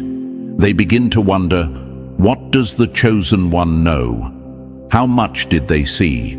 When did they figure it out? And that mental spiral is far more destructive than any confrontation could be. Their world begins to tilt. Every interaction with you feels different now. They can't tell if your smile means you're being polite, or if you're quietly letting them dig deeper into the hole they made for themselves. Every time you speak, they analyze your tone, wondering if you're hinting at something. They lose their rhythm because now they're playing in reaction to you. And once they start reacting, they've already lost the lead. Do you know why this works so perfectly? Because your power isn't in loud moves, it's in precision. You don't waste energy on battles that win nothing. You wait. You study, you let people reveal themselves in their own time, and when they do, it's not an accident. It's because you set the conditions that made it inevitable. They start replaying the past in their mind like a crime scene investigator. Every time they lied, every time they tried to undermine you, every time they smiled while secretly hoping you'd fail, it all plays back in vivid detail for them now. They remember your silence in those moments. They remember how you didn't take the bait. And that's when it clicks in their mind. You knew. From here on out, they live in the shadow of that knowledge. They might still talk, still smile, still try to act like nothing happened, but the mask never fits the same once it cracks. The edges don't line up. The performance doesn't feel natural anymore. They stumble over words, they avoid eye contact, they even start avoiding you altogether, because being near you feels like standing under a spotlight they can't escape. And here's the poetic justice, chosen one. You never had to raise your voice. You never had to scheme behind their back. You simply observed. You let their own actions become the rope they wrapped around themselves. And when the moment came, they realized too late that you had been holding the other end the entire time. That's the beauty of playing the long game. People who rush to expose their enemies often win small battles, but lose the war. But you played for the end game. You let them believe they were untouchable, and in doing so, you made them careless. Carelessness is where every downfall begins. Now they're left with questions they can't answer and a fear they can't shake. They'll try to hide it, but you'll see it in every interaction. That nervous twitch, that guarded tone, that hesitation before they speak, as if every word might be the one that gives them away completely. They wanted the game to be about who could talk louder, act bigger, move faster, but you made it about who could see clearer, think deeper, and strike at the exact moment it mattered most. And in that arena, they never stood a chance. The truth is, chosen one, they were never playing against you. They were playing against themselves. You just held up the mirror at the right time, and when the mask finally slips, they're forced to see what they've been hiding, not from you, but from themselves. That's why this hurts them more than anything else ever could, because deep down, they know this game is over, and you didn't just win, you made them watch themselves lose. Number 2, when the predator lets the prey run. Patience isn't weakness, it's the quiet sharpening of teeth before the strike. The moment they believe you're harmless is the moment you've already set the trap. Sometimes the deadliest move is no move at all. Let them write their own ending, you're just the one holding the pen. Imagine this. Chosen one, you're deep in a forest. The prey moves freely, nibbling on grass, sniffing the air, convinced it's safe. It doesn't know you're there. You're still, silent, your breath controlled, your eyes fixed. You're not chasing, not rushing, not giving it a reason to panic. You're letting it be comfortable, because comfort makes it careless. That's exactly how you watched them. You gave them no reason to hide. You didn't expose your awareness. You let them roam the game freely, thinking they were the hunters, when in truth, they were already inside your sights. Every whisper behind your back, you caught it. Every time they tried to pass off your idea as theirs, you let it slide. Every fake smile, every small dig dressed as humor, every attempt to undermine you, you let them think it worked. Because the more they believed you were blind, the bolder they became. And the bolder they became, the deeper they walked into the trap. You might ask yourself, why would I let them get away with it? Why not shut them down immediately? The answer, chosen one, is simple, because silence is not surrender. Silence is strategy. Hunters don't roar before the kill. They watch. They measure. They let the prey tire itself out, believing it's safe until the moment it has no way out. Imagine another scene, someone sitting across from you at a poker table. They keep smirking, convinced you're bluffing. They throw more chips in, pushing harder, trying to corner you. You just nod, pretend to hesitate, maybe even fumble a chip to make them think you're nervous. Inside, you're already holding the winning hand. That's what you did. You let them believe in an illusion they built for themselves, while you quietly held every advantage. They wanted control. They wanted the upper hand. They wanted to feel like they were moving you like a pawn. But you were writing the rules of the board they were playing on. They didn't realize that every time they moved, you were learning more. Every risk they took was like leaving footprints in the snow. Obvious, easy to track, impossible to erase. Here's the truth. They exposed themselves not once, not twice, but over and over again. And you never had to rush them. You simply let their own arrogance push them forward. People who think they're untouchable always reveal themselves. Always. Think about this. They saw what they wanted to see. A nod from you. They thought it meant agreement. A quiet smile. They thought it meant approval. A moment of silence. They thought it meant you were clueless. But every one of those gestures was deliberate. You gave them the exact image they needed to feel confident enough to drop their guard. And once their guard dropped, you saw everything. Imagine a spider in the corner of a dark room. The fly doesn't see it. It's too busy buzzing around, landing here, landing there, thinking it owns the space. The spider doesn't chase it. It just waits, patient and still, knowing sooner or later the fly will land exactly where it shouldn't. That's the patience you carried. You didn't have to chase them because you knew the structure they were building was also the trap they'd eventually fall into. And here's the thing, chosen one, they were never as smart as they thought they were. People who truly control the game don't need to prove it every second. But these ones, they kept trying to outsmart you like a magician repeating the same trick. And with each repetition, you saw the sleight of hand more clearly.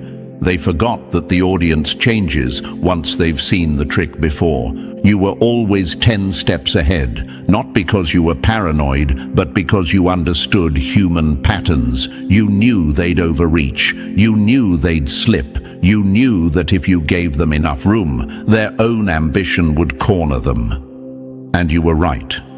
Now, they're starting to see it.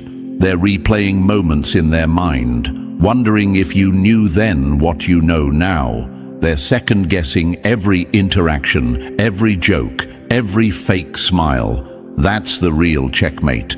Not the moment you reveal the truth, but the moment they realize you've had it all along. You could have struck earlier, but why? Why win a battle when you can win the war? By waiting, you didn't just catch them, you caught them with evidence they created themselves, and that's what destroys them the most. They can't deny it, because you didn't set the trap. They did. You just waited until the moment they couldn't escape it. You've turned their own behavior into the proof of who they are, and now, whether they admit it or not, they know they were never the predator. They were the prey.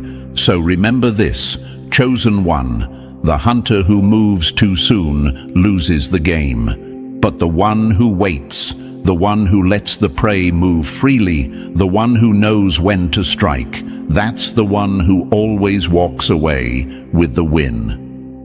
And right now, that's you. You've already won. They just haven't caught up to the truth yet. Number 3. The game they never knew they were losing. The cruelest checkmate is the one they don't see until the king is already cornered. You weren't just watching them, chosen one. You were mapping them. Every glance, every borrowed phrase, every copied gesture. You filed it away like evidence in a locked vault. They thought imitation was a shortcut to power. They didn't realize that what they were trying to copy was something they could never touch, because it wasn't style, it was substance, and substance can't be stolen. Imagine this, they're shadowing your every move like a runner on your heels, convinced they're catching up, but you're not even in the same race. You're running your own track, in your own time, toward your own horizon. They can't overtake you because they're not following the route. You are the route. Then came the moment, the slip in their mask.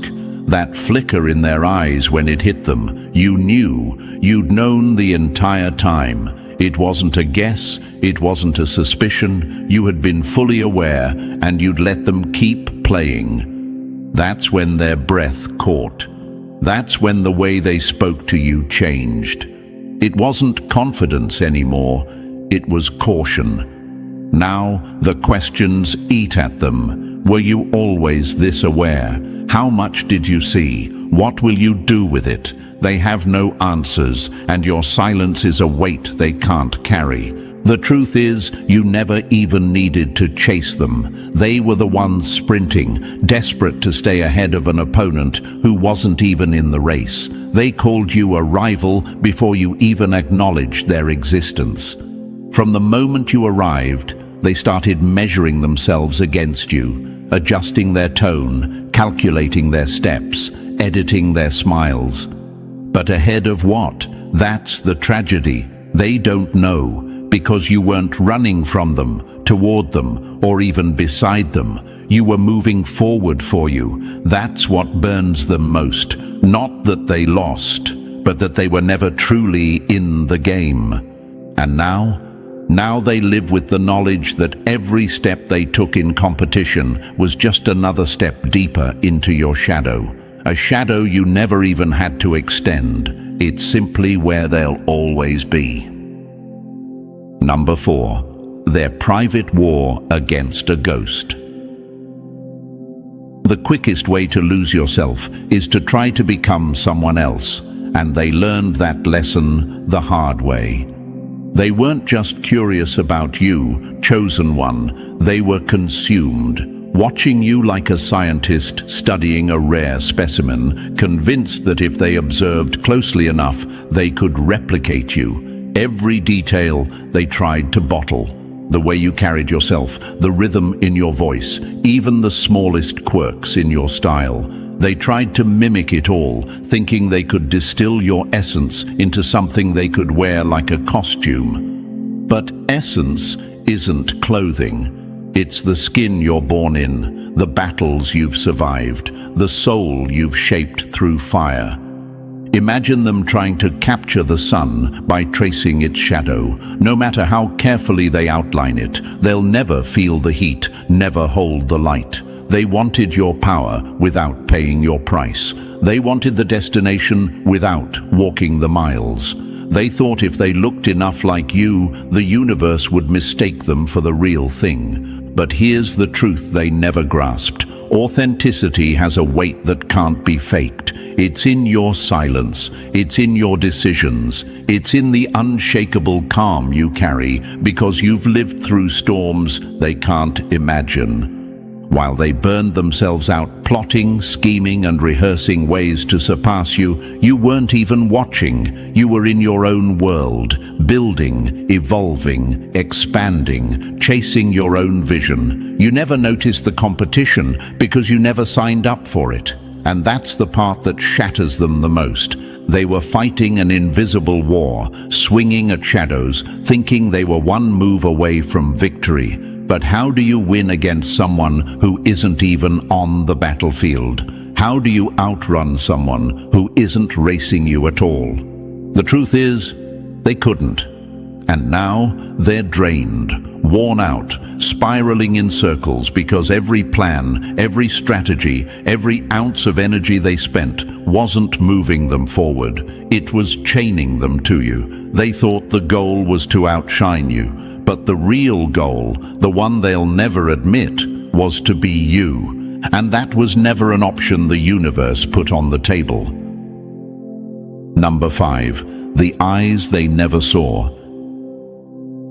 The greatest advantage is letting them believe they're invisible, because that's when they show you everything. They thought they were the watchers, chosen one. They thought they were the ones holding the upper hand, pulling strings, setting traps in the shadows. But the truth? You were watching them the whole time. Every glance they stole, you caught it. Every whisper they thought was safe behind closed doors, you felt it in the air. Every calculated move, you predicted before it even left their mind. Imagine a predator in the tall grass, letting its prey wander freely. The prey thinks it's unseen, untouchable, moving without caution. But the predator sees it all, every twitch, every pause, every step that edges it closer to danger. That's exactly how you studied them. You didn't just notice them, you analyzed them. You saw the cracks in their confidence, the tremor in their voice when they tried to sound sure of themselves, the desperation that hid behind their tight, rehearsed smiles. You heard their exaggerated success stories and you recognized them for what they were, hollow victories meant to distract from the truth. And here's the brutal reality. You didn't need to expose them. They did that themselves, because when someone believes no one is watching, they get sloppy. They reveal their patterns. They show their weaknesses. They can't help but be themselves. They whispered your name like a secret spell, hoping you'd never hear it. They built traps for you, confident you'd stumble right into them. They twisted stories, certain they'd keep you blind. But while they were busy trying to control your perception, they were leaving a trail of evidence that you quietly collected, piece by piece. The irony? They were so consumed with keeping an eye on you that they never realized how much they were giving away. They thought they were writing your downfall, but really they were documenting their own. And you were always 3 steps ahead, because the game they thought they were running was one you'd already mastered long before they entered the arena. Number 6. When their fantasy meets your reality. The easiest way to destroy an illusion is to let it grow until it collapses under its own weight.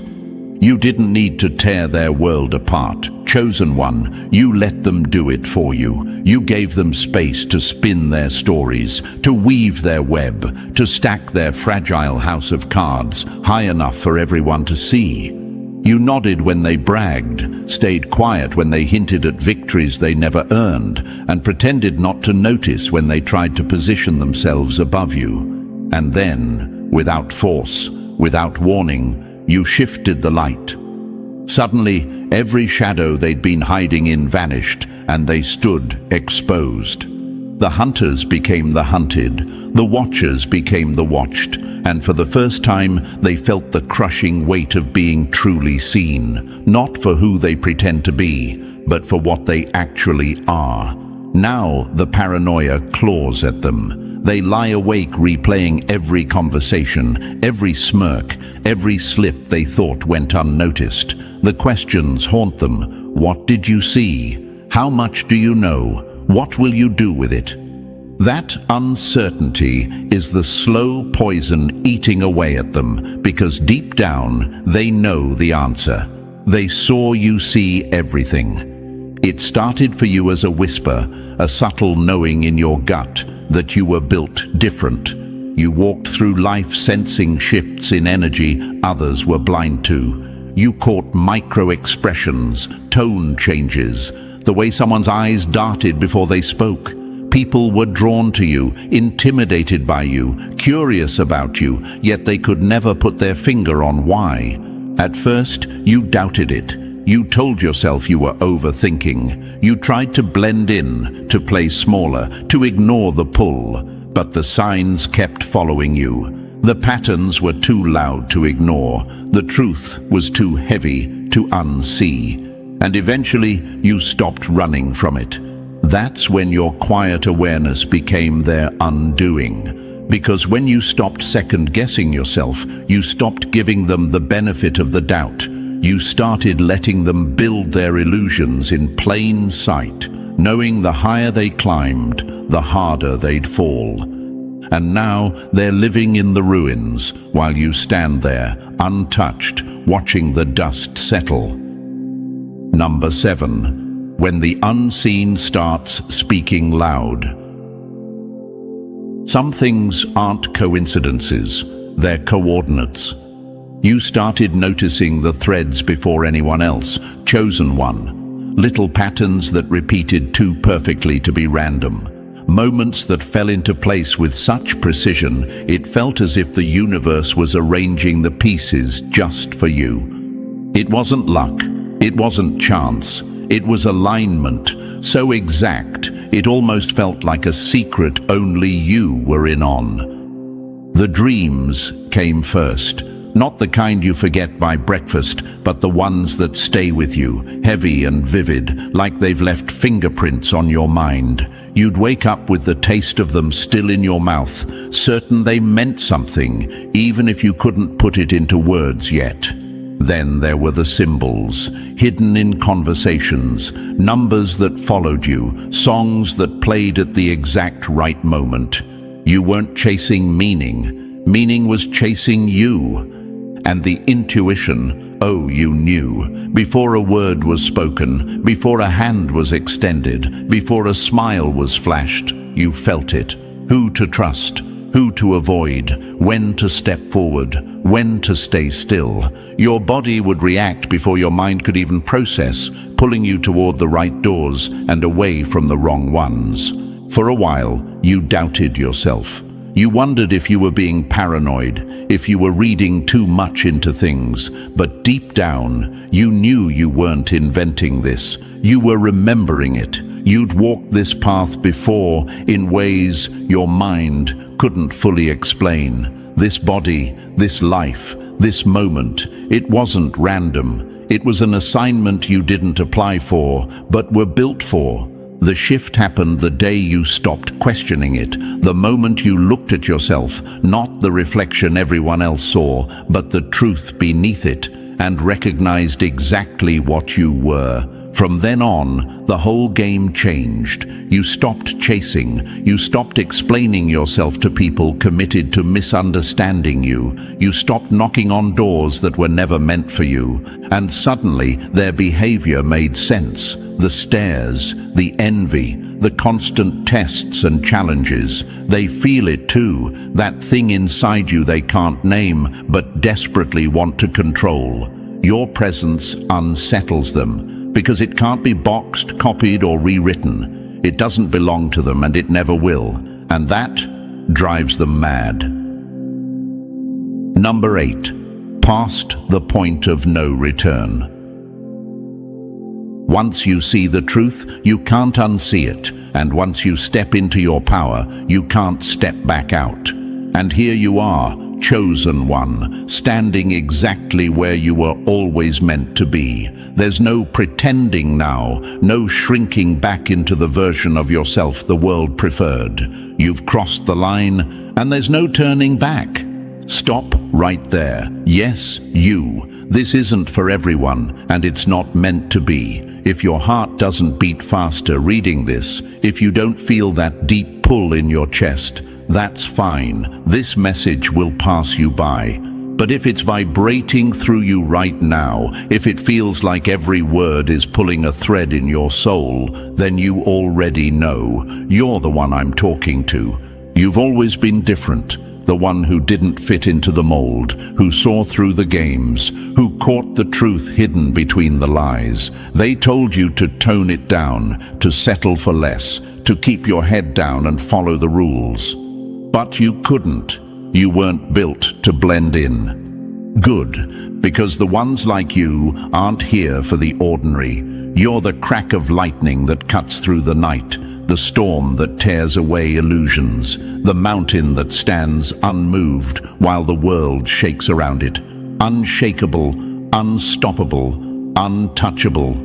While the masses run themselves in endless circles, chasing trends, seeking approval, you walk your own path, alone if you must, not for applause, not for acceptance, but because you have no other choice. This is who you are, even if the world doesn't understand it. You've taken what was meant to break you and turned it into armor. You've taken the stones thrown at you and built a fortress. Your wisdom isn't from books or borrowed ideas. It's been carved into you by experience, trial, and survival. And here's the truth. Not everyone will get it. Not everyone is meant to. But those who do, they're your people. And when you find them, everything changes. If this is hitting you right now, maybe it's time to stop walking alone. The ones who see, the ones who know, the ones who refuse to bow to the illusions, they're out there. No masks, no games, just truth. The choice will always be yours. Stay where it's safe and small, or step fully into what's already yours. And if you're truly ready, you already know which one you'll choose. Number 9. When their eyes finally lock on you. The moment you stop hiding is the moment the world starts staring. You felt it before you could put it into words. The way your phone glitched right when your thoughts got too sharp, too heavy, too real. Calls dropped mid-sentence. Screens flickered like they were trying to keep up with something they couldn't process. Conversations cut off at the exact moment you were about to say the thing that mattered. It wasn't random. It was too precise to be coincidence. And then came the people. Strangers who didn't just glance. They studied. Their eyes lingered like they were reading a secret they weren't supposed to see. Their questions weren't casual. They were probes, each one fishing for pieces of a puzzle they'd never be able to solve. You noticed the shift. The ones who used to dismiss you suddenly watching from the sidelines. Their interest wasn't friendly, it was calculated. They noticed you because the second you stopped shrinking, the second you stepped fully into your own energy, something shifted in the unseen. And whatever it was, It made them take note. Now they're watching, measuring, trying to map your every move. They're dissecting your silence, overanalyzing your steps, looking for a formula to explain you. But here's the truth. They'll never find it. Because you don't move on their timeline. You don't think inside their limits. You don't follow the path they expect. They're desperate for a weak point, scanning you for cracks. But you don't have one they can exploit. Your strength isn't in being flawless. It's in being untouchable where it matters most. And that's why no matter how long they watch, they'll never figure you out. Number 10. When their curiosity turns against them. The more they try to read you, the more they realize they're the ones being read. The longer they studied you, the less they understood. At first, it was just curiosity, a harmless fascination. But curiosity has a way of turning into obsession when answers don't come easy. Their confusion grew into frustration, and frustration, when left unchecked, curdles into fear. Because somewhere along the way, they realized the truth that rattled them to their core. You see them too. You feel them before you even spot them. The shift in the air when they walk into a room, the change in tone, the sudden weight behind a casual comment, the way their eyes linger just a fraction too long, like they're measuring your every breath. You've felt the subtle tests, the little pushes to see if you'll flinch, the strategic questions designed to expose a reaction. But you don't give them one. You keep moving, unshaken. You walk like nothing is different, speak like nothing is off, and exist as if their presence means nothing to you. And that, more than anything, unnerves them. You saw the signs, the shift in how they carried themselves around you, the casual conversations that didn't feel casual at all, the way their smiles didn't quite reach their eyes, the bait disguised as small talk. They were sure you wouldn't notice. They underestimated your vision. The moment their focus locked on you, you felt it, and in that instant, you made a choice, not to confront, not to expose, but to vanish in plain sight. You smiled at the right times. You nodded when expected. You moved like someone predictable, ordinary, and safe. It was a perfect illusion, one they swallowed whole. And while they thought they were reading you, they never realized they were handing you the clearest view of themselves. Number 11. When they played their hand too soon. Silence doesn't mean you're unarmed, it means you're loading. They saw your quiet and thought it was weakness. They looked at your patience and mistook it for inexperience. In their minds, they were the ones running the game, holding all the cards, dictating the pace. But while they were basking in their false sense of control, they were also making their biggest mistake. They were revealing themselves. Every slip of the tongue, every strategic alliance they thought you didn't notice, every subtle shift in tone, they gave you more than they'll ever admit. You didn't have to pry, you didn't have to demand. They handed over the blueprint to their intentions without even realizing it. They showed their cards because they thought you had none. They underestimated the depth of your watchfulness, assuming your stillness meant emptiness. And now the realization is clawing at them. You weren't in the dark at all. You were never blind. You were never out of the loop. You were simply patient, letting them stack their moves until they ran out of space to play. Now they can't take it back. Every action, every word, every plan they set in motion is already out there, recorded in your mind. The knowledge can't be unlearned, and the truth can't be unseen. They try to make sense of it by telling themselves you've changed. Maybe you got sharper, maybe you finally woke up, maybe someone told you what was going on. But the truth is far colder. You were always like this. They just weren't paying attention. At first, they thought they had you mapped. They thought you were easy to read, easy to manipulate, easy to control. They believed their whispers could rewrite your reality. They believed their judgment could dictate your worth. But now they know better. And the worst part for them is realizing that you never needed to change. You were always holding the winning hand. You just waited for them to deal themselves into a corner before showing it. Number 12. When the air changes and they can't breathe. The most dangerous shift is the one they don't notice until it's already swallowed the room. Then it happened, the shift. Not a loud explosion, not a public announcement, just a quiet recalibration that they could feel before they could name. Your presence grew heavier. Your silence wasn't empty anymore, it was loaded, deliberate, unshakable. Your movements became precise, your focus razor sharp, but you still carried yourself as if none of it cost you any effort.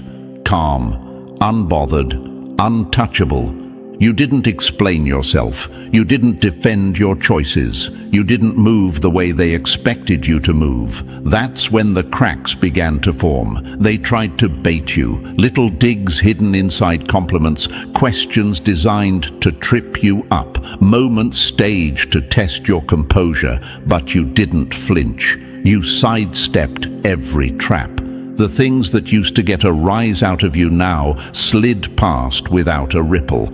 And that's when they started to panic, because they can feel it. The energy has shifted, the power has flipped. They can't figure out what you know or how much you've seen. They replay every word you've ever said, dissect every interaction, desperate to find the sign they missed, the sign that you were never who they assumed you were, but you give them nothing. Your silence suffocates them. It wraps around them like a chokehold, forcing them to question every move they make. In their world, people overreact, overshare, overcompensate when pressured. But you remain surgical in your restraint. No explanations, no justifications, no crumbs for them to follow. They try again. Passive-aggressive remarks, loaded questions, calculated scenarios designed to make you slip.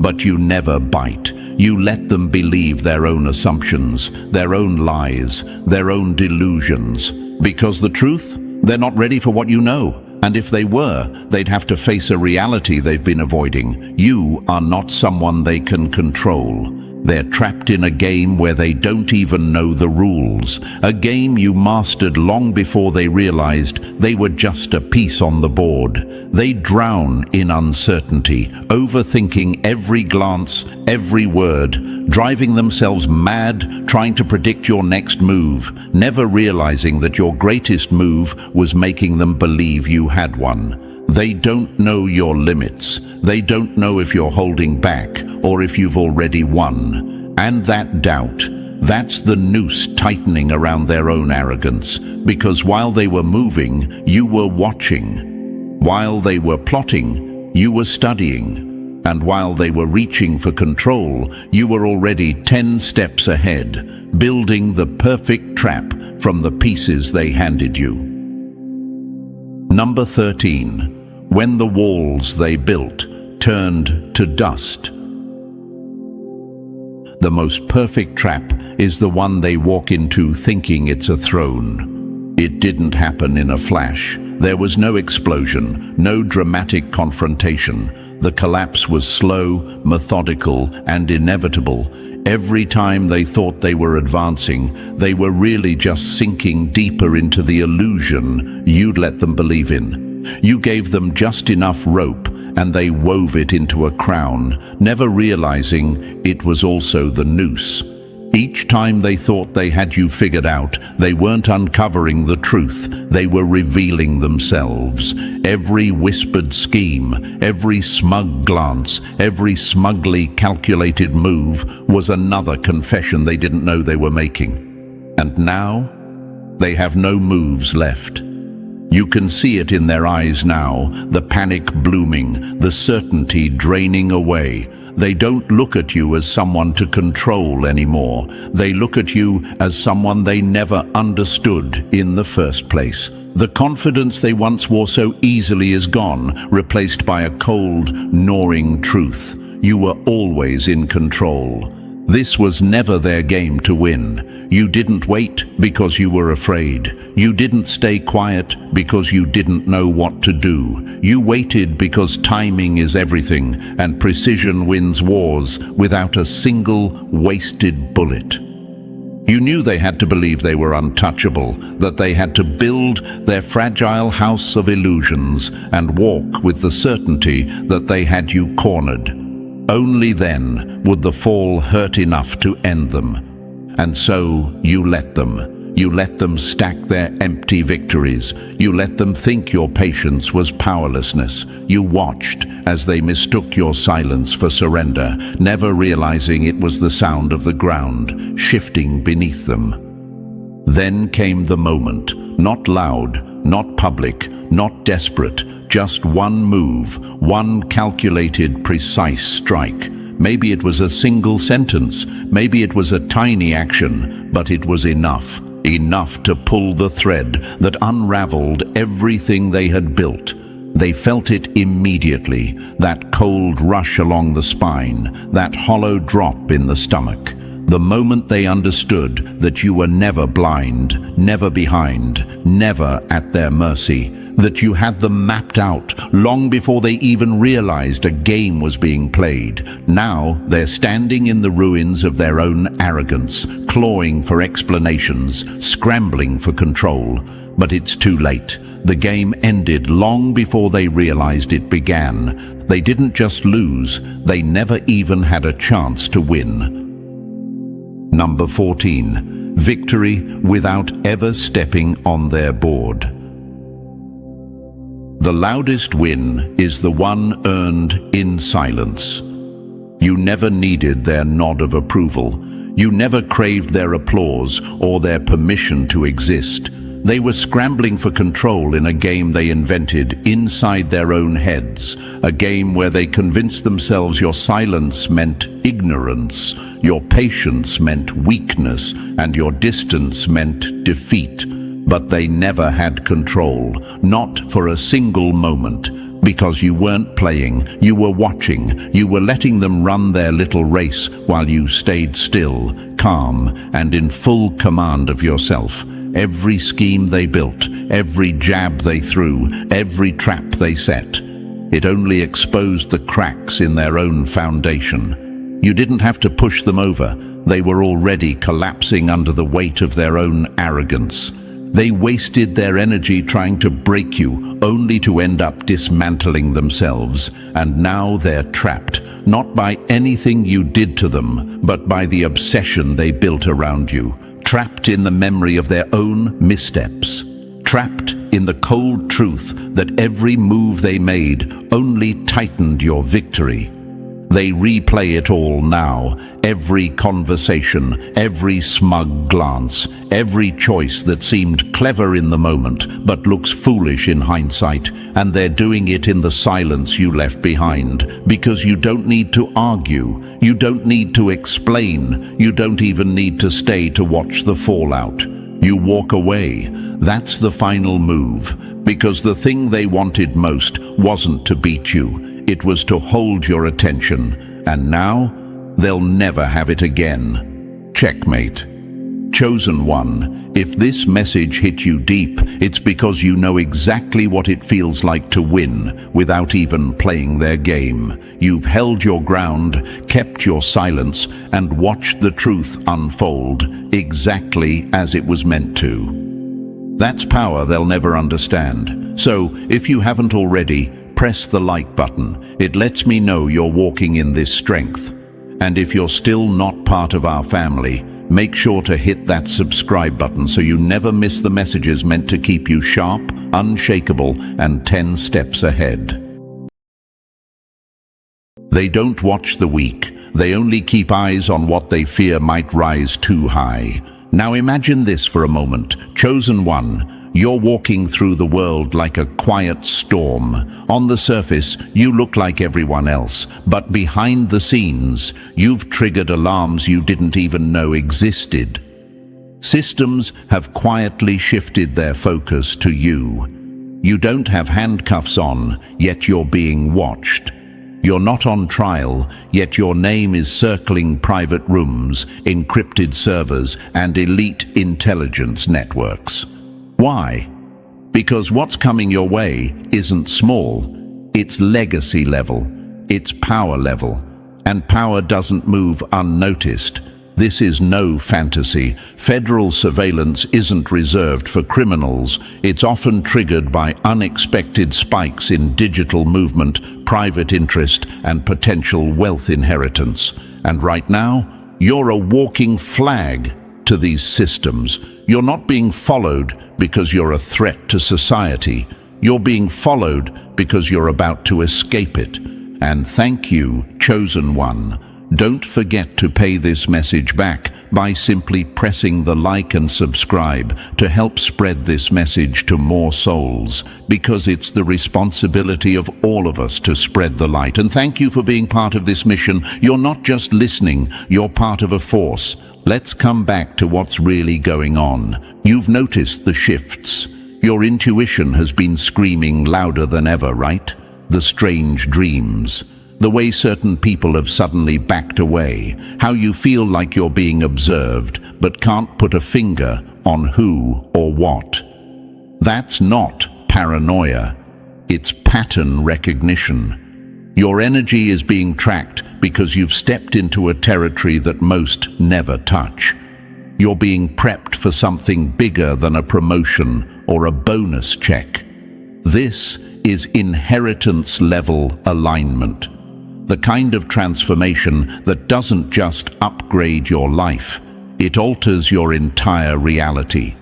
And this is exactly why you're under a form of silent, protective observation. Not because you did something wrong, but because you were selected. You've been walking through the fire, chosen one. You didn't break. You kept rising, kept pushing, kept holding your head high, even when it felt like the weight of the world was trying to break your spine. That wasn't punishment. That was preparation. And now, the rewards that are meant to be yours, ancestral, energetic, and even financial, are starting to gather around you like storm clouds ready to burst.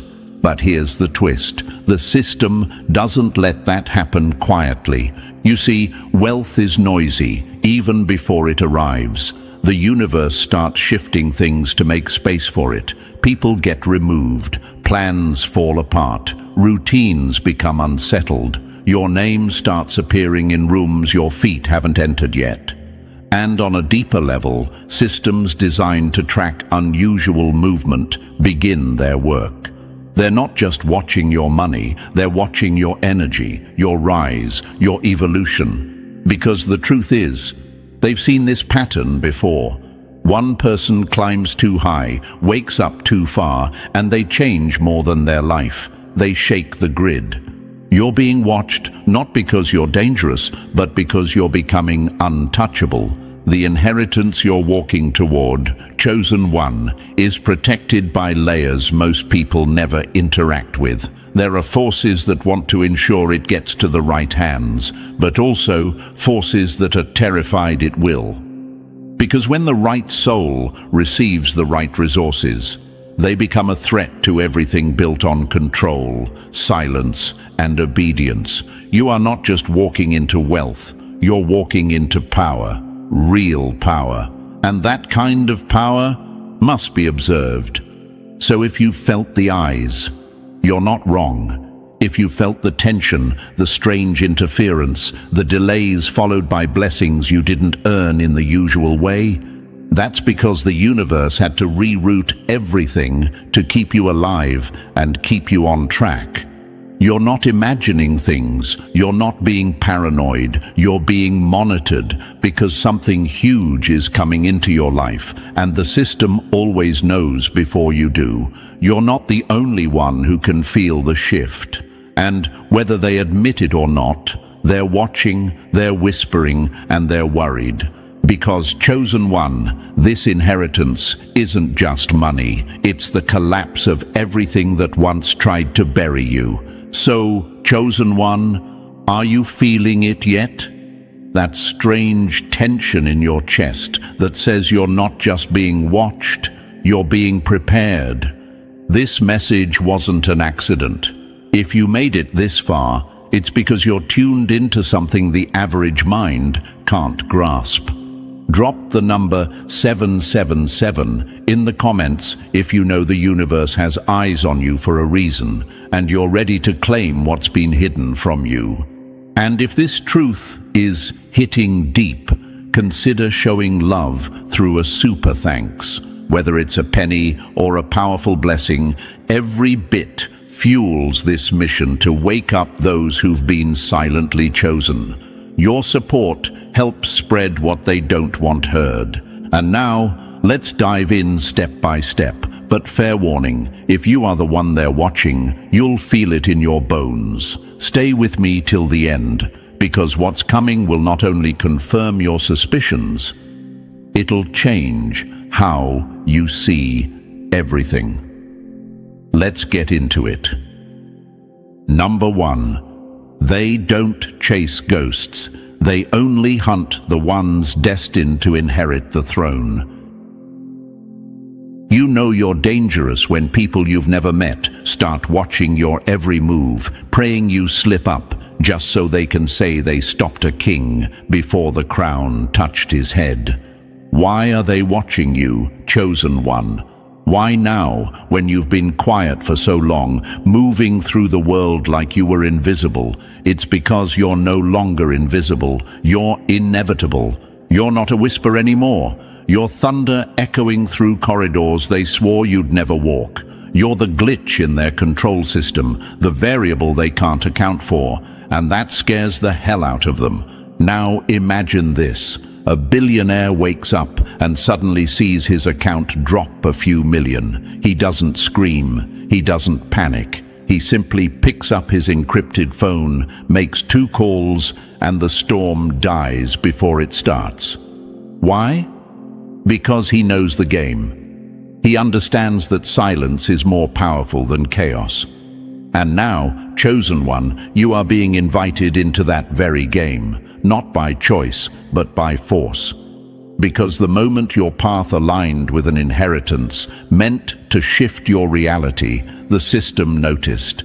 This isn't fiction. You think federal surveillance is just about criminals and threats? No, the real heat is placed on those who rise too far, too fast, on those whose names don't come from bloodlines they can control. You're not one of them. You're the outsider who wasn't supposed to make it. And yet, here you are. They don't put regular people under digital microscopes. They don't quietly pull background files on ghosts. They only monitor what might one day become uncontainable. And that's you. You're the uncontrollable outcome they didn't plan for. The inheritance that's forming around you isn't just about wealth. It's influence. It's independence. And that to them is a bigger threat than anything you could tweet, post, or preach. Because here's the truth.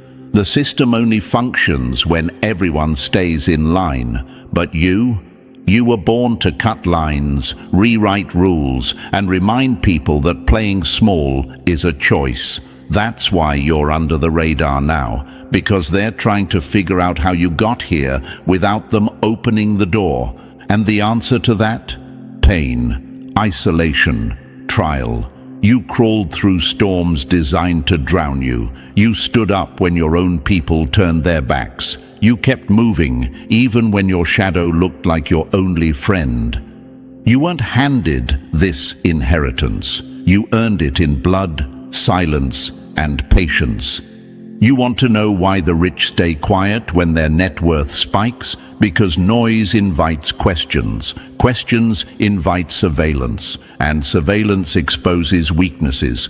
But you've got something even the billionaires envy. Raw, spiritual equity. You didn't cheat your way in. You didn't marry your way in. You walked through fire, and now the universe is compensating you with a divine transfer of wealth, one that rattles foundations, one that needs to be monitored from every angle. They'll never tell you this, but your sudden rise sends alerts through multiple systems, not just financial, but technological, social, even psychological. Your digital footprint starts pulsing differently. Your choices become sharper, more intentional. Your circle shifts. Your time shrinks. You go from being accessible to untouchable. And as you step into that vibration, the system panics. Because how do you manage someone who was never meant to be managed? You don't. So instead, they watch, they listen, they test, they leak doubt into your surroundings, hoping someone will clip your wings before you realize how far you can fly. But it's too late. The flight already started the day you stopped seeking validation and started acting like the force you already are. Let me be clear, this isn't paranoia, this is protocol. When your inheritance begins to manifest, surveillance becomes a strategy, because money isn't neutral, it's a weapon, and in the hands of someone awakened, it becomes a revolution. So yes, you're being watched, but not because you're broken, because you're the fix. And they hate that. They hate that your name is entering conversations they can't control, that your future wealth is being talked about in rooms you haven't stepped into yet, that algorithms, financial institutions, maybe even intelligence agencies are quietly shifting to keep an eye on your rise. Because people like you don't just get rich, you disrupt the hierarchy. You shift the entire power dynamic, and if there's one thing the system hates, it's power in the hands of someone they didn't pre-approve. So if you're wondering, why me? Ask a better question. Why not me? You think this inheritance landed in your energy field by accident. No, it found you because you were the only one who could carry it without being consumed by it. And now, every eye on you is proof. Proof that they know you're next. Proof that no matter how quiet your wins have been, your destiny's making noise too loud to ignore. Let them watch, let them track, let them worry, because the truth is, they already know how this ends. You're not just the variable, you're the end result that rewrites the whole formula. You're the ripple they can't stop. You're the storm they tried to predict, but failed to prepare for.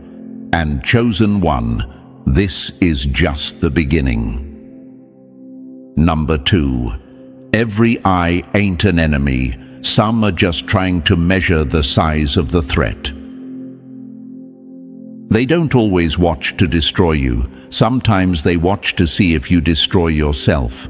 Not all eyes on you want you to fall. Chosen one. Some are waiting to see if you'll rise too fast, too proud, and burn everything before the crown even touches your head.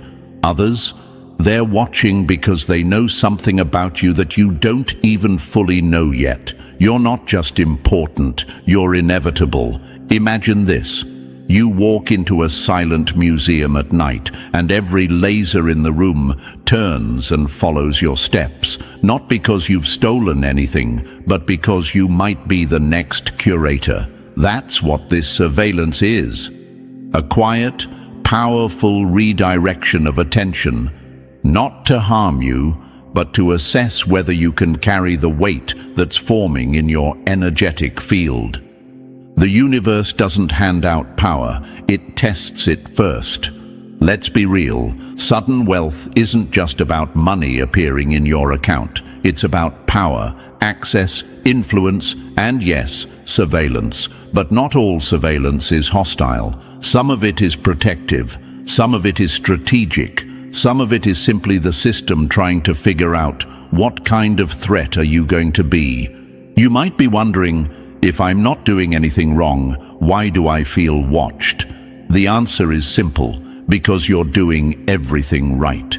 You've been silently aligning, breaking generational curses, healing in private, and elevating when nobody was clapping. That type of energy doesn't go unnoticed. It gets flagged, not for punishment, but for monitoring. Imagine a vault sealed for centuries, suddenly starting to hum. The system knows something is moving. They feel the frequency shift. You're that vault. You're carrying value that hasn't been activated in generations. So now, they want to see what happens when that vault is cracked open. Will you be reckless with it? Will you hand it off to the wrong hands? Will you self-destruct under pressure?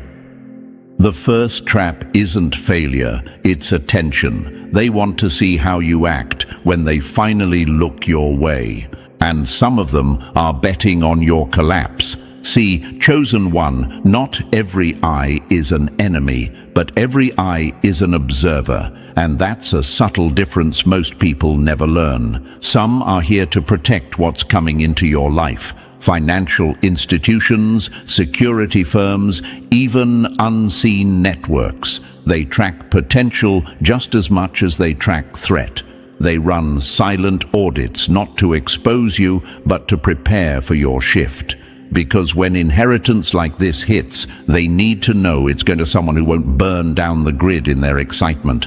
But don't get it twisted. Some eyes are enemy eyes, masked in silence. Their game isn't to stop you openly, it's to distract you subtly, to leak temptation, to test your ego. They want to know if you'll flex too early, if you'll speak before you move, or if you'll flaunt your alignment in front of the wrong people who still carry old versions of you in their heads. Power isn't taken, it's earned through how you handle what watches you. Now imagine this. You're in a grand theater, standing under the spotlight, but the crowd isn't clapping. They're studying every move, every breath, every shift in tone. You're not just being seen, you're being measured. That's what surveillance means at this level. It's a test, a silent exam. And your responses matter more than you think. They don't just want to know if you have the inheritance, they want to know if you're ready to hold it.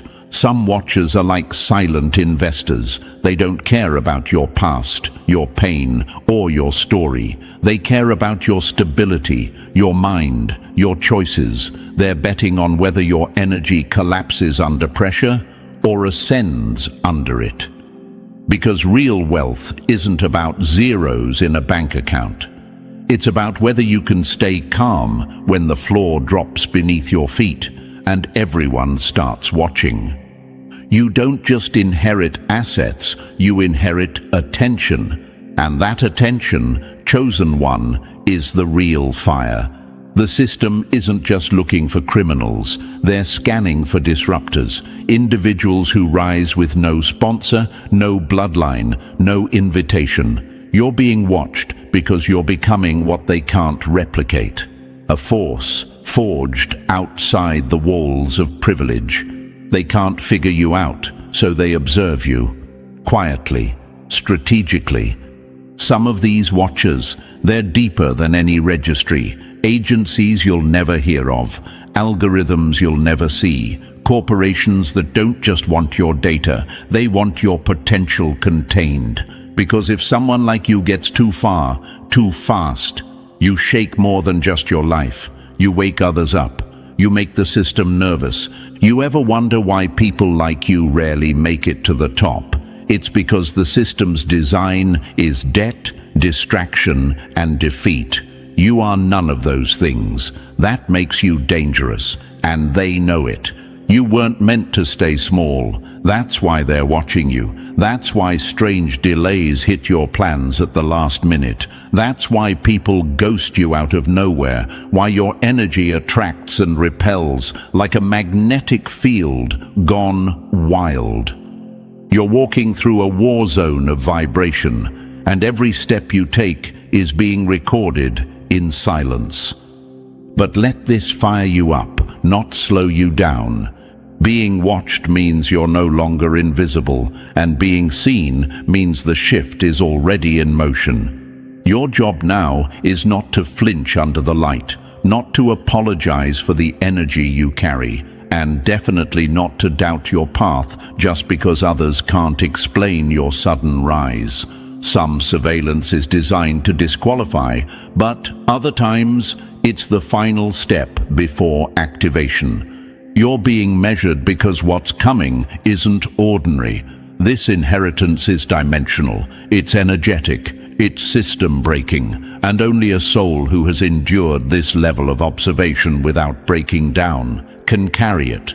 So next time you feel that pressure in your chest, like you're being tracked, questioned, or analyzed, don't panic, smile. That's not paranoia, that's proof. That's the evidence that the universe is positioning you for something few ever experience. Legitimate power that can't be bought, faked, or stolen. Let them watch. Let them whisper. Let them run simulations around your rise, because they can monitor all they want. They still can't stop what's already yours.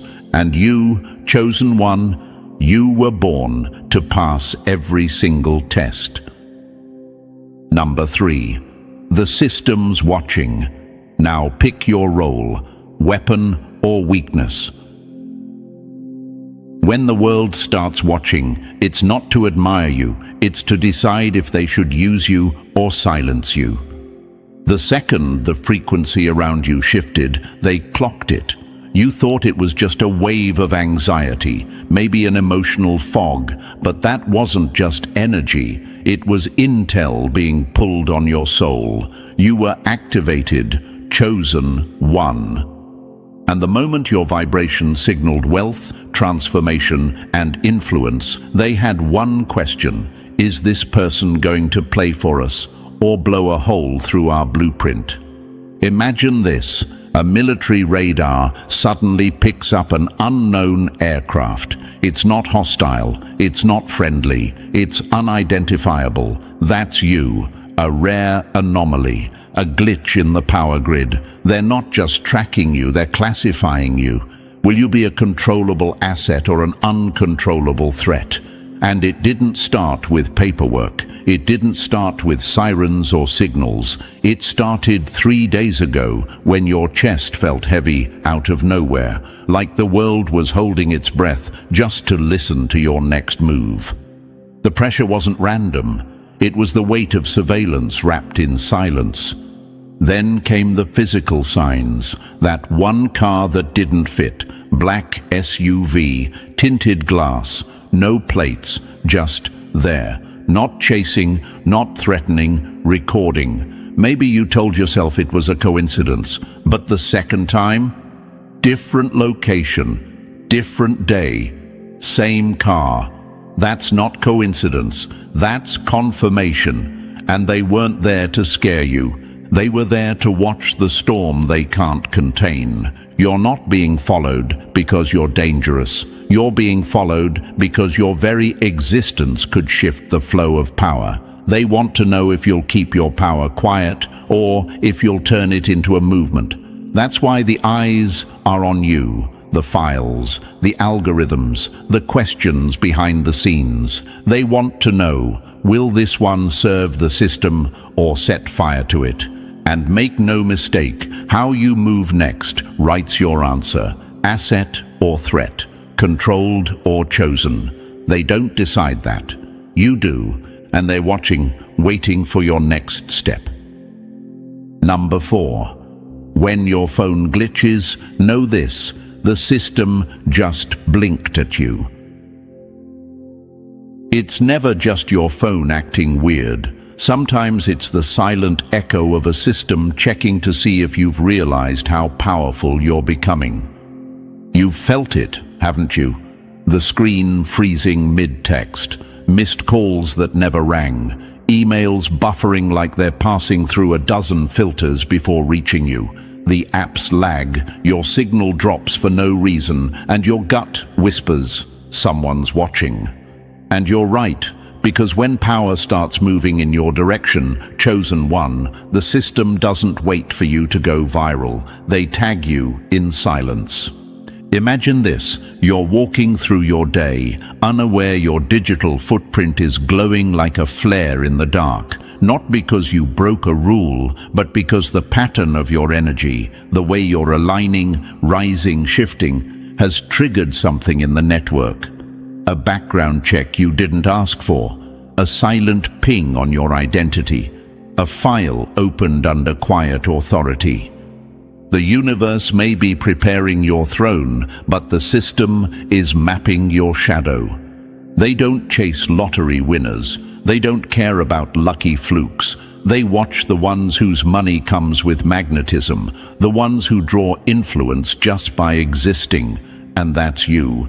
You're not just stepping into wealth, you're stepping into visibility. And the more aligned you become, the more your devices feel like they're no longer yours. Because they're not fully. You may think you're just imagining it.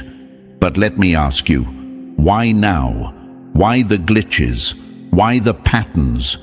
Because what's coming into your life isn't just money. It's weight. It's a level of influence most people will never touch. And systems don't ignore that. They study it. They trace its source. And if they can't trace it, they track you. You're spiritually marked, chosen one, the kind of individual who doesn't just get blessed. You shift rooms, disturb frequencies, and alter dynamics. So when wealth meets your energy, it sets off alarms in places you'll never see. The phone, just the first ripple, the wave is still coming. Number 5. You just entered their radar because you've outgrown the cage they built for you. They don't fear your money, they fear your mind when you no longer need theirs. Your world has shifted, chosen one, and you didn't even need to move. The ground beneath you just got upgraded, and now your name isn't whispered in small circles anymore. It's echoing through boardrooms, flagged in back-end systems, and marked with silent interest. The moment you rise, really rise, you outgrow the old world. And that's when they file your name under something new, unpredictable. Imagine living as a ghost in their system for years, unseen, unbothered, uncategorized. Then, almost overnight, you become a data point of concern. You didn't commit a crime, you committed a shift. You went from surviving to ascending, and that's the kind of motion the system hates the most. Governments don't fear chaos, they fear what they didn't create but can't control. Most people never register on their radar. They stay in their lanes, follow the scripts, depend on the structures.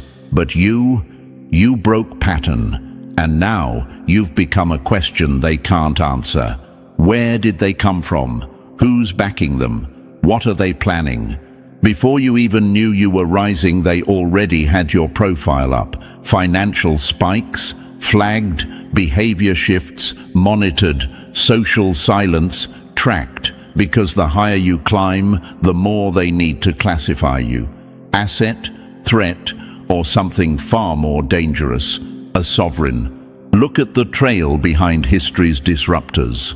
Tesla, a genius who offered the world free energy, was watched, blocked, and buried in obscurity. Malcolm X, a man who refused dependency, carried truth sharp enough to cut chains. Surveilled, discredited, eliminated. Neither were just rich, they were independent. That's what gets the system nervous. Because this isn't about money anymore, it's about control. And the system doesn't want powerful people, they want manageable ones. People who need checks, loans, approval. People who fear stepping too far. But you, chosen one, you already stepped too far to turn back now. You've entered a reality where eyes don't blink, they record. Where silence doesn't mean peace, it means calculation. And your rise. It's rewriting your category from background noise to a threat they didn't prepare for. Number 6. When you rise without their permission, they panic behind closed doors. They don't fear the rise. They fear the one who rises without needing their map, their hand, or their system. There's a kind of rise that shakes the ground, chosen one. It doesn't ask. It doesn't announce itself with press releases or perfect timing. It just happens, quietly, powerfully, without their permission. That's the kind of rise you're in right now. And that's when the real surveillance begins. Not because you've done something wrong, but because you've stepped into territory they swore you'd never touch. The moment wealth starts aligning with your energy, the game changes. And not just for you, the system shifts its entire perception of who you are. You're no longer in the background. You're no longer invisible. Now, you're a variable with influence. And that requires monitoring. Imagine a chessboard where every piece moves predictably until one piece, one pawn, stops following the rules. Suddenly, every other piece freezes. The board isn't safe anymore. That's you, a piece that was never supposed to rise this far. And now, every watcher wants to know, will you move recklessly, or will you move like someone who knows exactly what they are? Because this isn't just about money anymore. This is about alignment. Wealth isn't a prize. It's a signal, a cosmic contract sealed long before you had a bank account. It doesn't chase the greedy. It finds the aligned. And you didn't stumble into this. You were marked for it before your first breath. So if you're wondering why you feel the pressure now, why the energy feels heavier, why you sense unseen eyes watching your next move, it's because they've clocked your rise. And the system is holding its breath, waiting to see, will this one fold? Will they sell out? Or will they move like the threat they truly are? You weren't built to chase checks. You were built to carry kingdoms. And now that you're rising without their approval, without their playbook, and without their leash, they're not just watching, they're preparing. Because you weren't just meant to receive wealth, you were meant to weaponize it. Number 7. This shift was never random. It's the return of a bloodline that refused to die quietly.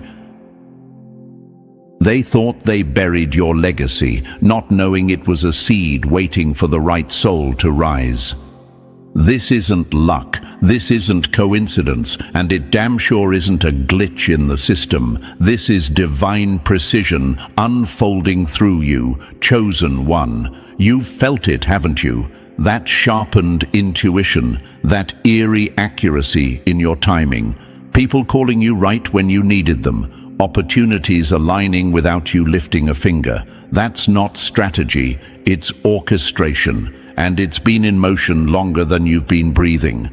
This wealth isn't new, it's ancient, spiritual, inherited through frequency, and the moment your vibration aligned with what your bloodline was always owed, the universe didn't hesitate. It started rearranging time, people, access, even surveillance, because the system may track money, but real power, it tracks blood memory. Imagine a locked vault beneath layers of history, untouched for centuries, and now, without warning, it begins to hum, not from the outside, but from the inside. That's your soul. You didn't stumble into wealth. You reactivated it. Because power that's been stolen never disappears. It waits. It waits for the one in the bloodline strong enough, awake enough, aligned enough to carry it again. You've always felt different, like you weren't built for this 9-to-5 struggle or the small, quiet existence others settle for. That's not ego, that's ancestral memory. You come from something bigger.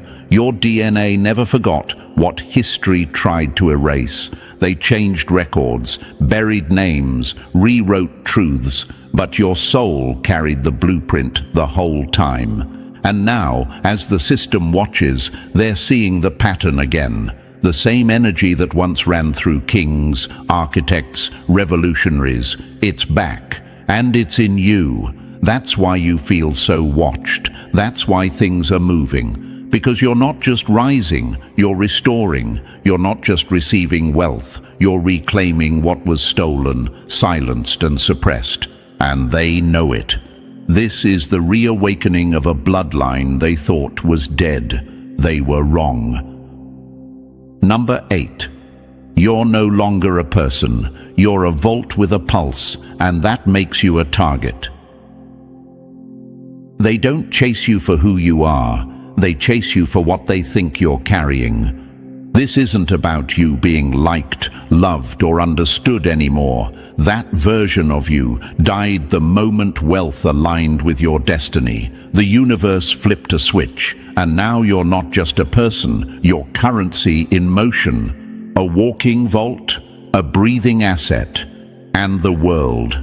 It senses it before you even say a word. Some will show respect, but it's rarely genuine. Others will fear you, not because you've harmed them, but because your silence feels like strategy and your presence feels like power. And then there are the predators, the ones who smile to your face while plotting your downfall behind your back. Because when someone becomes valuable, they stop being human to the world. They become a target with legs. You don't just carry wealth now, you embody it. And with that comes pressure, the kind that shifts your behavior without asking permission. You don't move the way you used to. You don't speak as freely. Your circle shrinks. Your habits sharpen. Because now you know the truth. Wealth doesn't just buy freedom, it demands caution. You become the watcher and the watched. Imagine walking through a crowded room with a vault chained to your spine. That's your energy now, and people feel it. Some are drawn to it, some want to rob it, some want to sabotage it, but all of them notice it. And that changes everything. You start to sense who's off, who asks too much, who leans in with flattery but hides extraction in their eyes. You notice how people repeat your words, twist your silence, question your movements. That's not paranoia. That's pattern recognition. That's training through tension. And here's the brutal truth. If you don't command your wealth, it will crush you. Not financially, energetically, emotionally, spiritually. You were never just handed money. You were handed power. And power comes with enemies, seen and unseen. So move like the vault you are. Lock what needs to be locked. Guard what needs to be guarded. Because now, chosen one, you're not just holding wealth, you are wealth. And in a world that runs on power, that makes you dangerous. Number 9. The system doesn't fear chaos. It fears the one who no longer needs it. The most dangerous person in the world isn't the one with power. It's the one who doesn't depend on the system to breathe. You were never supposed to get this far. Not with clarity, not with resources, not with independence. The system wasn't built for people like you to thrive. It was built to trap. Through credit scores, student loans, late fees, taxes, inflation, mortgages, a perfect prison disguised as freedom. They give you just enough to keep you chasing, but never enough to escape. Until now. Because when someone like you breaks free from that loop, you become unpredictable. And in a system obsessed with control, unpredictability is the ultimate threat. That's why they're watching you now. Not because you're dangerous, but because you're untouchable. Dependence is their leash. Cut it and they can't walk you anymore. Most people live locked in contracts, monthly payments, interest rates, approvals. That's not by accident, that's by design. Because when you need the system, you don't question it, you don't rebel, you don't rise, you just comply. But you broke formation, you moved differently, you didn't wait for permission, and now your finances, your energy, your vision, they don't revolve around survival anymore. They revolve around sovereignty. That makes you a glitch in the machine, a living rejection of their blueprint. Imagine a domino line stretching miles, all designed to fall on cue. Then one domino stops, just refuses to fall. That's you.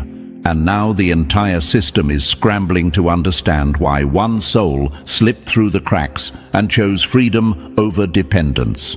The moment you stopped needing their money, their timelines, their validation, you became uncontainable, and that's why the surveillance intensified, because they're not just watching your rise, they're studying your rebellion. You're proof that the chains were never real, and now that you've seen through the illusion, they know you'll never bow again. You broke free, and to them, that's terrifying. Number 10. They don't fear your fortune. They fear what you'll build that they can't burn down.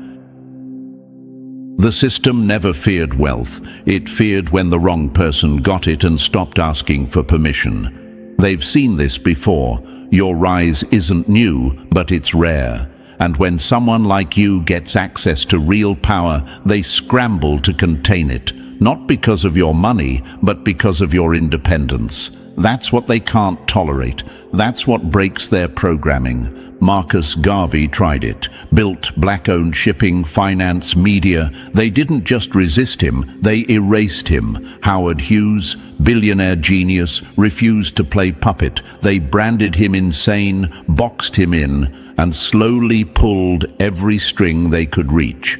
Because the moment you become untouchable, they switch tactics from control to sabotage. When you stop depending, you start disrupting. And you, chosen one, you've stopped asking. You don't wait for approvals. You no longer kneel at the altar of banks, bosses, or systems. You're not just stacking cash, you're changing class. And that shift isn't silent. It echoes. Because one truly independent person is dangerous enough. But an independent person with vision, that's rebellion. Imagine a blueprint for control, a world built on dependency. Then suddenly, one person steps outside the page and starts redrawing the map. That's what they fear. Not your wealth, but your reach. They fear you'll build schools without their curriculum, communities without their approval, movements without their funding. Because true independence spreads like fire. You become a symbol, a living, breathing contradiction to their entire system. And symbols, they awaken people. They challenge narratives. They make others question their cages. That's why the pressure's on now, why the heat is rising. Not because you failed, but because you succeeded quietly. And now the system can't find a leash strong enough to hold you. You're not just escaping control, you're threatening its very design. And that's what has them terrified. Number 11. Your wealth exists in shadows, and they're watching for the exact second it solidifies. Real wealth doesn't walk through the front door. It collapses reality around it, and the system hears it before you see it. Right now, the fortune tied to your name isn't sitting in a bank. It's not in your wallet, your safe, or even your inbox. Not yet. It's floating in a quantum state, an energetic vibration that exists in every possibility. Until one becomes real. And the moment it chooses you, everything changes. Not just for you, but for them. See, you're not being watched because of what you have. You're being watched because of what's coming. Wealth like yours doesn't move in straight lines. It doesn't show up with warning. It collapses into form. 1 second it's nothing, the next, it's everywhere. You are not waiting for wealth. It's waiting for you to stabilize into the version of you that can hold it. And the system knows that. They don't need to see your bank statement. They're already tracking your vibration, your shift in digital patterns, the slight elevation in your energy. That's what triggers their watch list. Not your account balance, but the potential you now carry. Imagine a satellite scanning the atmosphere, not for storms, but for sudden heat signatures, not for violence, but for vibrational spikes. That's how they monitor you now, through quantum-level surveillance, through data-driven AI that sees timelines, not transactions. They don't wait for you to file taxes. That's old-world thinking. They've seen your future wealth before you even believed in it, because the tech they use now, it watches momentum, it watches potential energy, it detects the unseen wave before it crashes. And here's the truth. Once your wealth collapses into the now, once it becomes real, you're no longer a theoretical risk. You're a live one. You go from data point to disruptor, from possibility to problem. And that's when the system stops observing and starts responding. Because when wealth finally lands in your hands, the future is no longer coming. It just arrived. Number 12. Move like smoke. Strike like a shadow. The most powerful move is the one they never saw coming, and silence is how you make that possible.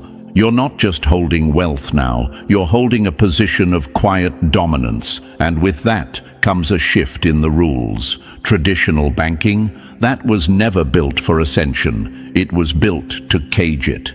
Control disguised as structure, limitations wrapped in contracts. But what's awakening in you, chosen one, doesn't belong to that system. Your wealth is decentralized, fluid, untouchable. It moves like you do, unpredictable, silent, and untraceable. And that's why they fear you. Because your rise can't be paused. Your money won't sit in their boxes. It won't wait for their approval or follow their paper trails. So now they monitor you differently, not through balances, but through behavior, through patterns. They watch for the vibration before the transaction, the intent before the action.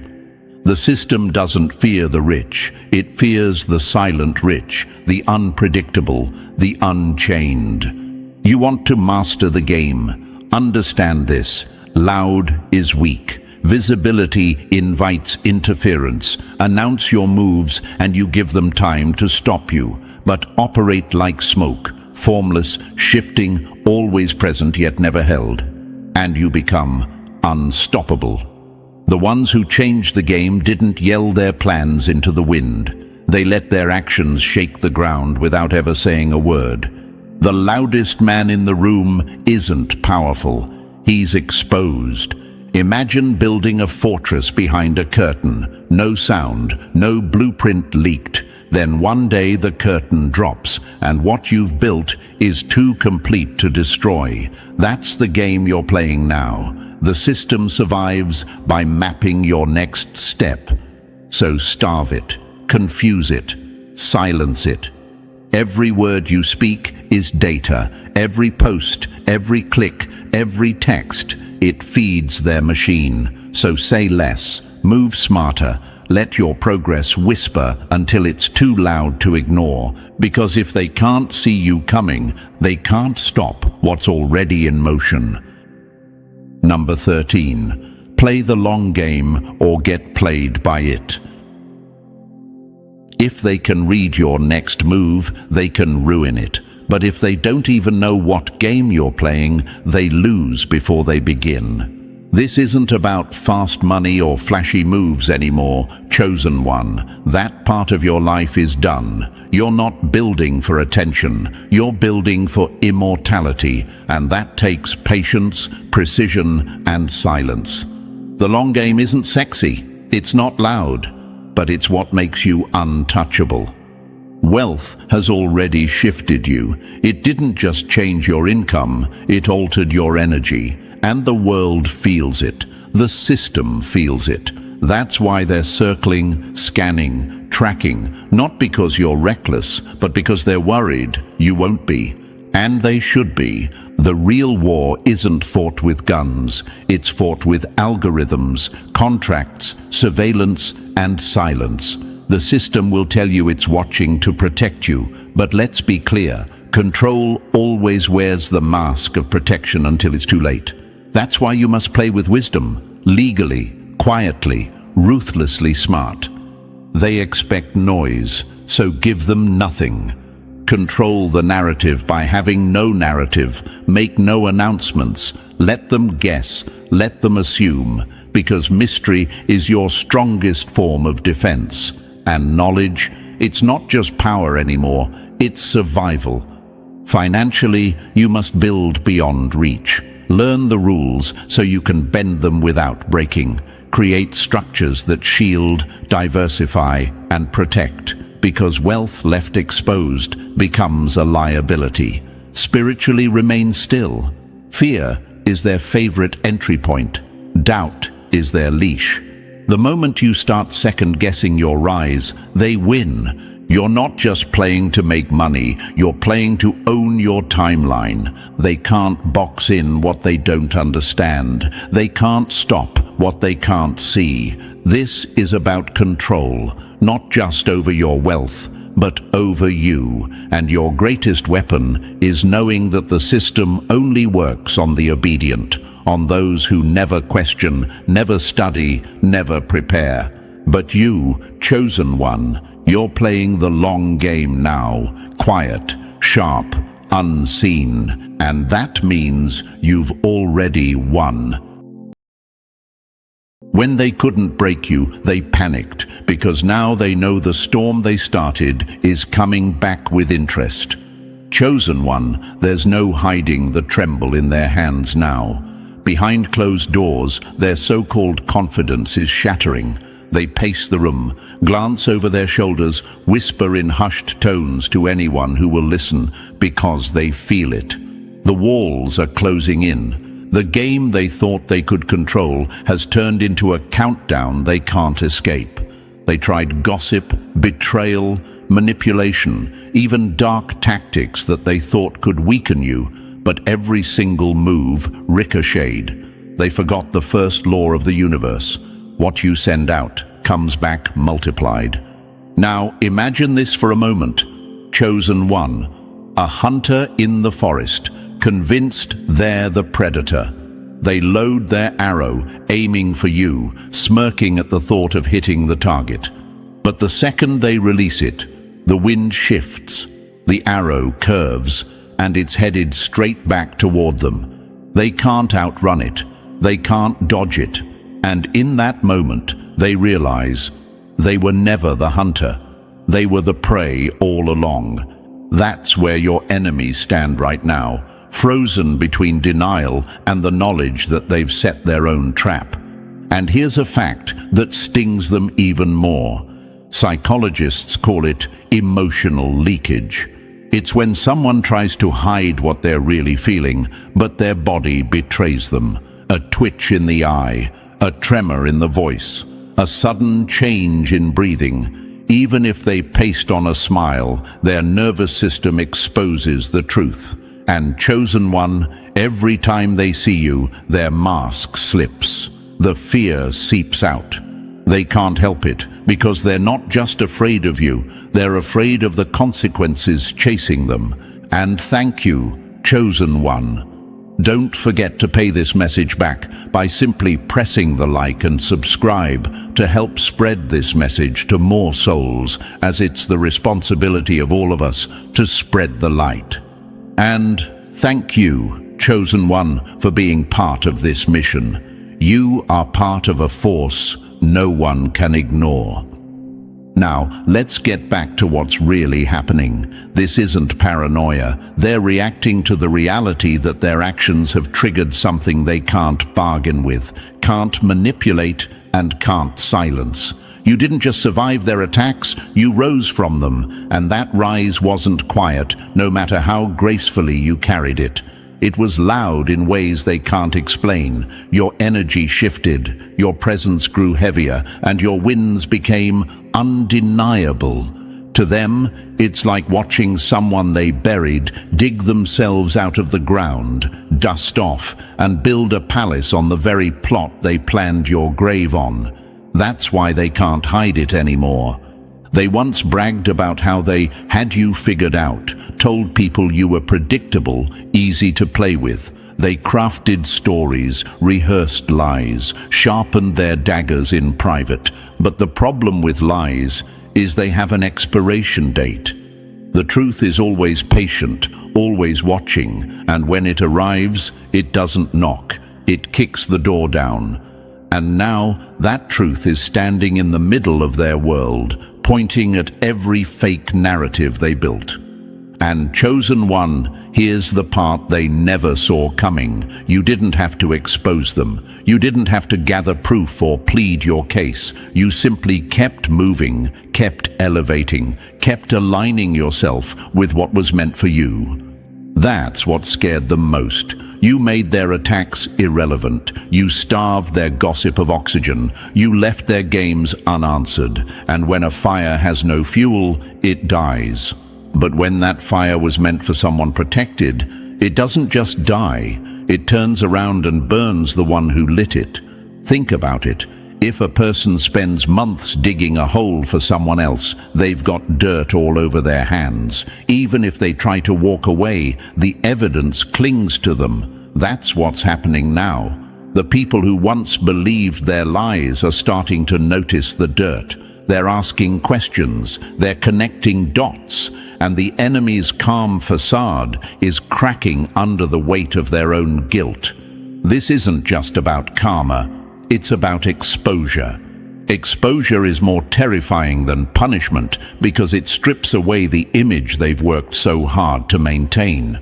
Once people see their real nature, there's no going back.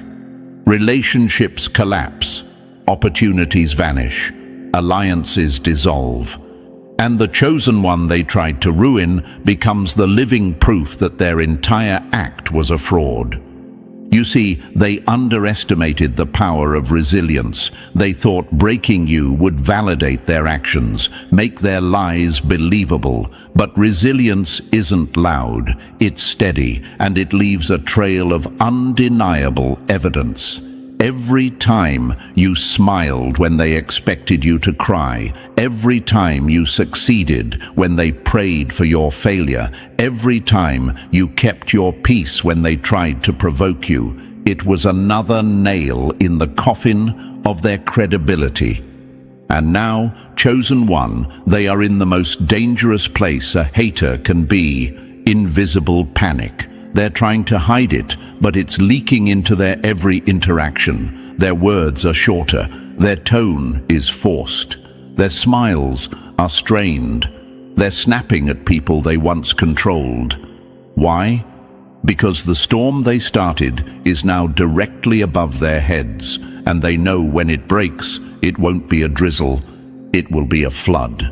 That's why they're freaking out. That's why they can't hide it anymore. They're not afraid of you. They're afraid of the truth you embody. You are living, breathing evidence that their entire mission failed. And in failing, they've sealed their own fate. And listen closely, chosen one. What you just heard, that was only the spark. The firestorm is just beginning. So if you feel that quiet surge in your chest right now, that's not adrenaline, that's alignment. The universe brought you here because you're meant to hear every single truth that's coming next. Drop the number 777 in the comments if you know they're panicking behind closed doors and it's their own actions coming back for them. And if you feel called, bless the mission with a super thanks. Your energy fuels this truth and helps it reach those still fighting battles in silence. Now take a breath, chosen one, because what's coming next? It'll make sure they never try you again. And now, let's dive into it step by step. Believe me, If you're really one of the chosen, you'll feel the pull to stay locked in until the very end. Let's get started. Number 1. They tried to curse you. Now they're the ones living in a nightmare. They built a storm for you, and now it rains in their own bed every night. Chosen one, nothing rattles an enemy more than realizing they've become the prisoner of their own trap. They thought they could play with forces they didn't understand. They thought they could twist energy like a knife in your back, send whispers into the wind that would circle your name in darkness. But the truth about being chosen is this: when you're aligned with the universe, everything sent to destroy you becomes your shield. It flips, it doubles back, and it goes home to the sender, carrying interest like a debt collector with no mercy. They didn't just try to ruin your day, chosen one. They tried to ruin your destiny. They poured their time, their energy, even their resources into making sure you wouldn't rise. And in their arrogance, they forgot the oldest truth in the book. You can't aim destruction at someone whose roots are deeper than your reach. Now they lie awake, heart racing, staring into the dark, feeling the very presence they summoned to destroy you, breathing in the corners of their room. Now imagine this for a moment: a thief who robs a house at night, stuffing their bag with everything they can grab. They're so obsessed with taking what isn't theirs that they don't notice the house has a guard dog, silent, patient, waiting. The second the thief tries to leave, that dog follows them home. And now, no matter where they go, it's there, watching, circling, waiting for its moment. That's the energy they're dealing with now. What they unleashed wasn't yours to carry. It was theirs all along, and now it's latched to them like a shadow they can't outrun. And some of you might be wondering, why didn't it touch you? Why didn't their curses, their dark intentions, their energy work stick? Because being chosen means you move in a frequency they can't access. The law of vibration is real. High frequencies can't be contaminated by low ones without consent. They needed you to lower yourself to match their energy, but you didn't. That's why their attack never landed. It's like throwing mud at a star. It doesn't stick. It just burns away before it even reaches you. They laughed once. They celebrated behind closed doors, convinced their work was working. They looked for cracks in your life, misread your moments of rest as defeat, thought your silence was surrender. But silence is where the chosen are most dangerous. It's where you align, recover, and rise in ways they'll never comprehend. That's why when the energy bounced back, it didn't just tap them on the shoulder. It crashed through their front door. History has shown this pattern over and over again. Think about the times great figures were underestimated, plotted against, or publicly shamed, only for the plotters to crumble under the weight of their own schemes. Julius Caesar's assassins didn't get the Rome they wanted. Instead, they sparked chaos that swallowed them whole. Every empire built on betrayal has eventually been eaten alive by it. Why? Because betrayal carries its own curse, and once it's unleashed, it always comes home. They didn't just try to curse you, chosen one, they cursed their own name in the process. And the universe is meticulous in its accounting. It may not move on your timing, but it always moves on the right timing. When it strikes in ways that strip a person down to the truth. For them, it's showing up as restless nights, shadows in their peripheral vision, a sudden fear of being alone. It's showing up as conversations that turn on them, people they thought were allies now whispering behind their backs. They're discovering that the same isolation they wished for you feels like a tomb when it's theirs. And here's the kicker, they can't even admit what's happening. To do so would be to admit that what they did to you was real, so they suffer in silence, pretending they're fine while their eyes tell a different story. It's almost poetic, isn't it? The same way they wanted you to suffer invisibly, they now do in their own private hell. They can't post about it, they can't vent about it, because to do so would open doors they desperately want to keep closed. Some of them are trying to cleanse their hands now, pretending they never took part. But you can't wash off what's tattooed on your soul. You can't undo a signature once it's written in the energy of the universe. And they know it. That's why the fear is real. That's why they're shaking. Not because you're coming for them, but because they know there's nowhere left to run from what's already inside their house. If you've ever felt that sudden shift in your spirit, chosen one, that moment where you know the weight someone tried to dump on you just lifted, it's because the universe rerouted it. It's because your name was never on that package. It had their address the whole time. That's why you're still here. That's why you're still rising. That's why they're spiraling. And think about it. What kind of desperation drives a person to attempt to spiritually cripple someone else? That's not strength. That's the loudest scream of weakness there is. The fact that you're still standing is a wound they'll never heal from, because it confirms what they feared the most. You're not just protected, you're untouchable. You don't have to swing back. You don't have to wish them harm. You just keep walking, chosen one, because every step you take is another reminder to them that they failed, that all the energy they spent trying to break you could have been used to build themselves, but they were too obsessed with stopping you to see it. Now they're left with nothing but the echo of their own choices, and those echoes are getting louder every night. The nightmare they live in now, they wrote it, they produced it, they directed it, and now they have to star in it over and over again. No escape, no fast forward, just the reality they created on repeat. And that's the thing about being chosen. Your enemies don't just lose the battle, they end up fighting themselves for the rest of their lives. Chosen one, you are proof that no curse can touch a soul that refuses to bow. You're the walking evidence that the universe guards what it has marked as sacred. And every time you shine, every time you succeed, every time you breathe in peace, they wanted to suffocate. You're sending a silent message that hits harder than any revenge ever could. You didn't win. You never will.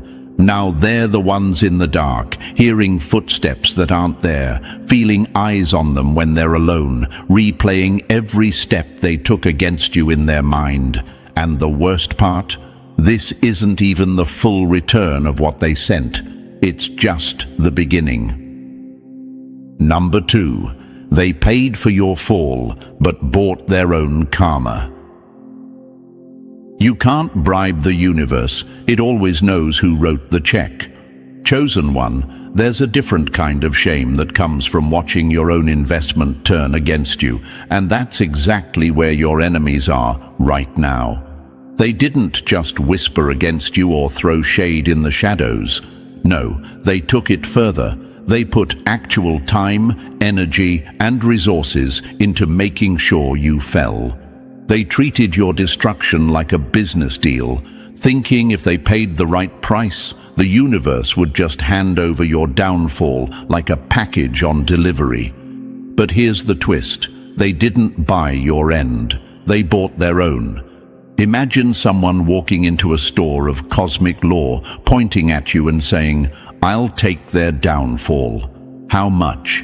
The cashier doesn't argue. They ring it up, take their payment, and let them walk away, feeling powerful. But what they don't see is the fine print. All sales are final, and returns are automatic. Every cent, every ounce of effort they poured into breaking you was a down payment on their own collapse. The moment they made that purchase, they signed a contract they couldn't read, and now the universe is collecting with interest. Now picture this for a moment: a gambler walking into a casino, convinced they can't lose. They put everything they have on one bet: your failure. They're laughing, bragging to their friends, already spending the winnings in their mind. But when the cards are flipped, they don't just lose the bet. They lose the shirt on their back, the keys to their car, and the deed to their house. That's how it works when you try to manipulate destiny. Chosen one. The universe doesn't just take what you offered, it takes everything you can't afford to lose. And here's the fact they didn't consider: energy works like a boomerang. You can disguise it, you can dress it up as opportunity, you can hide your hand behind someone else's move, but when it's thrown with ill intent, it always finds its way home. Science even echoes this principle. Newton's third law says for every action, there's an equal and opposite reaction. They sent force toward you. Now the reaction is on its way back to them, unstoppable, undeniable, and perfectly measured to the energy they spent. They thought they were buying control.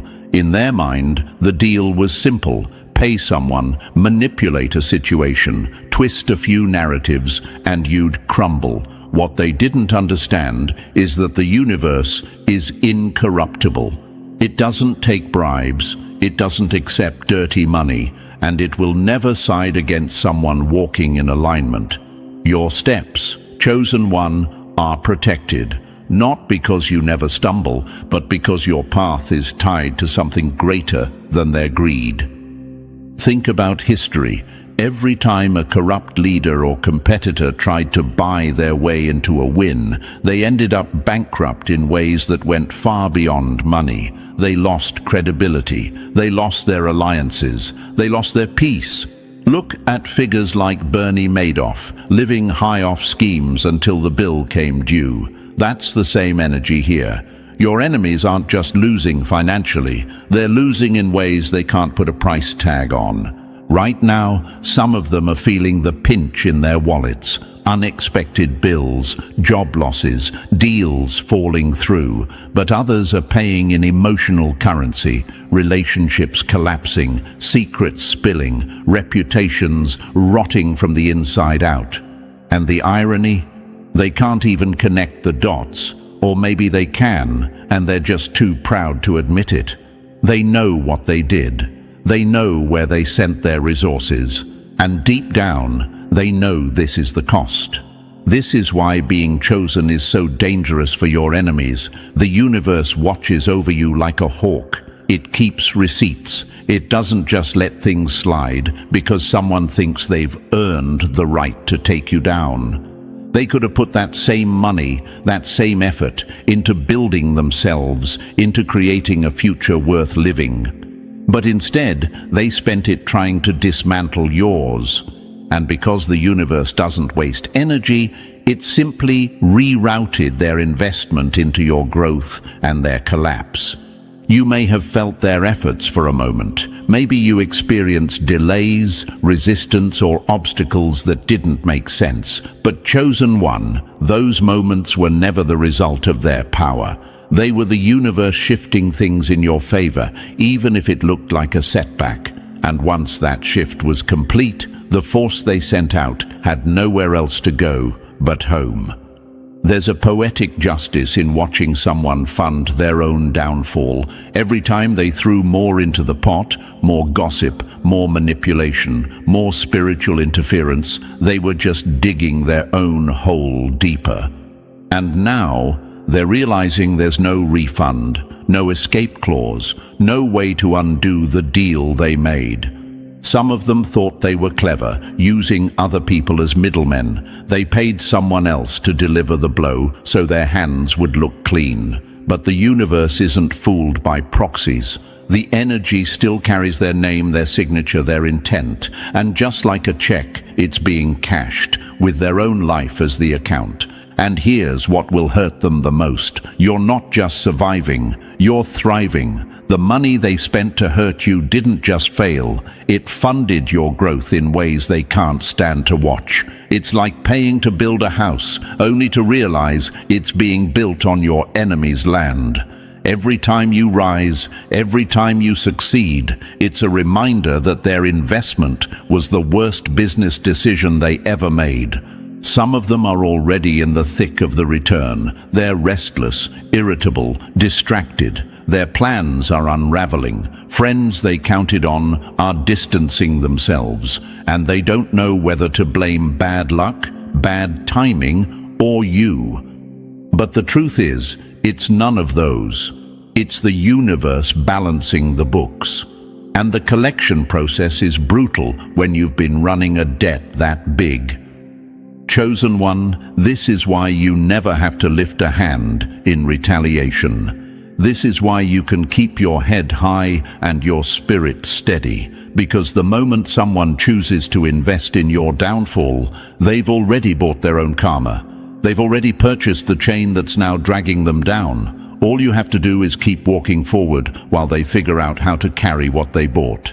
And don't get it twisted, this isn't about celebrating their pain. It's about understanding the law that protects you. It's about knowing that no matter how much someone spends, no matter how elaborate their plot, no one can buy a win against someone whose destiny is protected.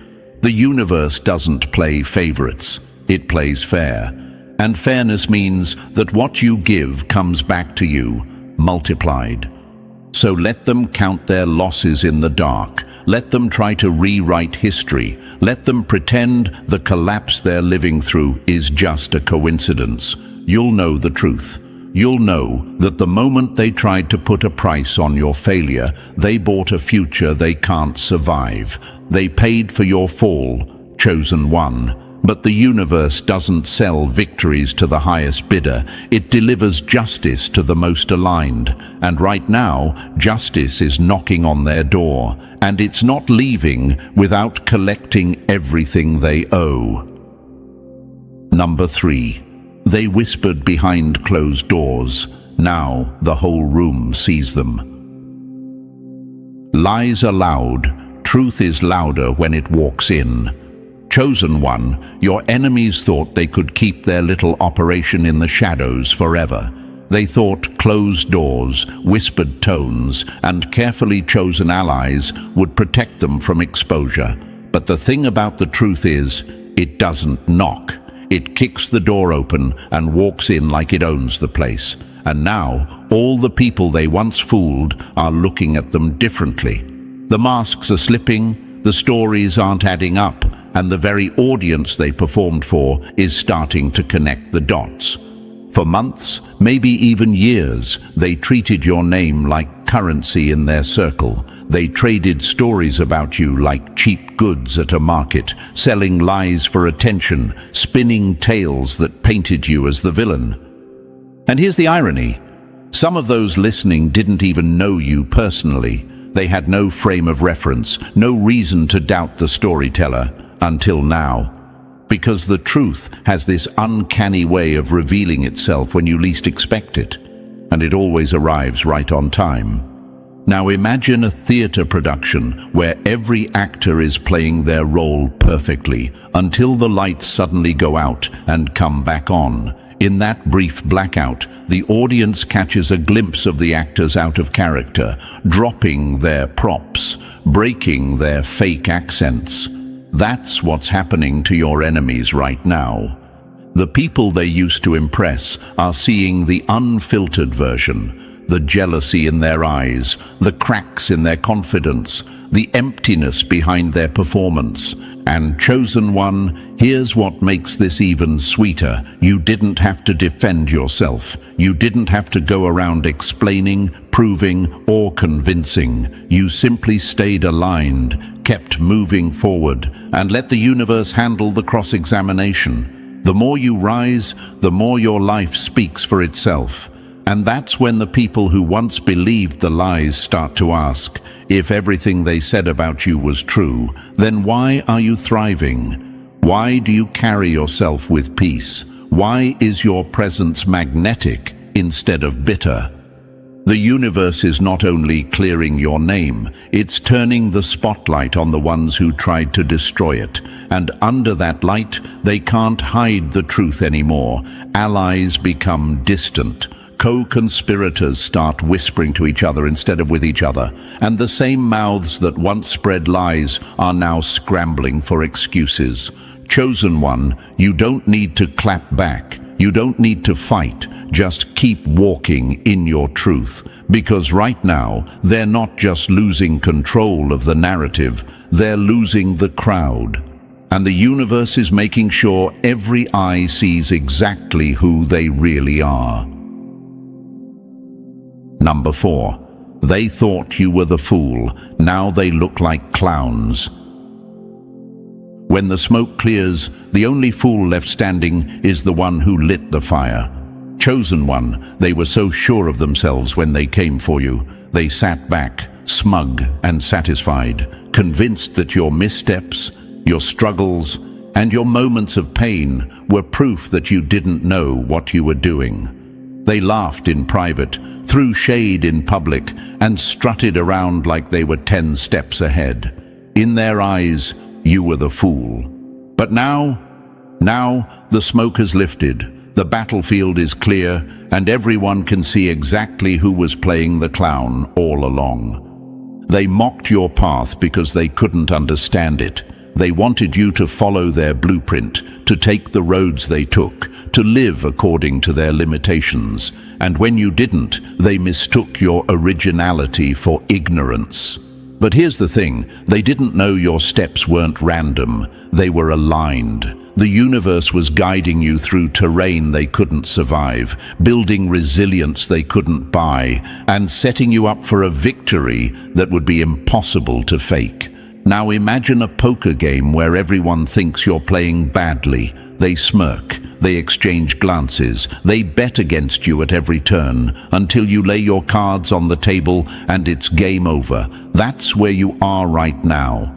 Your hand was always strong, you just didn't need to show it until the right moment.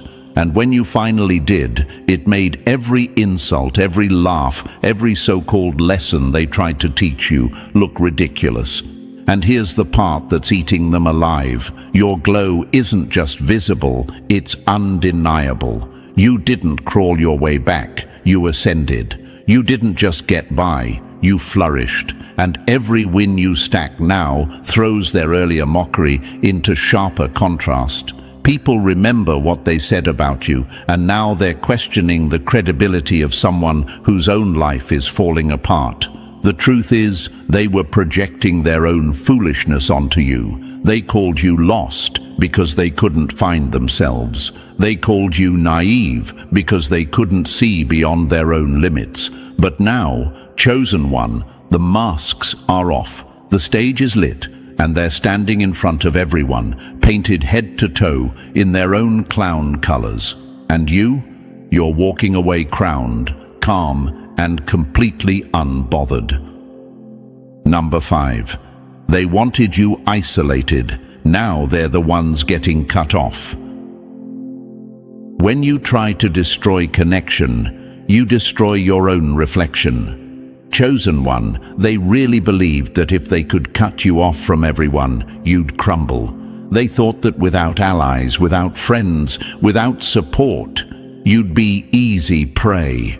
They spread rumors, dropped poison into conversations, planted seeds of doubt about your character, all with the hope that people would turn their backs on you. And maybe for a moment, it looked like they were winning. Maybe you did find yourself standing alone. But what they didn't understand is that isolation is where the chosen are reforged. They mistook your quiet seasons for weakness, not realizing the universe was pruning your connections to prepare you for better ones. They didn't know that in your solitude, you were building a foundation so solid that it didn't matter who walked away. You became self-sufficient. You learned to hear your own voice without the static of outsiders. You stopped needing validation from anyone, and that's when you became untouchable. Now the roles have reversed. The same people who once entertained their lies are drifting away from them, not because of anything you said, but because their own energy has turned sour. Friend groups are dissolving around them. The allies they thought were loyal are suddenly unavailable, too busy, or simply uninterested in keeping them close.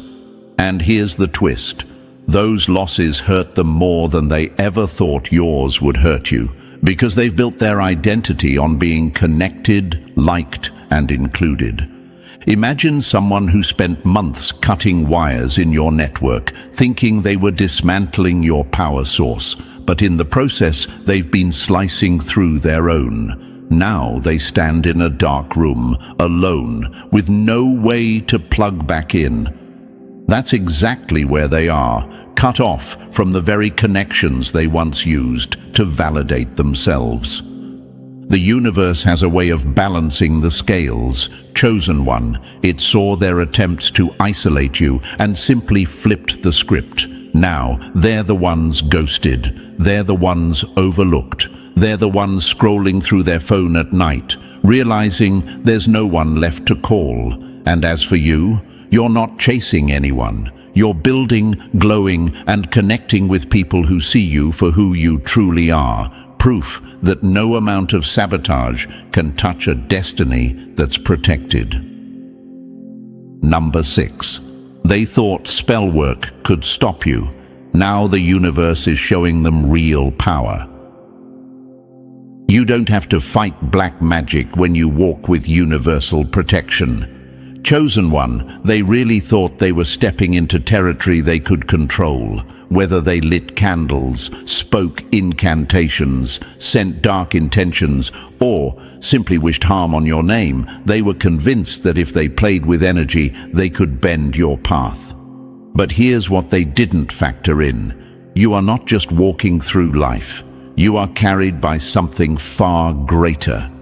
The universe does not negotiate when it comes to protecting its own. It doesn't matter if you believe in spell work, curses, or energy manipulation. The principle remains the same. Whatever is sent out must return to its sender. That's not superstition. That's energetic law. They unleashed something they weren't equipped to handle, and because your frequency was too high, too aligned, their arrows never even made it past the outer walls of your protection. Instead, they've been spinning in the air, gathering speed, and now they're on their way back, heavier, sharper, and impossible to dodge. Imagine someone standing at the base of a mountain, throwing stones at its peak. They hurl them with all their strength, proud of their effort, certain they're making an impact. But the mountain is unmoved, unshaken, and when the stones finally roll back down, they don't come gently. They come faster, harder, unstoppable. That's what's happening to them now. Here's the irony. They thought they were playing with mystical power, but all they did was open a door to forces they can't control. And unlike the universe, those forces don't care about mercy. The energy they called on has no loyalty to them. It simply obeys the laws of return. Now they're living with the very chaos they tried to hand you. Sleepless nights, anxiety that comes out of nowhere, sudden misfortunes they can't explain. It's not coincidence. It's the bill being delivered. Chosen one, your job was never to fight them back. Your job was to keep your spirit clean, your mind sharp, your focus forward. That's why you didn't have to lift a finger. The universe handled the battlefield before you even knew it existed. And now they're learning the difference between playing with energy and standing in true power, because only one of those can stand the test of universal law, and it isn't them. Number 7. They got bold in the shadows. Now they're shaking in the light. Cowards always shout in secret, but truth drags them into daylight. Chosen one, your enemies thought they could operate forever under the cover of shadows. They made their moves quietly, speaking your name only in rooms you couldn't enter, sending their jabs when they thought your back was turned. They assumed your silence meant ignorance. They assumed that because you didn't clap back, you didn't know. But here's what they missed. You knew the whole time. You just understood that the universe has a way of doing in public what you never needed to handle in private. They were bold when they thought the stage was empty, when they believed the audience would never see behind the curtain. They moved like thieves in the night, smug in their secrecy. But the universe has no interest in letting that kind of energy go unexposed. It turned on the lights, pulled back the curtain, and revealed every grimy move they made. Now, they're standing in front of the same crowd they used to entertain, except the laughter has stopped. The whispers have changed, and the eyes on them aren't admiring. They're judging. Picture a burglar frozen in the middle of the act when the floodlights snap on. That's what's happening to them. The same hands that felt so steady in the dark are now trembling in plain sight. Their voice cracks when they try to explain themselves. Their eyes dart, searching for exits that don't exist. The truth they've been hiding from isn't just around them, it's in them. Every dirty thing they did to you has become a mirror they can't escape. And here's what makes it even more poetic. You didn't have to chase them into the light. They walked right into it themselves. The more they tried to maintain their lies, the heavier the truth became, until it spilled out in ways they couldn't control. People overheard conversations, messages got forwarded, allies turned witnesses. The same network they used to harm you became the very net that trapped them. Now they're shaking, not because you've confronted them, but because the universe has confronted them. And the thing about light is, it doesn't ask for permission to reveal what's real. Chosen one, you just keep standing in your truth. Because right now, they're learning the most painful lesson a coward can face. Once you're dragged into the light, you can never hide in the shadows again. Number 8. They confess to the wrong person. Now everyone knows. You can't plant poison and pray for silence forever. Chosen one, arrogance has a way of making people sloppy. They thought their schemes against you were airtight, that their words would stay locked inside the circle they trusted. They were so confident, so sure of their grip on those around them, that they let their mouth run loose. And in their pride, they confessed to the wrong person, the very person who would end up holding the match to burn their web of lies down. They thought this confidant was loyal. They thought the poison they poured into someone else's ear would be stored like treasure in a vault. But here's the flaw in their plan. Truth has a way of leaking through cracks. And the moment they chose to speak their darkness out loud, they gave it permission to travel. Now those words are spreading like wildfire, moving faster than they can contain. Picture someone pouring oil into the soil, thinking no one will notice. For a while, the ground absorbs it, hides it, but then the roots start to die, the flowers stop blooming, and everyone begins to notice the stench. That's exactly what's happening here. Their confession was the oil, and now the damage is visible to everyone around them. The people who once nodded along to their stories are starting to wrinkle their noses and step back. And here's the part that hits them hardest. They can't take it back. There's no unsaying what they've said, no way to erase the conversations that have already been repeated and rehashed. They know the walls are closing in. They know the narrative they worked so hard to build is crumbling because it came from their own lips, and the very person they trusted has become their biggest liability, whether by guilt, by strategy, or by simply getting tired of carrying their secrets. Chosen one, you didn't have to reveal a thing. You didn't have to expose them. They exposed themselves, and now they're scrambling, trying to plug holes in a ship that's already halfway underwater. But that's the beauty of universal justice. When someone's entire plan is rooted in lies, it doesn't take an enemy to destroy it. All it takes is their own voice in the wrong ear, and the truth will do the rest.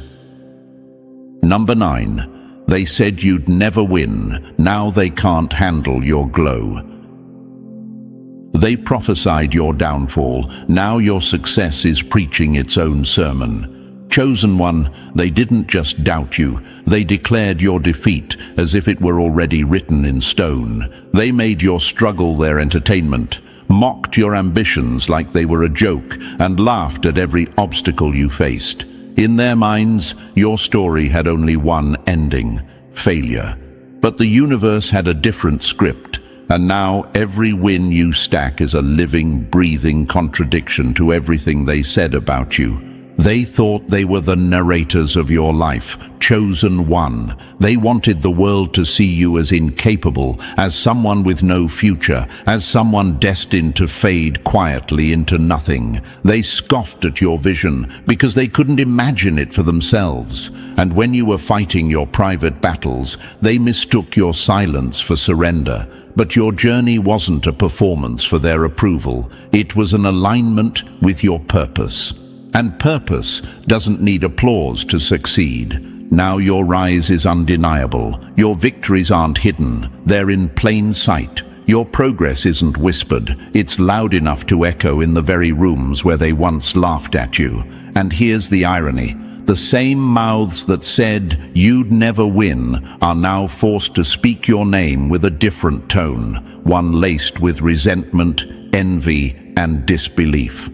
Imagine someone betting their life savings on your failure, convinced it's the safest gamble in the world. They sit back, smug, waiting for the collapse. But instead of falling, you rise higher and faster than even you imagined. That's what's happening now. They invested in your loss, and instead they're watching your glow become brighter with every passing day. And it's not just the success that stings them, it's the fact that it's public. They can't hide from it. Your wins are visible to anyone who looks. Your growth is obvious to everyone who knows you. And the contrast between your elevation and their stagnation is humiliating. They can try to downplay it, but deep down, they know the truth. They were wrong about you. Chosen one, you don't need to throw their words back at them. You don't need to prove a point. Your life is already the proof. And right now, every move you make is a sermon they can't stop hearing. A sermon about resilience, faith in the unseen, and the kind of victory that can't be denied. Number 10. They're running, but the universe is already waiting where they're headed. You can run from people, but you can't outrun karma.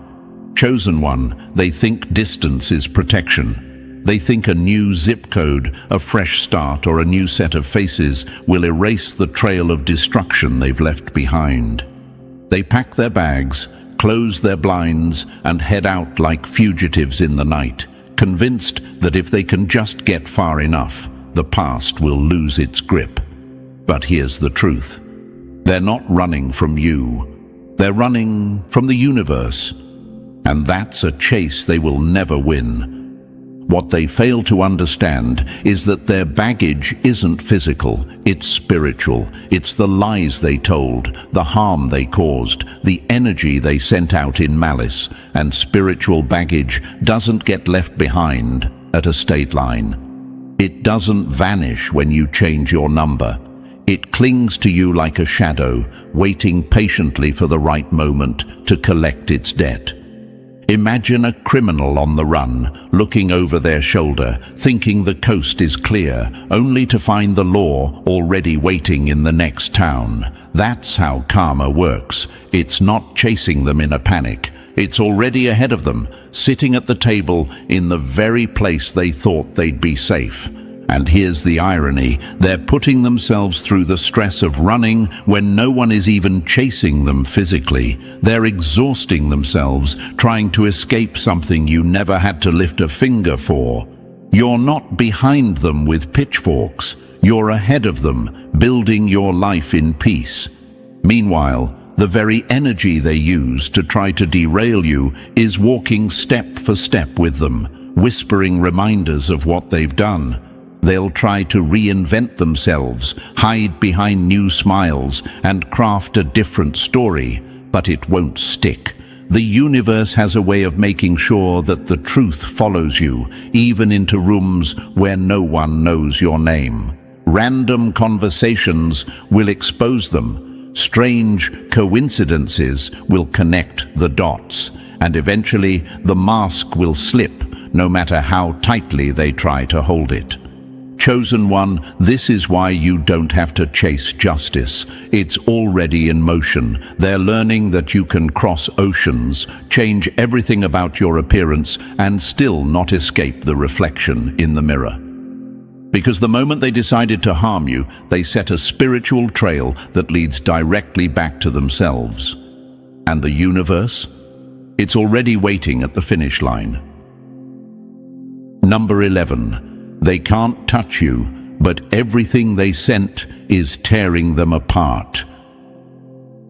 They didn't destroy you, they signed their own ending. Chosen one, they really believed they were pulling off the perfect hit. They thought their lies, their schemes, their energy, their betrayal would slice through you and leave you broken. They expected to see you limping, doubting yourself, begging for mercy. But instead, you kept walking untouched. And that's when the fear started to sink in, because when a weapon doesn't land where it's aimed, it doesn't just disappear. It turns, it circles, it comes back harder, faster, and hungrier than before. They didn't realize the universe has a flawless return policy. Every ounce of harm they packaged with your name on it had their return address stamped on it in invisible ink. And now that package has been delivered to their doorstep, to their mind, to their spirit. They're the ones losing sleep. They're the ones questioning every shadow, every sound, every sudden shift in their life. The same chaos they tried to hand you is living with them now, tearing at their peace day after day. Imagine a hunter who sets a trap in the woods, convinced they've placed it perfectly to catch their prey. But when they come back to check it, they find it snapped shut around their own leg. That's what's happening here. They thought they were being clever, but they forgot that universal law doesn't take sides. It only delivers balance. And balance means they now have to live with the very pain they once celebrated for you.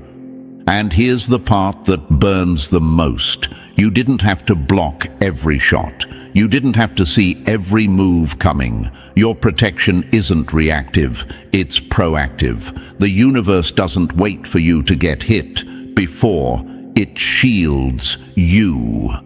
It stops the blow before it ever reaches your skin. That's why you're still glowing, still building, still laughing. You're not carrying scars from their attacks. You're carrying trophies from their failure. Meanwhile, they're unraveling, not because you fought back, but because they can't fight the invisible hands pulling at the strings of their life. Their plans keep falling apart. Relationships collapse without warning. The peace they once took for granted has been replaced with a constant hum of anxiety. They're not living, they're just waiting for the next hit, knowing deep down that it's still coming. Chosen one, this is the final truth they can't swallow. They didn't just fail to destroy you. In trying, they activated the very force that will dismantle them piece by piece. You remain untouchable, and every attempt to harm you only strengthens your shield.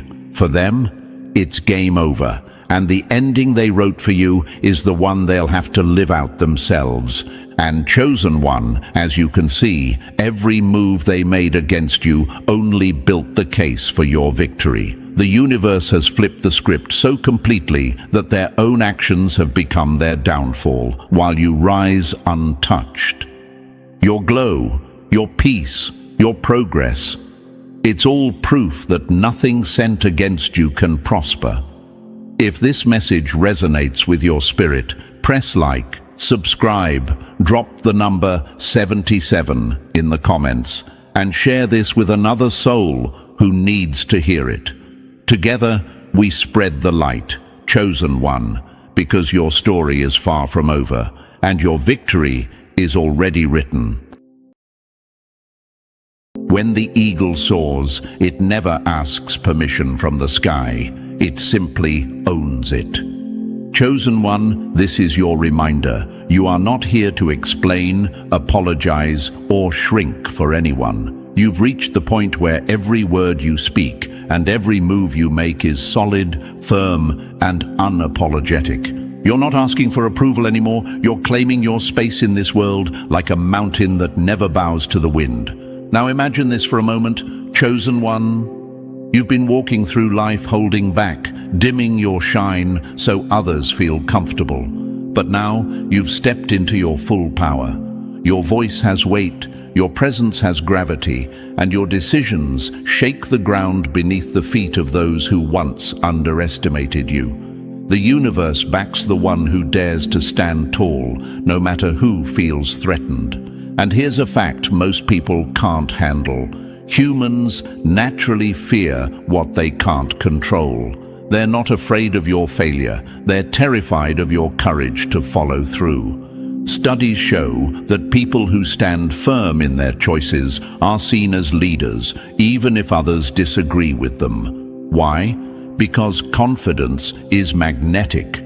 Your conviction forces others to confront their own lack of it. And when you finally stopped explaining yourself, when you drew your line in the sand and refused to step back, that's the exact moment you became unstoppable.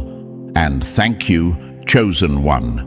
Don't forget to pay this message back by simply pressing like and subscribing. Help spread this message to more souls because it's our shared responsibility to spread the light.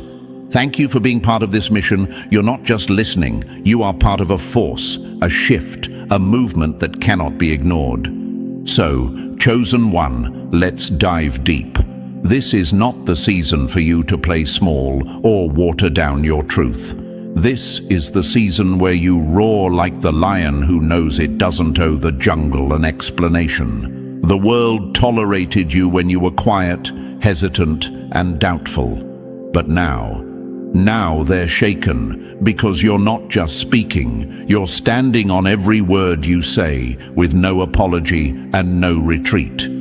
Here's what they didn't expect. You're not just bold, you're intentional. You're not just talking, you're moving with purpose. The moment you stopped trying to make everyone comfortable with your growth, the moment you stopped bending for approval, you became a force that can't be touched. Think about it. Before, your silence was your shield. You kept the peace by keeping yourself small. But now, your very presence is power. People can feel it before you even open your mouth. You've shifted from playing defense to becoming the standard. You no longer chase, you attract. You no longer beg for respect.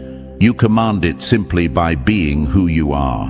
And here's the truth they don't want to admit. They could handle you when you second-guessed yourself. They loved you when you doubted your worth, when you dimmed your light to keep the peace. But now that you're unapologetic, now that you walk like the universe itself co-signed your every step, they're uncomfortable, exposed, and even fearful, because deep down, they know what you've realized.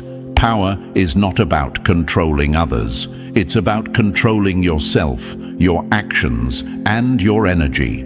That's why they can't stand this version of you. You're no longer predictable. You're no longer their pawn. You've chosen to be the player, the decision maker, the one who moves with clarity and conviction. So buckle up, chosen one, because we're about to get real. This message will break down why the world is panicking over the fact that you are no longer playing their game, why your courage feels dangerous to them, and why they will never be ready for the version of you that means every single thing they say. And to the ones who thought you'd crumble at the first sign of adversity, here's the reality. You didn't fold, you fortified. You didn't give in, you grew stronger. You've become a walking example that once you stand firm in who you are, Nothing and no one can move you. Chosen one, this is your season to walk like the eagle in the open sky, fearless and free. You are no longer waiting for the world to approve you. You are the approval. You are the standard.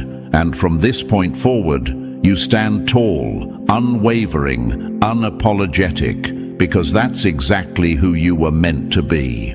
So, chosen one, are you truly ready to own every word you speak and every step you take like never before? This is the moment where you stop playing small and finally claim your space without apology. If you feel that fire in your chest right now, drop 777 in the comments to show the world you're stepping into this version of you that doesn't back down.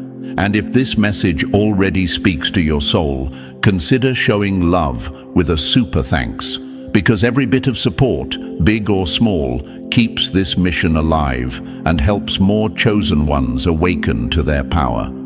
Your energy fuels this movement, and you are part of the force that refuses to shrink.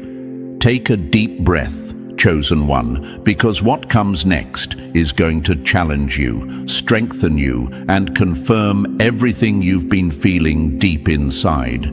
This isn't just another message. It's a wake-up call that separates those who say they're ready from those who show they're ready. And believe me, if you are truly that chosen one, you'll feel that pull to stay until the very end. All right, let's get into it step by step, because this season is yours to own, unapologetically.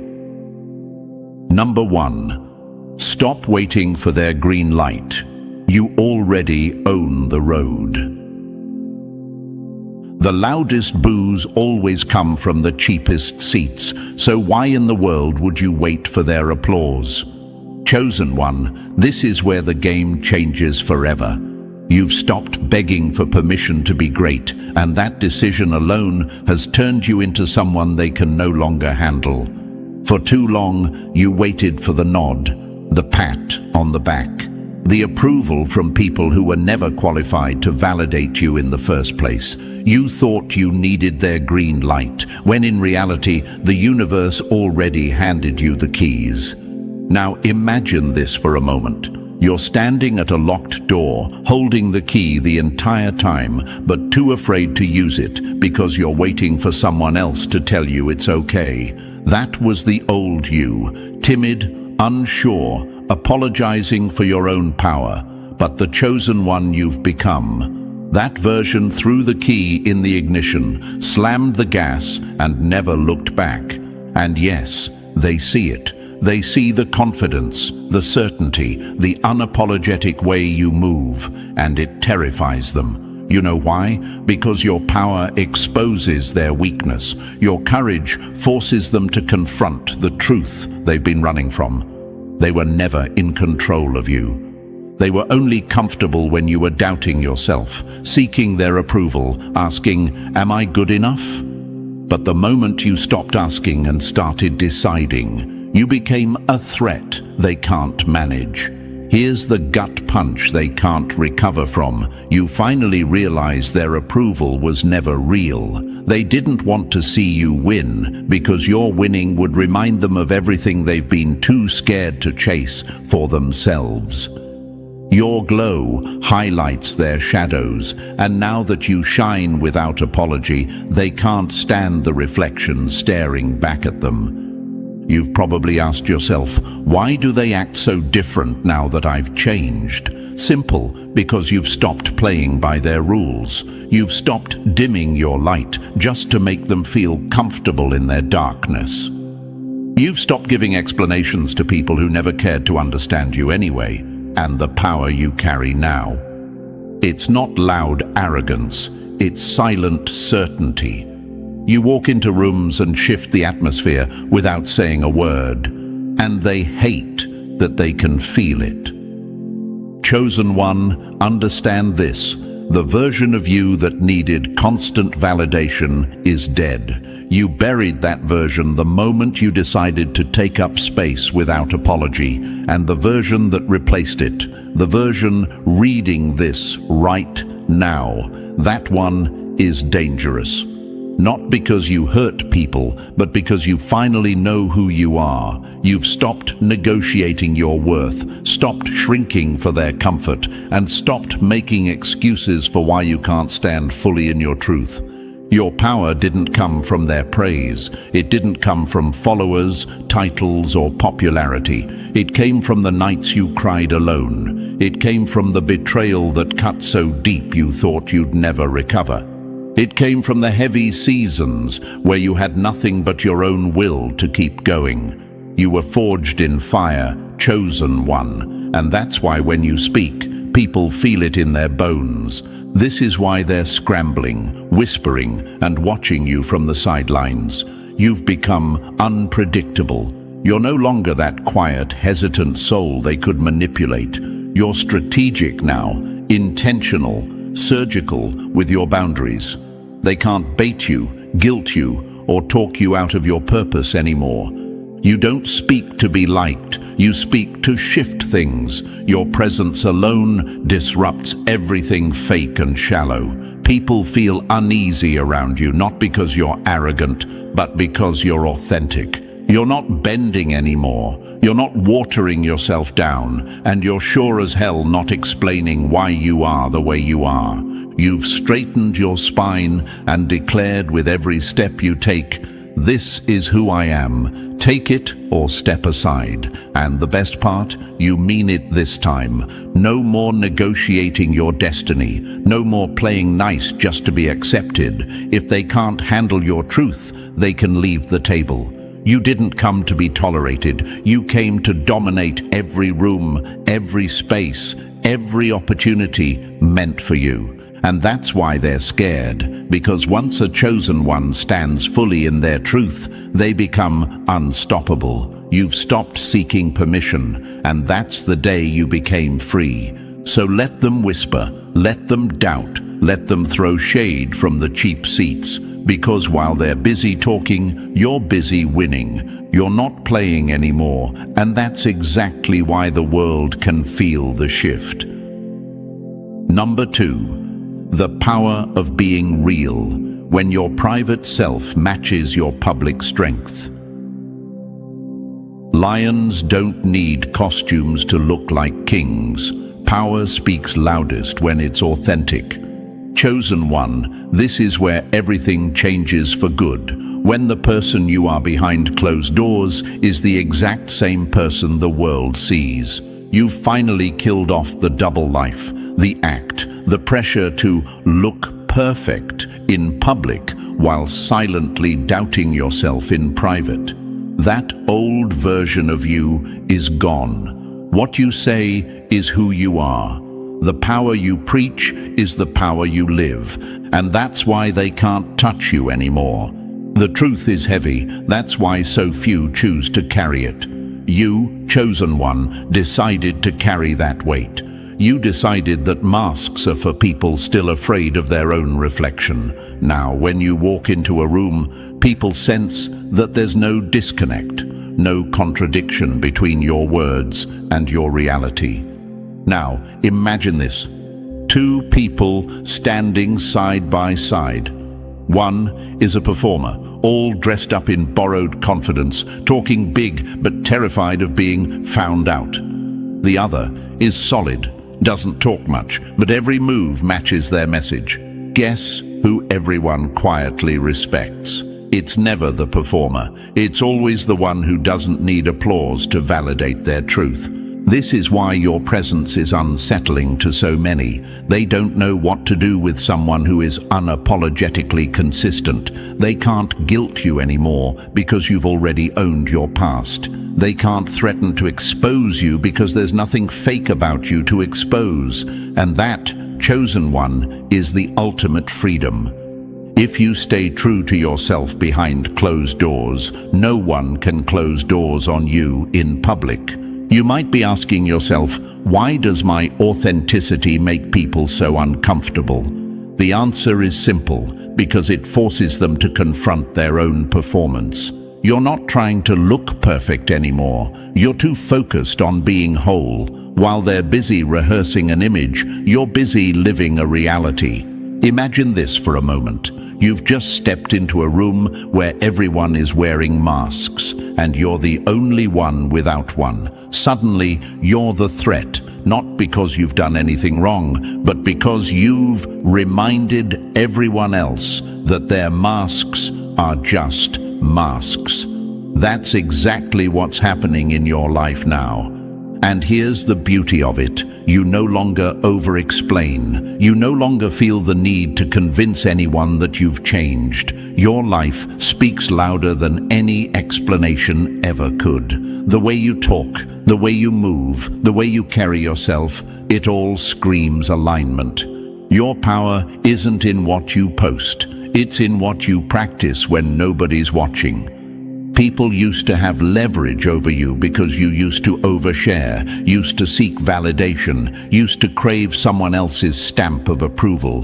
But now, you've closed the leaks. You've stopped giving your energy away to people who never poured back into you. You've pulled your power inward like a fortress that can't be breached.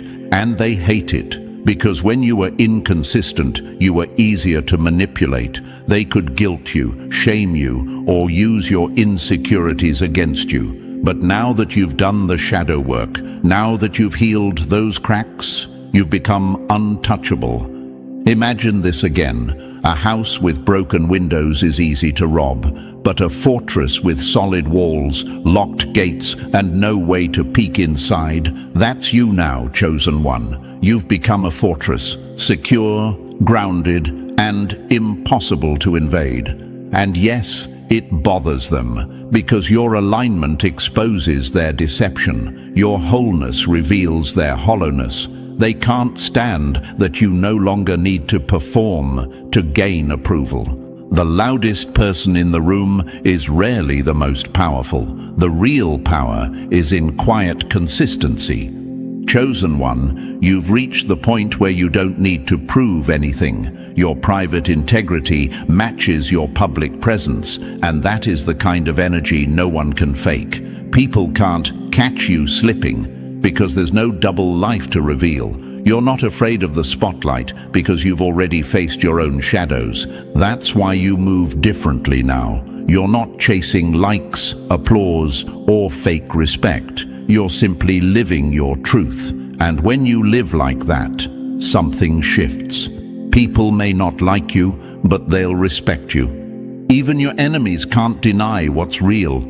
The consistency you carry now, it's rare, it's powerful, it's the type of presence that doesn't need to be loud because it already has weight. You no longer perform, you embody. And when someone embodies their power, it can't be borrowed, faked, or taken away. So let them whisper, let them roll their eyes, let them doubt you. Because deep down, they know they're witnessing something they can't replicate. You're living proof that freedom doesn't come from pretending. It comes from aligning who you are in private with who you are in public.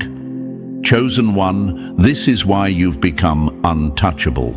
This is why they can't throw your past in your face anymore. This is why no rumor, no gossip, no attempt to expose you will ever work. You've done the work. You've faced your shadows. You've killed the double life.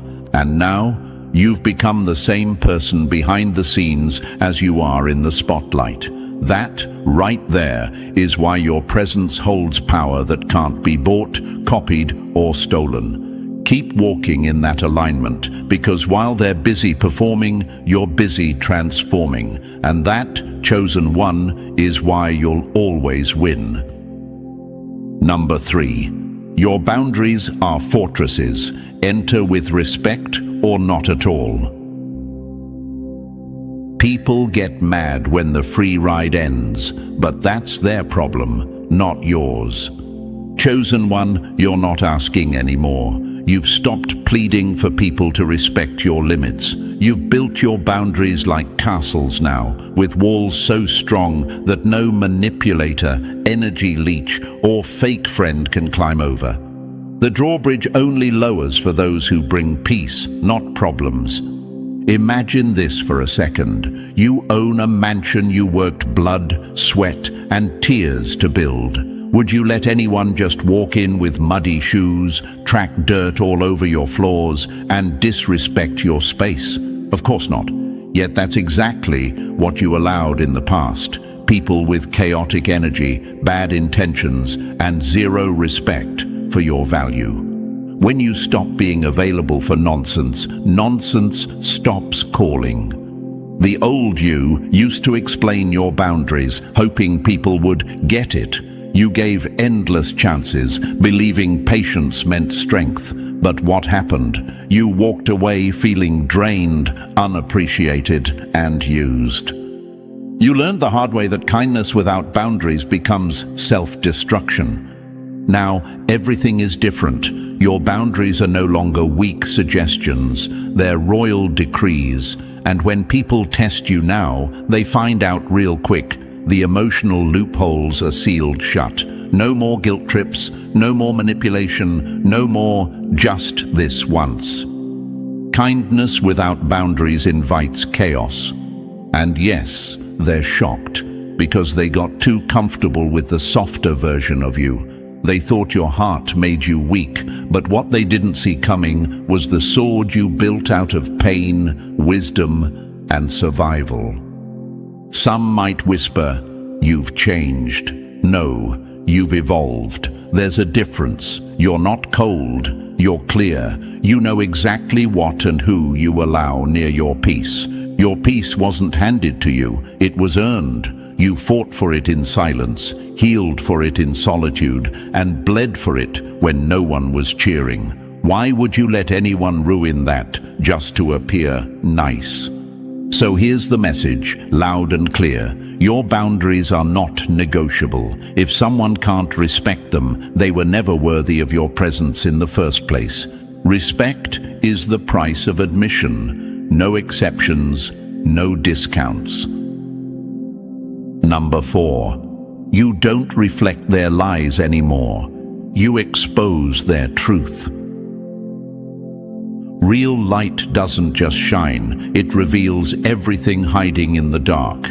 Chosen one, you've stopped being the mirror that reflects people's insecurities back at them. You used to absorb their blame, jealousy, and projections, carrying guilt that was never yours to carry. When they lashed out, you'd ask, "What did I do wrong?" But not anymore.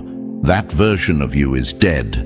Now, when you walk into a room, you don't reflect lies. You magnify truth. And truth, chosen one, makes people uncomfortable. It shows them what they've been hiding, what they've been running from, and what they've refused to face for years. Imagine this for a moment. A bright light suddenly turns on in a messy room. The people inside didn't get messier. The light just revealed what was already there. That's you now. Your presence alone forces people to confront what they've been burying. Light doesn't create shadows. It simply exposes them. This is why people shift around you. They stutter, avoid eye contact, or act distant, not because you've done something wrong, but because your energy exposes their truth. You're not triggering them, you're revealing what's already inside them. You used to dim your light to make others feel comfortable. You used to play small, speak softer, tone yourself down just so people wouldn't feel threatened. But that old version of you, gone. Now, you're unapologetically too much, too honest, too certain, too powerful for those still hiding behind masks. And when you stand in full presence, their illusions crumble. That's why they whisper, call you arrogant, or label you judgmental. Deep down, they know exactly what it is. It's conviction. It's clarity. The truth doesn't hurt. It just exposes what was hurting all along. People distance themselves now, not because you harmed them, but because you revealed something about them they weren't ready to see. And that's fine. You don't have to fight, prove, or defend anymore. Your energy does the work for you. Those who are ready for truth feel drawn to you. The rest, they retreat because they can't hide behind illusions anymore. You didn't come to play, you came to reveal, and that's why you're powerful and why they'll never be able to handle you the same way again. Number 5. You stopped begging to be understood. Now misunderstanding does the dirty work for you. Clarity doesn't always need words. Sometimes silence is the sharpest answer you can give. Chosen one, you don't waste your breath anymore trying to explain yourself to people who choose not to understand you. The version of you that over-explained, over-apologized, and twisted yourself into knots just to be seen clearly. That version is dead. Now, when someone misinterprets you, you let them. If they twist your words, assume the worst, or build entire stories around your name, you don't chase after them to fix it. You've learned that some people want to misunderstand you. Why? Because if they saw you clearly, the illusions they created about you would shatter, and their control over that false story would be gone. The right people don't need explanations. They just feel you. Imagine this. You're in a room, speaking your truth plainly and confidently. Some nod because they understand. Others smirk, roll their eyes, or twist your words. The old you would panic, thinking, how can I say it better so they get it? But now, you just walk out, knowing that the ones meant for you never needed a speech to believe in you. Misunderstanding isn't rejection, it's protection. You've realized that clarity doesn't come from long debates or endless justifications. It comes from alignment. Those who truly know your heart can feel you even in your silence. The real ones don't need paragraphs. They don't need convincing. And now you've embraced one powerful truth. Misunderstanding is a filter. Let them misread you. Let them cast you as the villain in their story if that makes them feel better. Because if someone can so easily distort who you are, they were never really connected to your truth anyway. The ones meant for you will never make you beg to be understood. You've finally stopped replaying conversations at night, wondering if you could have said things differently. You no longer carry the weight of fixing someone else's false perception. You're okay with walking away without defending yourself, because peace now matters more than being right. At this stage, misunderstanding is no longer your enemy, it's your ally. It does the sorting for you. Those who see you will always see you. Those who twist your truth will always twist it. And you just stand in your truth, silent and unshaken, because real power never begs to be understood. Number 6, your loyalty isn't a weakness, it's a sacred standard. Real loyalty isn't proven by who you hold on to, it's proven by what you refuse to compromise on. Chosen one, you've stopped wearing loyalty like some badge to show others how good you are. You don't need applause for standing solid anymore, because for you, loyalty isn't about appearances. It's about integrity. It's about living in alignment with your values, even when it costs you.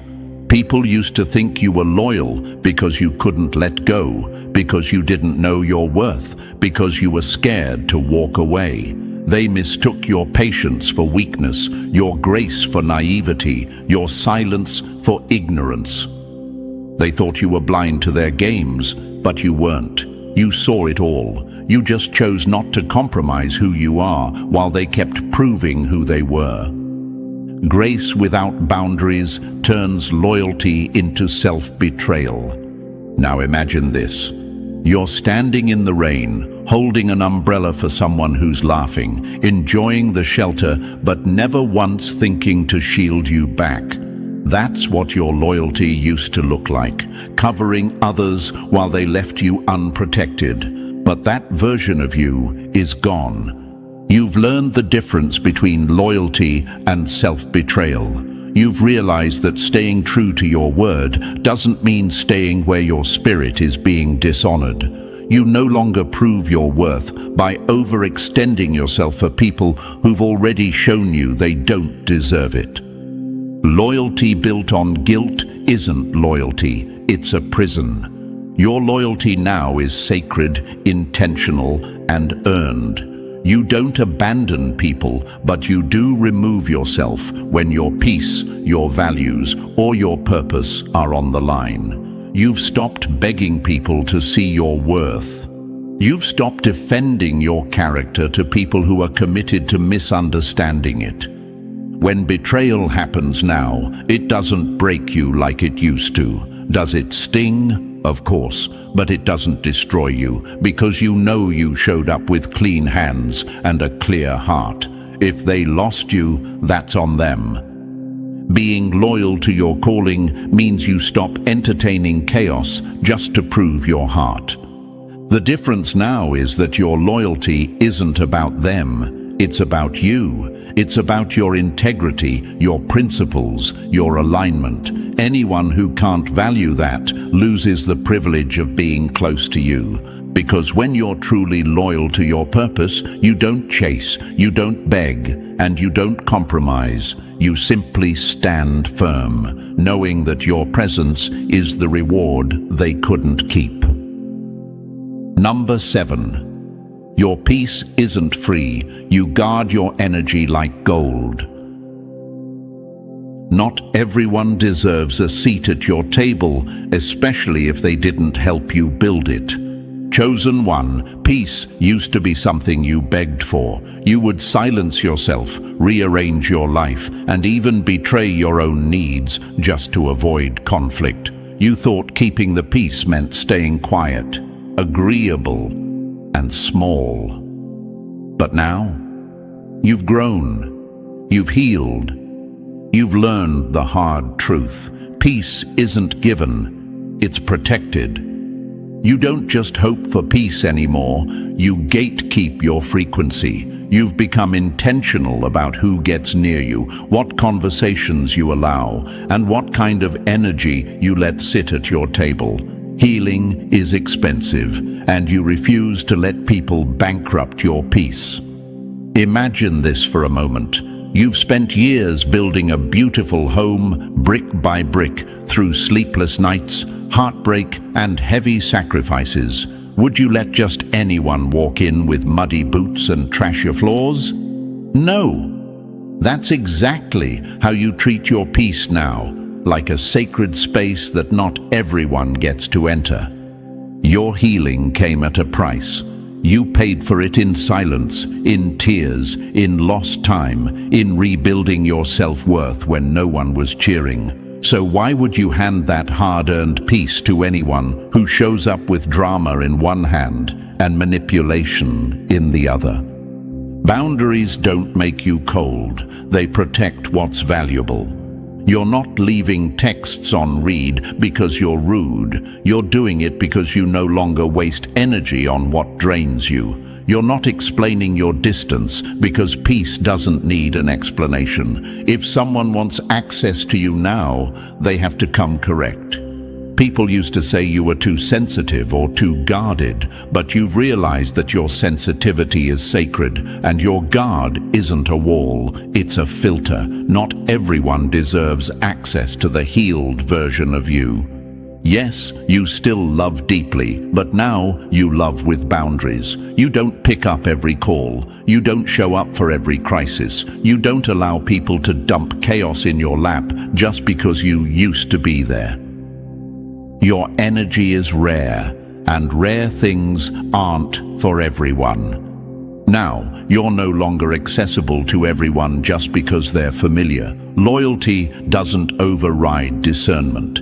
The healed version of you knows peace isn't just about avoiding conflict, it's about power.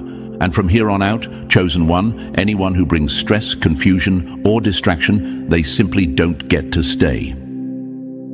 Number 8. You didn't just survive the fire, you became the fire. The flames that tried to burn you down ended up lighting your crown. Chosen one, you're not out here barely surviving anymore. You've stopped tiptoeing through life, hoping to make it out of the fire untouched. You've been through enough betrayal, heartbreak, and pressure that would have broken most people. But you didn't just walk through the fire. You let it forge you. Every lie, every loss, every time you were underestimated or counted out, it all became fuel. What once felt like destruction, you now recognize as transformation. The heat that used to terrify you is now the same force that made you unstoppable. Pressure doesn't break diamonds, it creates them. Imagine this, a piece of raw metal thrown into flames. Most of it melts, but the purest part, the strongest part, remains. That's exactly what you became. You didn't just endure the flames, you became forged by them. Now, when the heat rises, when drama, tension, and chaos come for you, you don't melt, you don't panic, you don't fold, you stand still, grounded, untouchable. The very situations that used to break you now sharpen you. You're not fearless because life got easier, you're fearless because you got stronger. People look at you and wonder, how are they still standing? They see your strength, your peace, your clarity, but they have no idea the price you paid to get here. You didn't gain wisdom from comfort. You didn't gain power from praise. You gained it by surviving storms that were supposed to end you. And now, you've developed a kind of immunity that can't be faked. The same chaos that used to knock you down can't touch you anymore. You've become fireproof, untouched by drama, unmoved by hate, and unfazed by shade. When you become fireproof, the fire becomes your ally, not your enemy. That's why when people try to test you now, they find nothing but stillness. When challenges rise up, you meet them with grace, not fear. You've been burned before, but instead of running, you stood there, learned, and absorbed every lesson. Chosen one, you are no longer fragile, you are forged. No matter how hot it gets, you walk through the flames untouchable, undeterred, and unstoppable, because the fire that tried to destroy you only proved you can't be destroyed. Number 9. Your standards aren't high, they're a gate to your destiny. People who can't rise to your standards will always call you too much. Chosen one, you're done explaining why you expect more. You've outgrown potential, empty promises, and sweet words with no follow-through. Your standards are no longer negotiable. They are sacred checkpoints protecting everything you've worked, healed, and fought for. People used to say your standards were too high, but what they really meant was that your growth exposed their unwillingness to rise. They wanted you to bend so they could stay the same, and every time you bent, you paid for it, with your peace, your progress, and your power. Lowering your standards never elevates anyone, it only drains you. Now imagine this. You're a gatekeeper to a priceless treasure. Every time you let someone through who wasn't ready, they chipped away at the very thing you were protecting. That's why you stopped opening the gate for just anyone. You finally realized not everyone who looks good on paper is good for your purpose. Charm can't cover chaos. Talent can't replace character. Effort doesn't equal alignment. So now you move differently. You don't get impressed by empty gestures anymore. You watch for consistency, integrity, and humility. You notice how people treat you when they're frustrated, not just when they want something from you. The wrong person at the right time can still ruin everything. Your standards aren't walls, they're filters. They're not about pushing people away, they're about protecting your destiny. You've seen firsthand how one misaligned person can drain your energy, distract your vision, and delay your progress. And that's why you refuse to apologize for your requirements. You're not being hard to please, you're being deliberate, because at this point, you're not just guarding your heart, you're guarding your calling. So when someone says, "You're too much," understand they're really saying, "I'm not ready to meet you where you are." And that's okay. Let them fall away. What's meant for you won't just meet your standards, it will honor them. You no longer bend to be accepted. The right people, opportunities, and relationships will never ask you to shrink, because anyone meant to walk with you will see your standards for what they are, not obstacles, but proof that you know your worth. Number 10. You stopped talking about moves. Now you let results speak for you. The loudest person in the room rarely holds the most power. The quiet ones are too busy building. Chosen one, you've outgrown the need to announce everything you're about to do. You used to feel like you had to explain your plans, hype up your next step, or prove yourself with promises. But now, you've realized that real power doesn't need a megaphone, because impact always speaks louder than intention. Results are louder than declarations. Silence is often the best strategy. While everyone else is posting, bragging, and hinting at what's coming, you're in the shadows putting in the work. Your silence isn't weakness, it's strategy. You no longer waste energy convincing people of your vision. The ones meant to see it will notice when the fruits arrive. And when they do, they'll know it wasn't luck, it was labor. Imagine this. Two builders stand side by side. One keeps shouting about the skyscraper they're going to build, showing off blueprints, promising the world. The other one says nothing. Brick by brick, day by day, they build. Months later, everyone sees which one kept their word. Consistency is louder than captions. Discipline is stronger than promises. You didn't reach this level by talking about it. You earned it by staying committed when no one was clapping, disciplined when no one was watching, and relentless when everyone else quit. That's why your results now have weight, because you didn't skip steps or chase shortcuts. People who once doubted you stay quiet now, not because they finally believe, but because they can't deny the evidence staring them in the face. The ones who watched closely know you didn't get here by luck. You built credibility in the dark, and credibility always outshines hype. Real impact doesn't beg to be noticed. It demands respect through results. You no longer seek validation, attention, or applause. You don't need to broadcast your moves, because the life you've built is already the proof. Your glow isn't from being loud, it's from being real, from doing the work when nobody was watching. And now, chosen one, when you walk into a room, people feel it. They don't just see the surface, they sense the depth. Because true power doesn't chase attention, it leaves a mark long after the noise fades. Number 11. You're not here to be the hero in their story.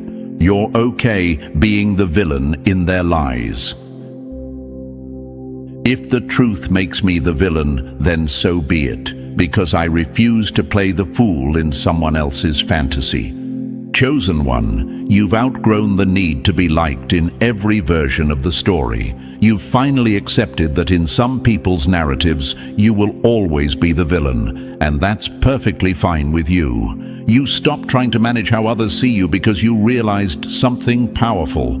People will twist the truth to protect their own comfort. They will call your boundaries betrayal. They will label your growth arrogance. They will say your silence is disrespect, all because they can't manipulate you anymore. People love you as long as you play the role they wrote for you, until you rewrite the script. There was a time when you bent over backward trying to fix the story, desperate to be understood. You watered yourself down, softened your truth, and silenced your voice just to keep the peace. But that version of you is gone forever.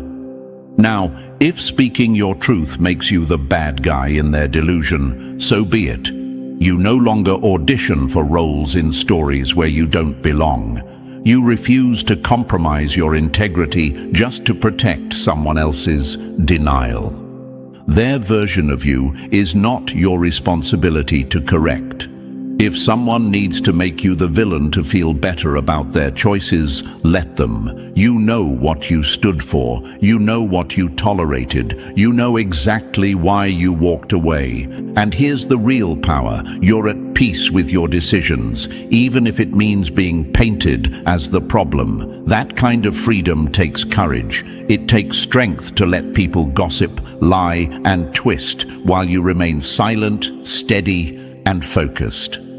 Sometimes being misunderstood is the highest form of self-respect. You no longer need applause to feel secure in your truth. You no longer chase validation from people who were never rooting for you, because at this point, you'd rather be demonized for being real than celebrated for living a lie. That isn't bitterness, it's alignment, and alignment always makes you unshakable. Number 12. You don't just leave, you level up. Every time you walk away from what no longer serves you, the door you close becomes the gate you rise through. Chosen one, you've stopped leaving situations with your head down, feeling like you've lost. Now, when you walk away, there's alignment in every step and power in every silence. What they thought was weakness was really your initiation into a higher dimension. They think you're quitting, but you're not quitting. You're upgrading. You don't just exit, you elevate. You're not walking out of something. You're walking into something greater than they can even comprehend. Goodbyes aren't losses. They're transportation to your next level. Letting go used to hurt. You'd grieve what you left behind, but now you understand. Holding on to expired people, jobs, or environments is what truly costs you. You can feel when a space is no longer fertile for your future, and you no longer stay out of fear, guilt, or habit.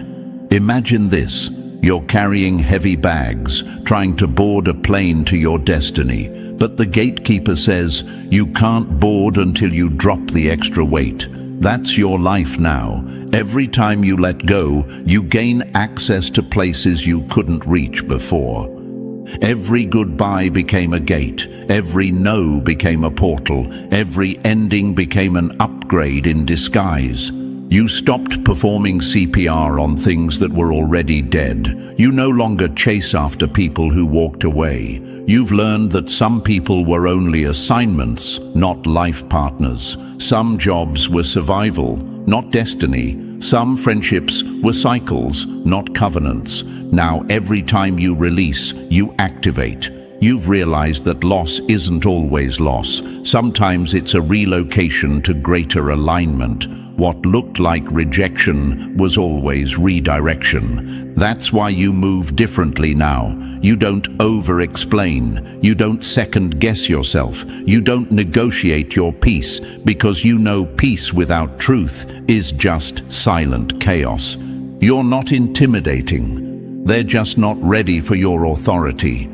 This version of you doesn't shrink to make anyone feel safe. You don't water yourself down to keep rooms calm. You enforce your boundaries without apology. For those watching from the rear view asking, what happened to you? The answer is simple. You stopped staying in places where your soul was starving. Now you walk in authority, not desperation. You're no longer trying to be liked or understood. You're focused on being aligned. You don't just leave rooms anymore. You ascend out of them. You don't argue your worth. You embody it. People either rise with you or fall away.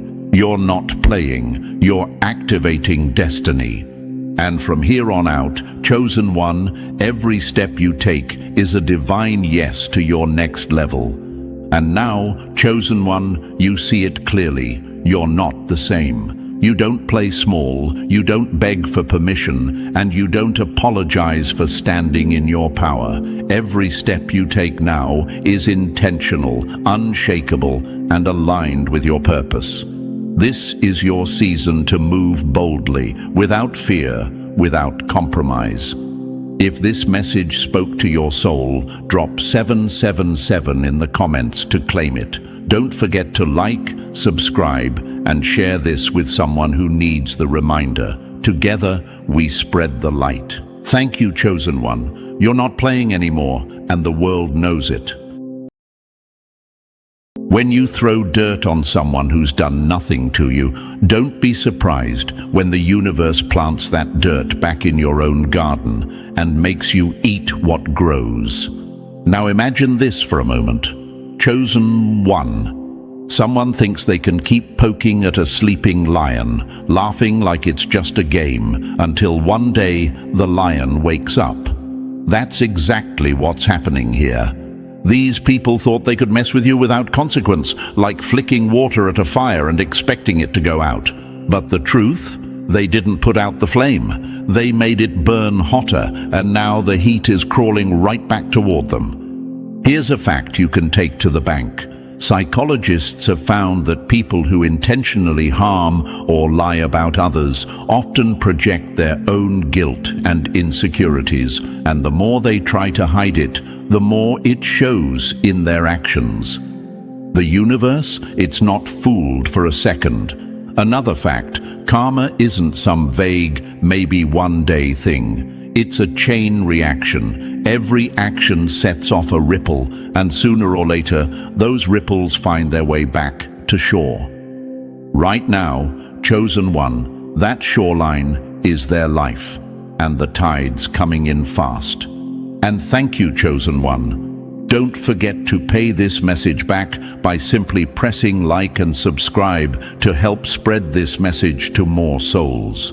It's the responsibility of all of us to spread the light. And thank you for being part of this mission. You are part of a force that doesn't have to shout to be heard, because its impact is felt everywhere. Now let's come back to what's really happening here. This isn't just some small payback. This is the kind of karma that makes people sit up in bed at night and replay every choice they made. These are people who thought they were clever, thinking they'd break you down, thinking their lies, gossip, and petty actions would make them look powerful. But what they didn't understand is this: you weren't just another person they could push around. You were someone the universe had quietly shielded, like a rare gem hidden in a locked safe. And while they were busy trying to break the safe open, they didn't realize there was a silent alarm that went straight to the cosmic authorities. They mistook your silence for weakness, your calm for ignorance, your kindness for naivety. But silence doesn't mean blind, calm doesn't mean unaware, and kindness doesn't mean unprotected. Every time they tried to dim your light, they forgot the universe runs on balance.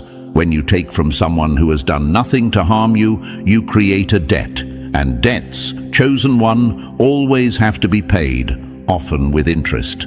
That interest? It's what's hitting them right now. Look at how it's unfolding. Their plans are falling apart piece by piece. The people they used to impress aren't impressed anymore. Their circle is shrinking, their opportunities are slipping, and the very energy they sent toward you is wrapping around them like a boomerang they didn't see coming. You see, karma isn't always loud at first. Sometimes it's slow, quiet, and surgical. But when it lands, it hits with precision, like a sniper shot they never saw coming. And here's the real kicker. Some of them didn't just bring this on themselves. They dragged their friends, family, even people who barely knew you into their mess. Every single one who played a part, even if it was just nodding along, is now feeling the weight. That's why the title of this message is exactly right. Everybody involved is getting karma. Not one is escaping. And now they're wishing, begging that they had just left you alone. So, as we move deeper into this message, Chosen One, understand this. You didn't need revenge. You didn't need to lift a finger. You didn't need to fight their way. The universe saw, the universe kept receipts, and the universe is delivering a payment plan they can't get out of.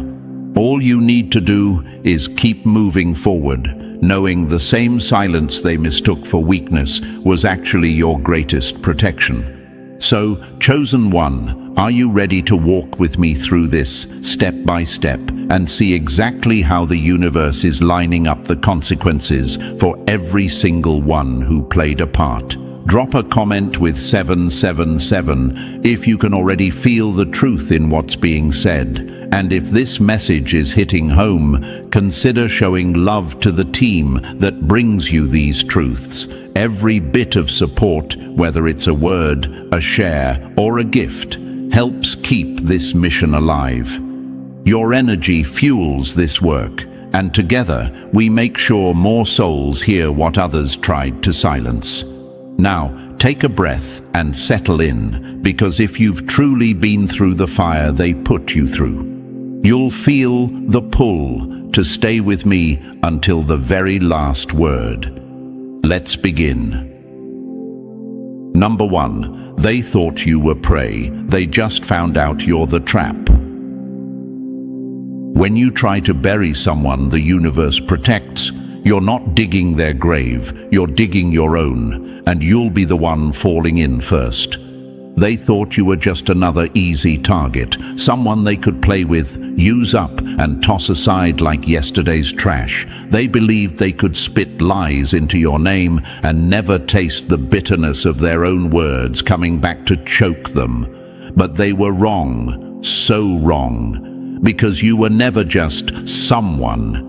You were a trigger point for a law far older, far stricter, and far more unforgiving than anything they could ever imagine. Now imagine this for a second, Chosen One. A thief breaks into a house thinking it's abandoned. No lights, no noise, nothing to warn them. They sneak inside, thinking they're safe, only to find out the walls are lined with motion sensors, cameras, and silent alarms. By the time they realize it, it's too late. That's exactly what happened here. They thought they could sneak into your life, rearrange things, and leave without consequence. But the moment they touched what wasn't theirs, the countdown started. And now, the universe has them on record. Every move, every word, every thought dripping with malice. You see, they weren't just hurting your feelings, they were messing with a force that operates beyond human rules. And here's the thing, whether they believe in it or not, cosmic law doesn't need their permission to act. You were never a regular human target they could bully for sport. You were, and still are, a walking contract of balance. Hurt you without cause, and the universe stamps their name in the book of debt. And debts in this realm, they don't get erased, they get collected. I know some chosen ones might be wondering right now, but why didn't the universe stop them sooner? Why did I have to go through all that pain? Here's your answer, because the universe doesn't waste lessons. Your pain wasn't permission for them to win, it was the rope they used to hang themselves. Every time they tried to humiliate you, they were writing their own bill. And now, the payment is due. They didn't know they were stepping into a test. Every single interaction with you was part of an unseen examination. Were they going to show decency? Were they going to choose fairness? Or were they going to exploit, manipulate, and betray? We both know the choice they made. And now, every person involved in that choice, every gossip, every instigator, every silent bystander who enjoyed watching you bleed, is getting their share of the fallout. It's not a coincidence that their projects are collapsing, their relationships are cracking, and their reputations are slipping through their fingers like sand. That's what happens when you spit at the wind. It comes back, in your face. And the cruel poetry in this. They thought they were in control.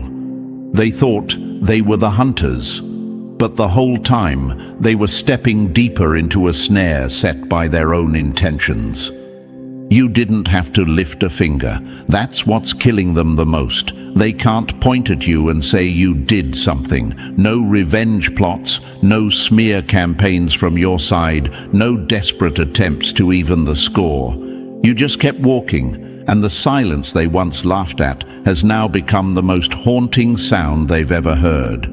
Some of them even feel it physically, the uneasiness in their chest when they remember what they did to you, the tightness in their throat when they hear your name, the sudden misfortunes that seem to shadow them no matter how hard they run. They won't admit it out loud, but deep down, they know. They can't shake the thought, did all this start when I messed with them? Yes, it did. Because the truth is, you were never just a person to be handled or brought down. You were the living embodiment of a law that cannot be bent or bypassed. What they touched wasn't just your life, it was a protected zone. And when you violate that zone, the consequences don't just knock, they break the door down. Now, they're sitting in the same darkness they once tried to throw you into. Only difference, you had the strength to survive it. They don't. They're scrambling, reaching for excuses, blaming bad luck, blaming other people, anything but admitting the truth. And the truth is simple. They should have left you alone. This is the kind of karma that doesn't care if they cry, beg, or promise to change. It's already in motion. The damage is already on its way. And the worst part? Some of them haven't even seen the full storm yet. What they're feeling now is just the wind before the downpour. So, chosen one, let this be a reminder. You were never powerless. You were a mirror. They looked into you and revealed themselves. The good ones passed the test. The rest, they're living in the wreckage of their own making. And as much as they might wish to undo it, the law they broke doesn't have a cancel button. They wrote their ending the day they crossed you, and now they're living in it. Number 2. They took your silence for surrender, but you were just letting them hang themselves. A tiger doesn't roar every time it's provoked. Sometimes it just watches, because it knows the moment it moves, the jungle changes. They looked at your calm face, your quiet steps, your refusal to explode in rage, and thought they'd cracked you. They saw you standing still and mistook it for weakness. But what they didn't know was that every time you didn't respond, every time you let their lies slide without a fight, every time you chose peace instead of public war, you were holding back a force they wouldn't have survived if it was unleashed. Imagine this. Chosen one. Someone is dangling over a cliff, holding onto a rope, and you're the one gripping the other end. They're spitting insults at you, throwing rocks in your direction, convinced you won't ever let go. And you don't. At first, because you know the moment you release that rope, gravity will do the rest. That was you. You were holding their rope, buying them time, hoping maybe they'd stop before it was too late. But they kept pulling, kept shaking, kept testing your grip, until finally you stepped back. And the fall they're in now, that's the drop they begged for. Sometimes your silence isn't weakness. It's a loaded weapon you've chosen not to fire. You weren't afraid of what they could do to you. You were aware of what you could do to them. You knew your words, your truth, your receipts, your influence could end their little charade in seconds. You knew that one calculated move on your part could unravel their entire image. But you also knew something they didn't. Power without control is just chaos. You had the power, but you also had the discipline not to use it unless absolutely necessary. That wasn't cowardice, that was sacred restraint. Let me answer the question I know is forming in your mind right now. But why should I have had to hold back at all? Because, chosen one, part of your strength is knowing the weight of your own hand. You could have swung, and you would have landed the hit. But you also knew that once you moved, there would be no going back.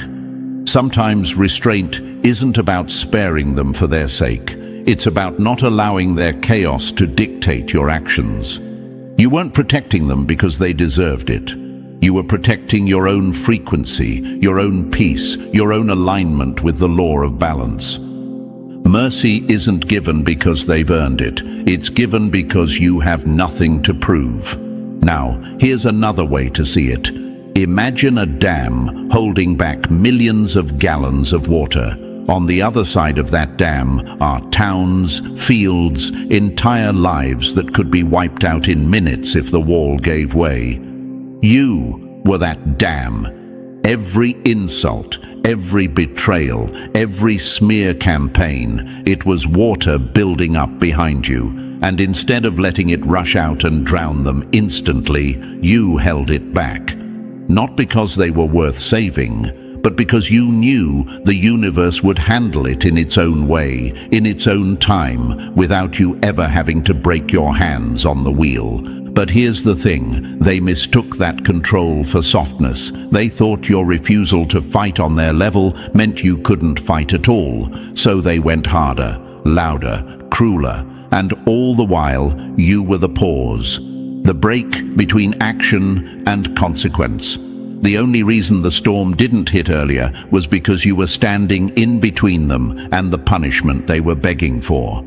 Your silence wasn't their victory, it was their warning shot.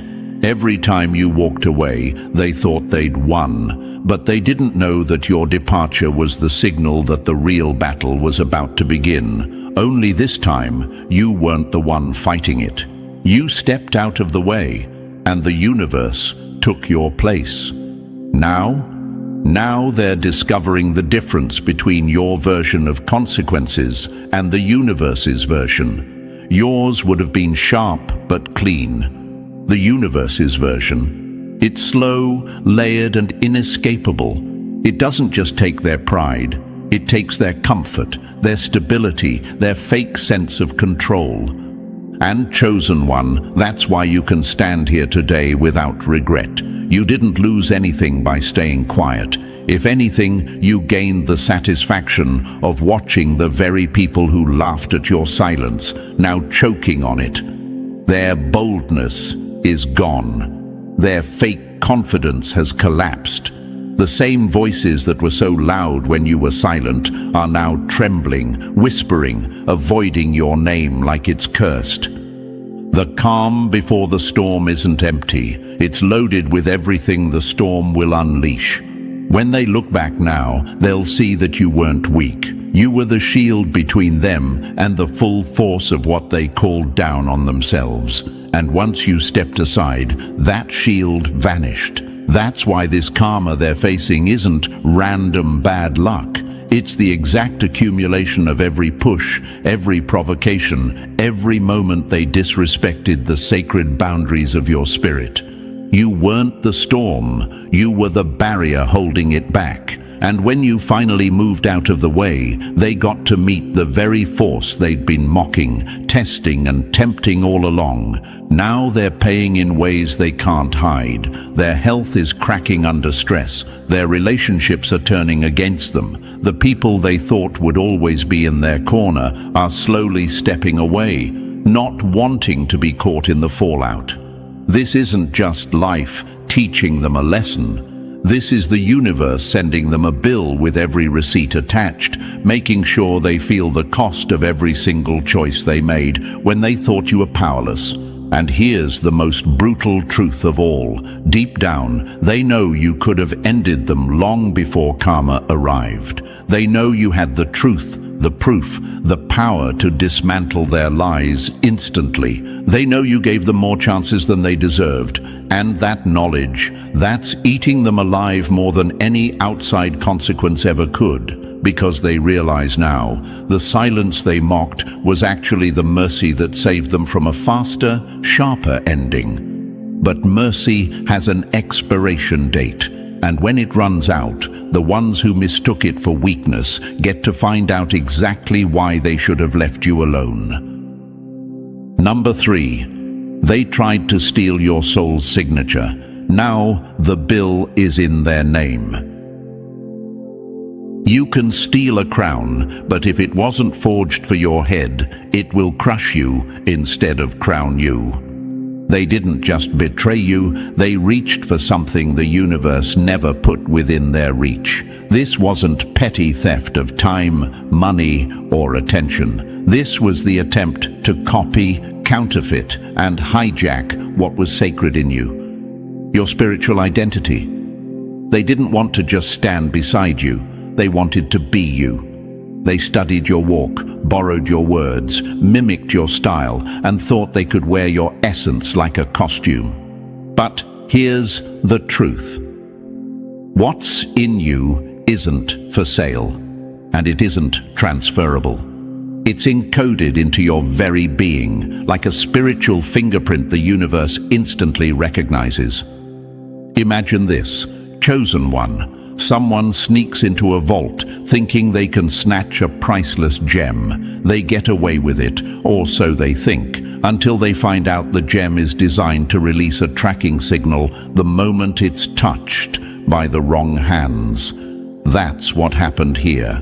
The moment they tried to carry what was never theirs, they triggered a customized karmic response, not generic consequences, tailored, precise, and impossible to outrun. Psychologists say envy often drives people to destroy or absorb what they can't create. That's why these people pretended to admire you, all the while plotting to drain you. They wanted your gift without paying the price you paid to carry it. But the thing about spiritual theft is this. It's like trying to download a program without the right operating system. They thought they could run with your power, but instead, it's crashing their whole system, mentally, emotionally, financially, even physically. They thought they could trick the universe, but spiritual roles can't be stolen. They're assigned. And when you try to force yourself into a role you weren't built for, the weight of it will destroy you. That's why they're walking around confused, paranoid, unstable. Every fake compliment, every manipulation, every attempt to siphon your light has come back with interest. Karma always charges full price. They didn't just lose, they inherited burdens they can't carry. You didn't have to lift a finger. The energy they tampered with became their own undoing. Because when you steal from the sacred, you don't just fail. You get audited by the universe, and that audit is never gentle. Number 4. They tried to shatter your image, but the glass cut their own hands. A lie can travel fast, but when the truth catches up, it doesn't knock. It kicks the door off its hinges. They were so sure they could erase you. They thought all it would take was a few well-placed whispers, a poisoned word in the right ear, and the damage would be done. They didn't just want to wound your name. They wanted to erase it from the room before you even walked in. But here's the mistake they made.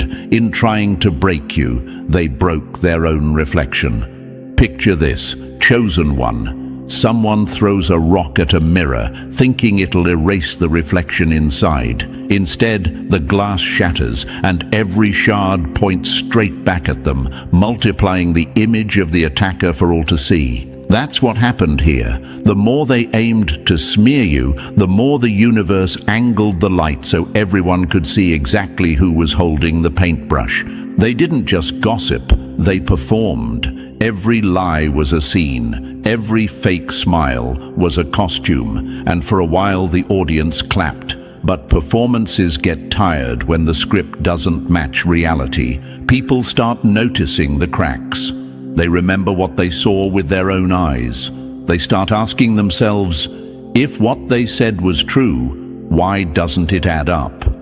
And slowly, one by one, the crowd stops believing. What they called destroying your name was really a confession of envy, of insecurity, of the discomfort they felt just knowing you were in the room. Your presence alone reminded them of every corner of themselves they refused to face. They wanted your absence, not because you wronged them, but because you were living proof of what they'd never become. And now, the energy they aimed at you has turned around like a boomerang. The same mouths that were eager to hear lies about you are now repeating truths about them. The same hands that clapped for their stories are now pointing at their mess. And the stage they built to mock you has become the place where their own downfall plays out in full view. You didn't have to fight for your reputation. You just had to stay consistent, stay grounded, and let time peel away the mask.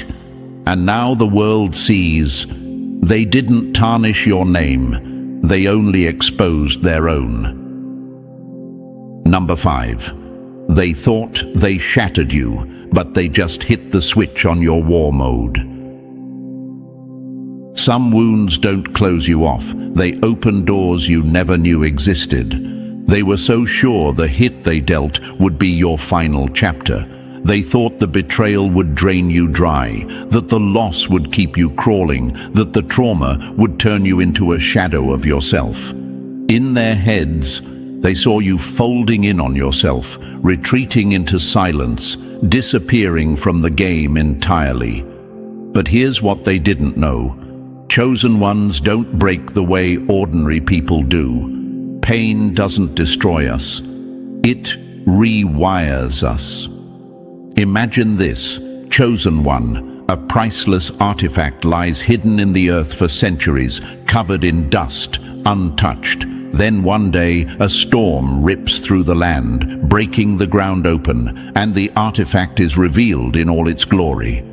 That storm, that was your betrayal, your heartbreak, your dark nights. They thought they were burying you deeper, but they were just cracking the shell that hid your power.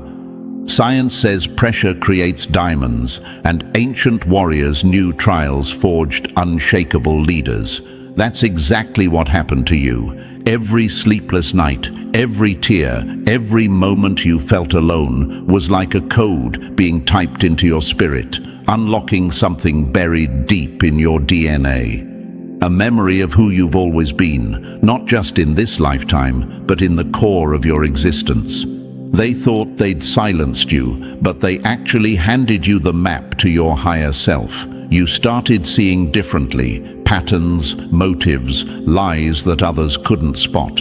You started moving with precision, speaking with authority, carrying yourself in a way that made people stop mid-sentence.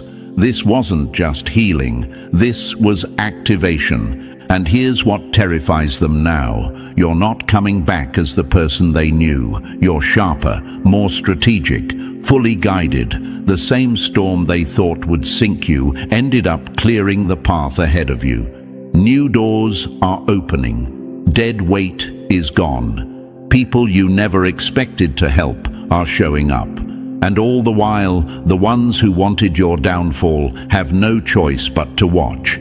They didn't break you. They broke the illusion that you were ever powerless, and in doing so, they released a version of you that moves like it already knows where it's going. They can't explain it, but they can feel it, and it scares them. Because now, chosen one, you're not just surviving, you're untouchable. Number 6.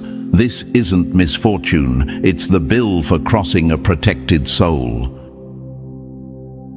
The universe doesn't take revenge, it takes inventory, and when it's done counting, it sends the invoice to the exact address it's owed. What they're living through right now isn't a streak of bad luck. It's not just life or some random rough patch. It's the exact itemized payment for a spiritual crime they thought no one witnessed. Every sleepless night, every sudden loss, every door slamming in their face is the receipt for violating someone they should have never touched.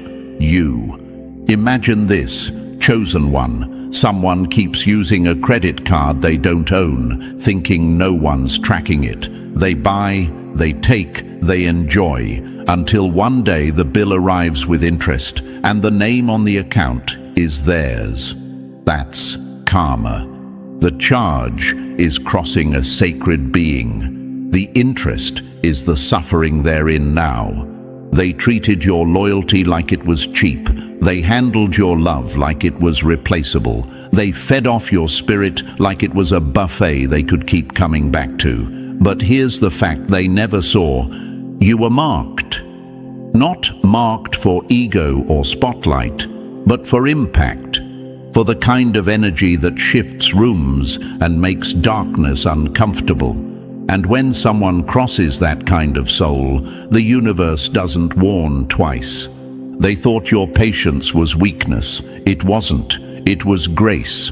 Grace you allowed them to drain until there was nothing left. And when you finally stepped back, that grace stepped back with you, leaving them exposed to the consequences they laughed at.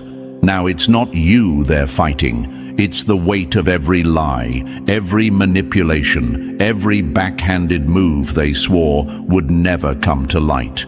What's hitting them now is precise. This isn't some emotional backlash. The universe isn't petty, it's exact. It remembers, and the moment you removed your presence, it removed its protection. That's why their life feels like it's unraveling in ways no amount of affirmations, distractions, or fake positivity can fix.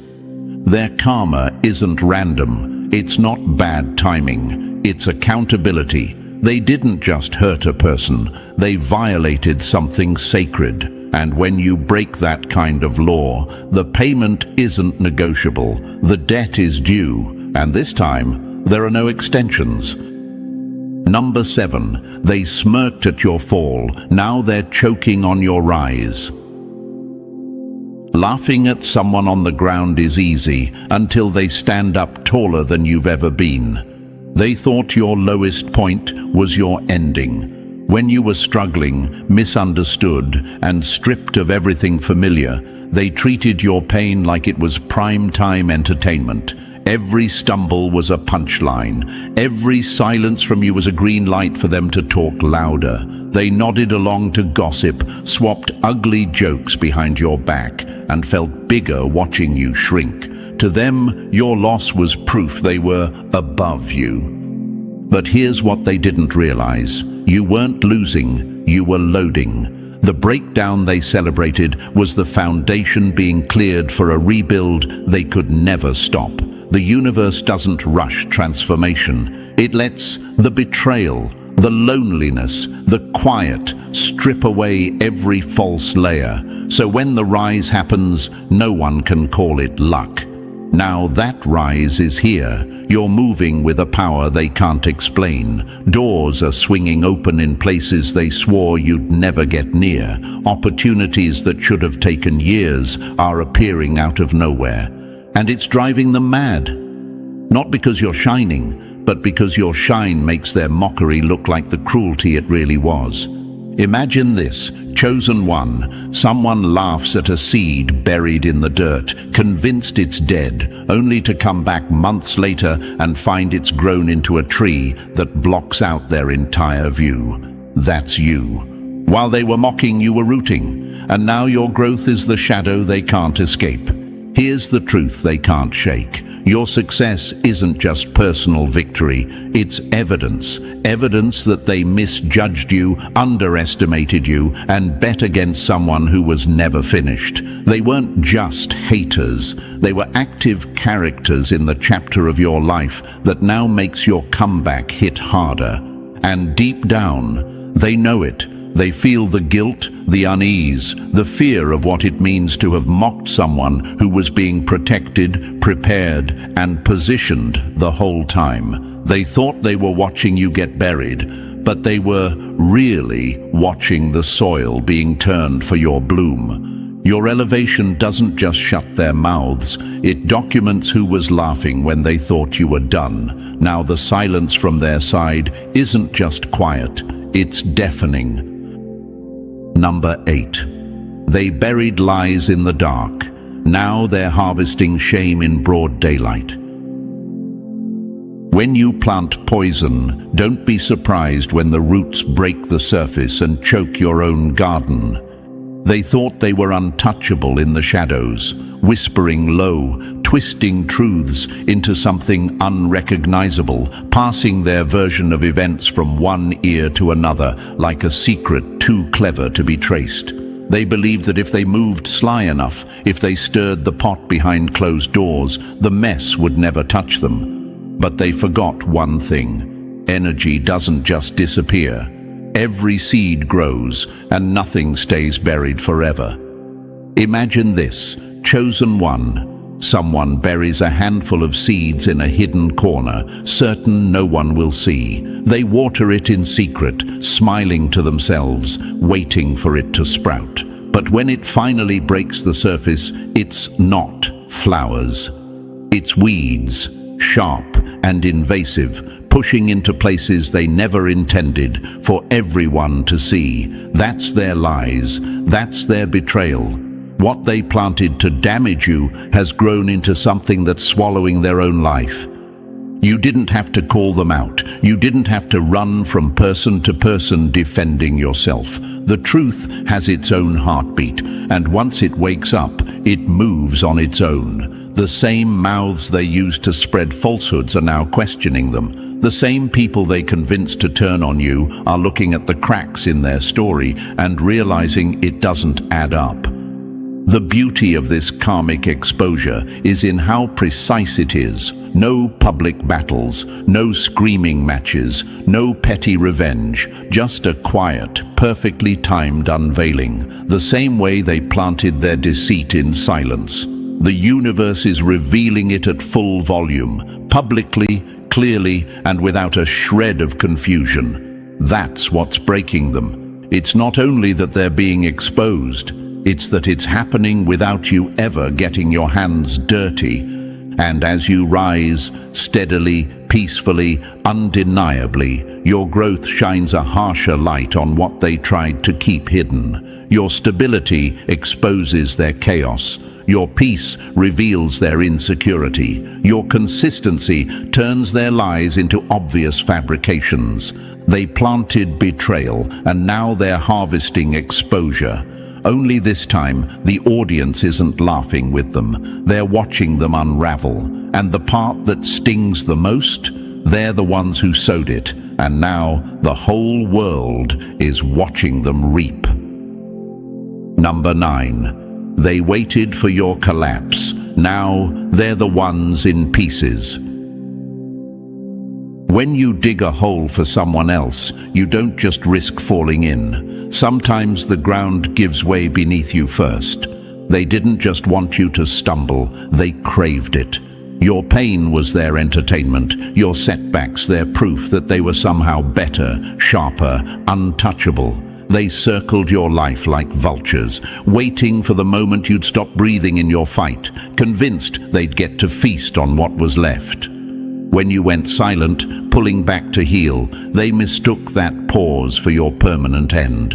But what they didn't know was that silence wasn't your surrender, it was your incubation. You weren't breaking, you were reforming. Piece by piece, you were becoming something they'd have no defense against. They couldn't recognize that your very existence unsettled their illusions. You didn't have to flaunt your strength. Your presence alone disrupted the lies they clung to. And when they came for you, they weren't just attacking your humanity. They were striking at a force they couldn't define, let alone defeat. Now, the shift is here. Every ounce of poison they aimed at you is dripping back into their own cup. The job losses, the broken relationships, the restless nights. It's not coincidence. It's the return on the intentions they sowed. The same energy they pushed out is circling back like a homing missile. Imagine this, chosen one. A storm they sent in your direction somehow missed you entirely and is now flooding their own house. That's exactly what's happening. While you rise from the rubble they tried to bury you under, they're tripping over the debris of their own making. And the cruelest part for them, the very trials they celebrated in your life became the blueprint for your transformation. What they thought would kill you ended up refining you, giving you an armor they can't pierce. Now, standing in your renewed strength, you're a living reminder of their weakness, and they can't unsee it. This isn't pettiness. This isn't revenge. This is balance, the universe returning everything to its rightful owner. You were never destined to remain broken, and they were never going to walk away untouched. The collapse they prayed for in your life is now erupting in theirs, loud, messy, and undeniable. Not because you asked for it, but because they built it with their own hands. Number 10. Their sorry can't unsend what they already delivered. An apology may ease their conscience, but it won't erase the invoice the universe already mailed out. They had chance after chance to turn back, subtle warning signs, gut-deep hesitations, dreams they couldn't shake, that eerie resistance in the air when they plotted against you. Their own spirit whispered, "Don't do this." But pride is a dangerous driver, and it pushed them straight past every caution light. Now that the storm they summoned is pounding on their own door, here they come. Awkward messages, shaky voices, sudden concern. But this isn't repentance, it's panic. They're not sorry for the wound they gave you. They're sorry because the cut they made is bleeding into their own lives now. It's not empathy driving them. It's the fear of the bill coming due. And the problem for them is this: karma isn't fooled by performance. It doesn't care about well-worded texts or teary phone calls. It reads energy. It remembers intention. It plays back the moments nobody else saw, when they laughed at your pain, manipulated your kindness, or pushed you further just to watch you crack. Imagine this, chosen one, a thief breaking into a house, setting off alarms, and then thinking they can stop the police by mailing the homeowner a letter that says, "Sorry." That's exactly how ridiculous their attempt is. Some doors, once opened, can't be closed on command. Some systems, once triggered, won't stop until the process is complete. They assumed time would dilute their actions, that if they ignored it long enough, it would fade away. But spiritual law doesn't have an expiration date. Every offense was a seed, and those seeds are flowering now. Not because you cursed them, but because the system they mocked finally decided it's time to harvest. Now they want your forgiveness, not because they value it, but because they think it will silence the consequences. But this isn't your battle anymore. This is the ledger balancing itself. They gambled with sacred energy and lost, and now the fallout isn't optional, it's scheduled. Number 11. They threw energy like a weapon. Now it's coming back, sharper than they sent it. When you hurl a blade into the wind, don't be surprised when it spins and finds the hand that threw it. They treated energy like a toy, something they could twist, aim, and fire without consequence. They thought if they stayed calculated enough, gaslit you just right, and masked their cruelty behind a calm smile, they could get away clean. They saw your silence and called it weakness, your empathy, naivety, your loyalty, foolishness. But what they didn't count on is the oldest truth in existence. Energy doesn't vanish, it travels, and eventually, it comes home. They knew where you were tender. They took those wounds and turned them into blueprints for manipulation. They pressed on every soft spot, not to heal it, but to keep you under control. And because you didn't retaliate, they mistook your restraint for inability. What they didn't see coming was the moment you stepped away, removing yourself from their reach entirely. You didn't swing back. You didn't smear their name. You simply left. And that's when the boomerang began its return. Now, every lie, every whispered insult, every smirk behind closed doors is finding its way back to them. And here's the part that's tearing them apart. They don't have your grace to carry it. You took their blows in silence, rebuilt yourself in the dark, and still walked out with your heart intact. But now they're tasting just a fraction of what they fed you, and it's splitting them at the seams. Their mind won't rest. Their relationships are collapsing under mistrust. Their peace has been replaced by the same gnawing anxiety they once tried to plant in you, and unlike you, they weren't built to endure it. This isn't random misfortune, it's correction, the law of return at work.